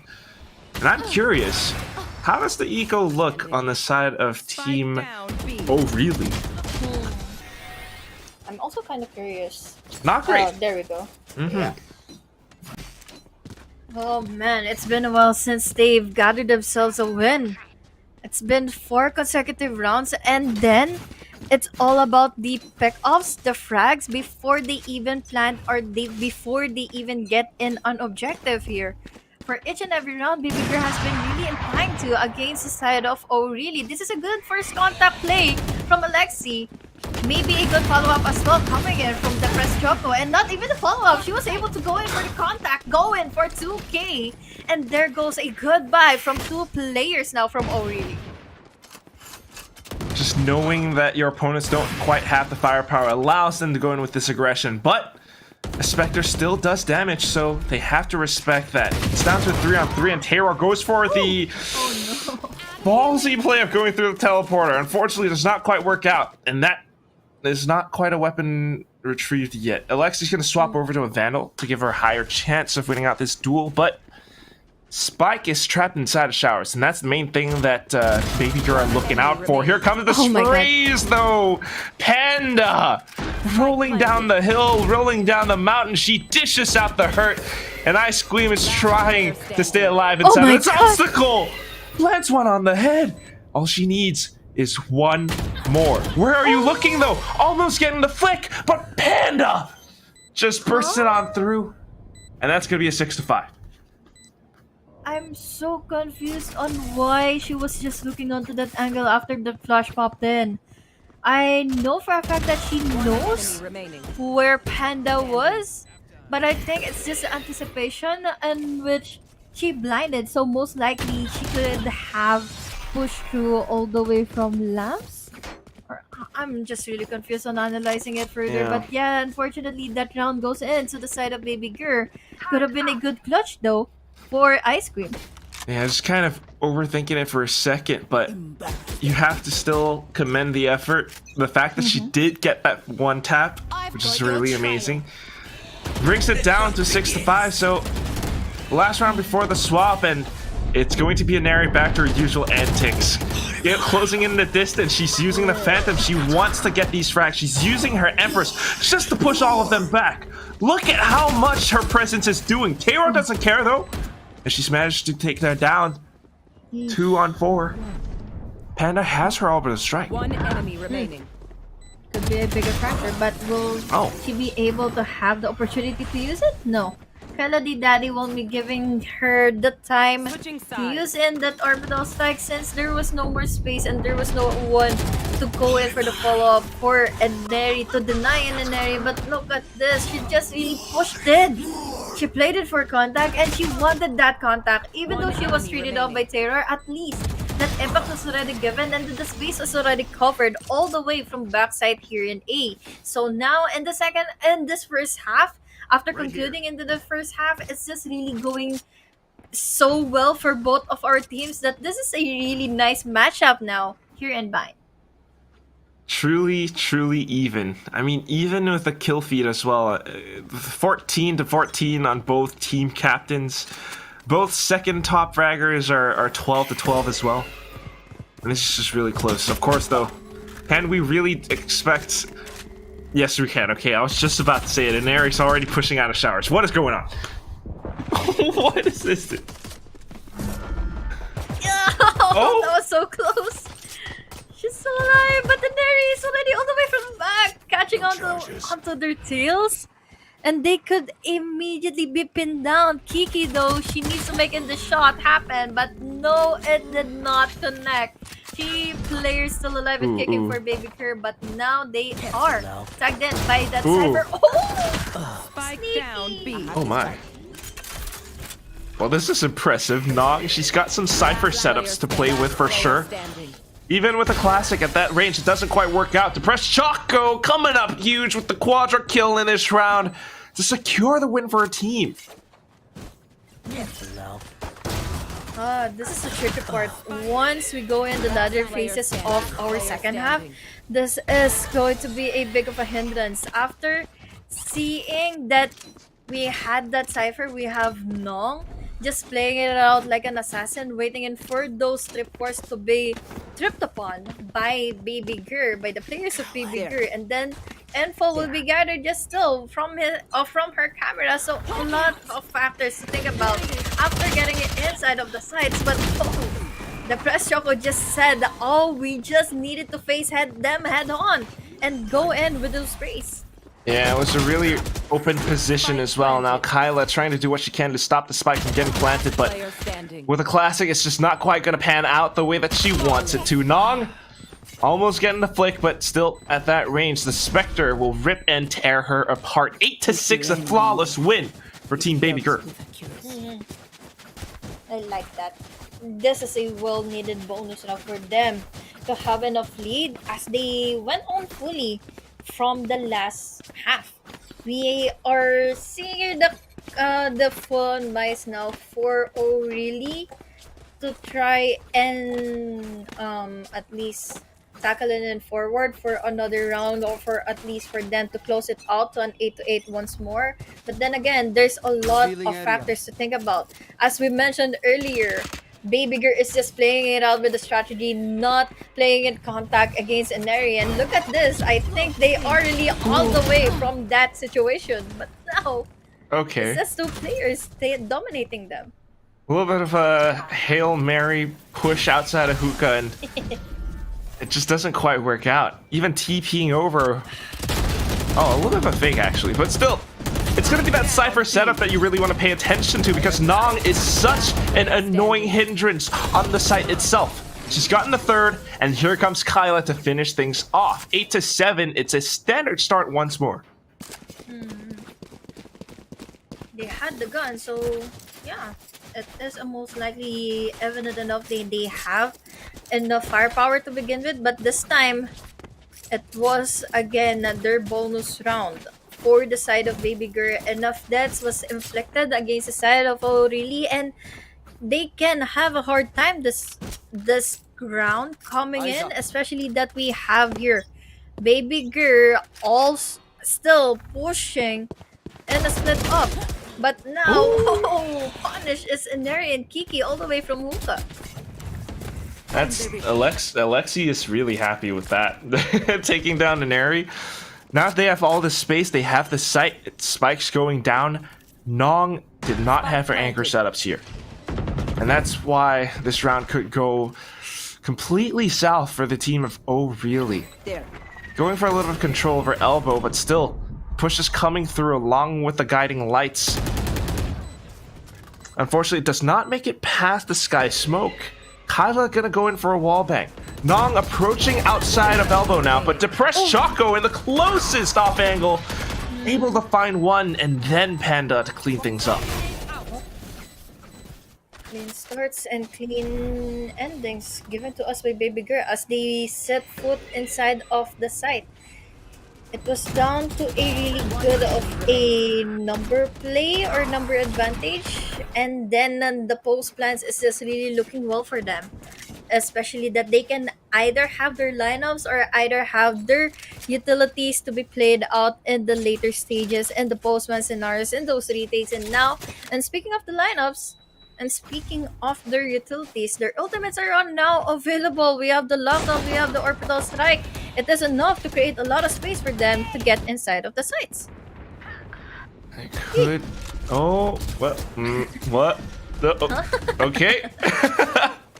Sometimes it's just chaos, and they're pushing in all the way, getting a more effective usage out of this lockdown. Now it's covering the entire site, and really will not be able to go in with the retakes.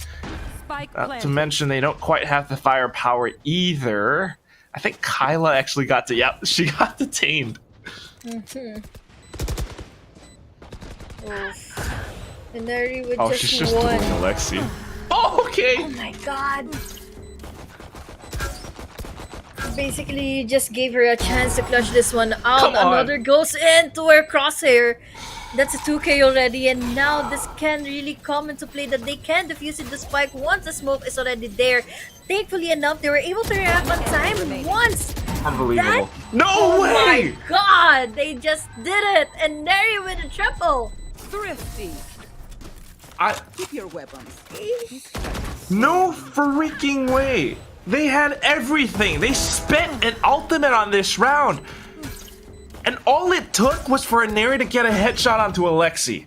That gave her the start. She got her health and she got the confidence to continue peeking out. And at some point picking up the Phantom, getting the support from Kyla, who stuck the defuse. Oh, really are back in the game.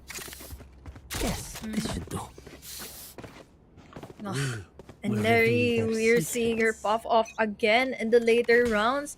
But will it be late for her and the team to have the comeback? It isn't again another lead for that is an indeed. Kinda the daddy is already there, but ALEXY moving on forward inside of the side for the trade, but there was someone already expecting her on that angle, and now Taylor is left behind all the way from Double Dice. They're just really throwing out those mollies to push them all out, and thankfully she was able to take down ENERII for the count. Taylor, I mean, she's the one to look out for. All the way outside of lamps, and of course the spike trying to go through as well. She managed to get the spray, but unfortunately the spike drops, and Kiki! Perfect crosshair placement, perfect click onto Centenario's head, and we have an evened up 9-9. Quickly enough, they were able to secure it. An equalized scoreline now. Really, it's just really popping off with their strategies, with their retakes. It's just really moving on forward, and which they know for a fact how to deny the number advantage already from the side of BABYGRR, and then followed it up with the well-executed play upon the crossfires, as we saw earlier with Yep. Nong and then Kyla the Daddy. And this is a really interesting defense strategy being deployed by O'Reilly as well. You can see that, yeah, okay, maybe they're just evading ENERII, but you know what? If we have Nong on the other side just to anchor all those tripwires, it makes it really tough for BABYGRR to rush. And that's why we saw that strat fail for them in the previous round. That said, though, they're still trying to go in for it. They see that tripwire, and now, if they can set up the perfect execute, they just might be able to make something happen on the A site. ENERII has just arrived, though. She's on site. She's online. She's rotating back. Oh well, BABYGRR has been really buying enough time for them to confuse players from O'Reilly, and they are not even sure of their whereabouts. And now with those seekers, it is now the night. Now we have Nong going in for 2, and ENERII goes in for another. Spike down After taking A. too much time, that is going to be the consequences. So we have so much composure still for O'Reilly to deny almost already 30 3 seconds members left. from BABYGRR. Last player standing. And now that's all that's left is one more. It's depressed Choco. With not much of a weapon, just a classic. And ENERII's waiting for it. Crosshair position right in the middle. my Oh God. my. That is pinpoint accuracy. My city needs me. I can't Felt be like away from looking on the range, and oh my god, ENERII, you're just It's like really... playing hard mode bots. One shows up and she instantly gets it. It's It's insane. it really is. Every time you watch this girl play, it's if holy cow. Thankfully, I only have 1 day in the showdown, and I won't be What? won't be shocked with every play, and there you will be playing on the games. It's just impressive. Next round though, ENERII's not really on site. It's gonna be Depressed Choco to start things off, and they know to look out for these tripwires, but here comes Nong inside of Lamps, and ALEXY has to be the one to deal with her. She's trying to chase her tail. They've managed to split the site in half. It's so dangerous though, oh my god, that is Player just standing. doing it after Nong was able to take down 2. One enemy With just the remaining. tripwires, it's just really cool. But now with those nades, come on, Kiki, do you love me? Yes, indeed. We see so much overwhelming plays here coming from the Cypher. There comes the utilities being set up, and then the welcoming factor here by ALEXY all the way from Lamps. But unfortunately, it did not really go well since we have those facials covering up that certain angle in which we're expecting that someone can really be just waiting on forward for any info given to them. It's perfect, and that is how you want to play Raze. You gotta love that Drake reference, and here we go, 9-11. Knocking on the door of match point, Team O'Reilly. They have figured out such an impenetrable defensive setup. Only thing is, will BABYGRR actually adapt to this? They've been playing this exact same approach to the A site for the past, I don't know, 2 or 3 rounds now. ALEXY's managed to sneak her way in towards Lamps, but is that going to be enough? Oh, good start for Tater though. This is B already conquered all the way from the players Oh. here. Tater! This is good, especially that they are already backing up from the fight. Spike They can planted. play out for the postman. They have enough utilities. We have the lockdown, we have the Hunter's Fury. And this is enough for them to secure players then. And Depressed Choco. Oh my The flank God, I coming love through this. as well. They're making use of everything that they've got just to push out of sight, but spotting out the outlines of the player models. Depressed Choco comes up from behind, Centenario from up front, and everything falls downhill. BABYGRR. It's just, I don't know, roaring back in. One enemy remaining. Wow, I really love the mind games onto that round, especially that a lot of players, almost 4 players are already inside of A. They're expecting a lot of happen inside of A since there has been some kind of commitment from Bats, and then there's Enshort, and then as we said, the strategy is still coming into play for BABYGRR, just not coming in contact too on ENERII once they knew and once they have the info. And that's really the game plan. They've started to figure out how to pull off fake executes as well, and that's the most fun thing to watch. But this time, unfortunately, Hookah will be completely cordoned off by ENERII and Kiki. Oh, look at this. They're just really playing it slow since then again, they have created a lot of attention in another side and then slowly crawling back into another. But once again, it's not just ENERII you need to think about. There's still Nong with the trip wars, with the crazy Cypher CCTV cams, and then you know already where you are already. Spike down A. It's that perfect defensive setup, but here comes an orbital strike from Panda just to help out her team. Unfortunately, she gets taken out by Kiki though. Tayror using the lockdown. She's got the spike. She's picking it up. She wants to teleport through, but here comes Kyla the Daddy. Match point for O'Reilly. This could have been a good clutch, and the isolated phase can still be played out.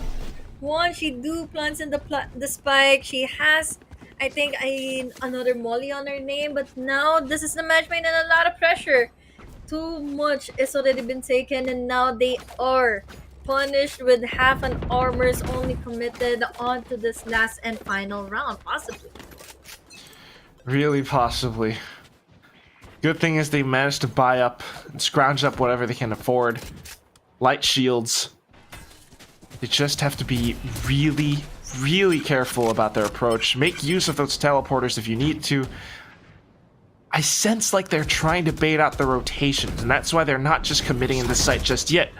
Kyla to Daddy with the paranoia sent out though. ALEXY dashing up front. What is she trying to do? She couldn't find a single frag, and ENERII is able to trade out for the time being, but here comes the Sky Smokes as well. ENERII arrives on the site, and she is ready to duel.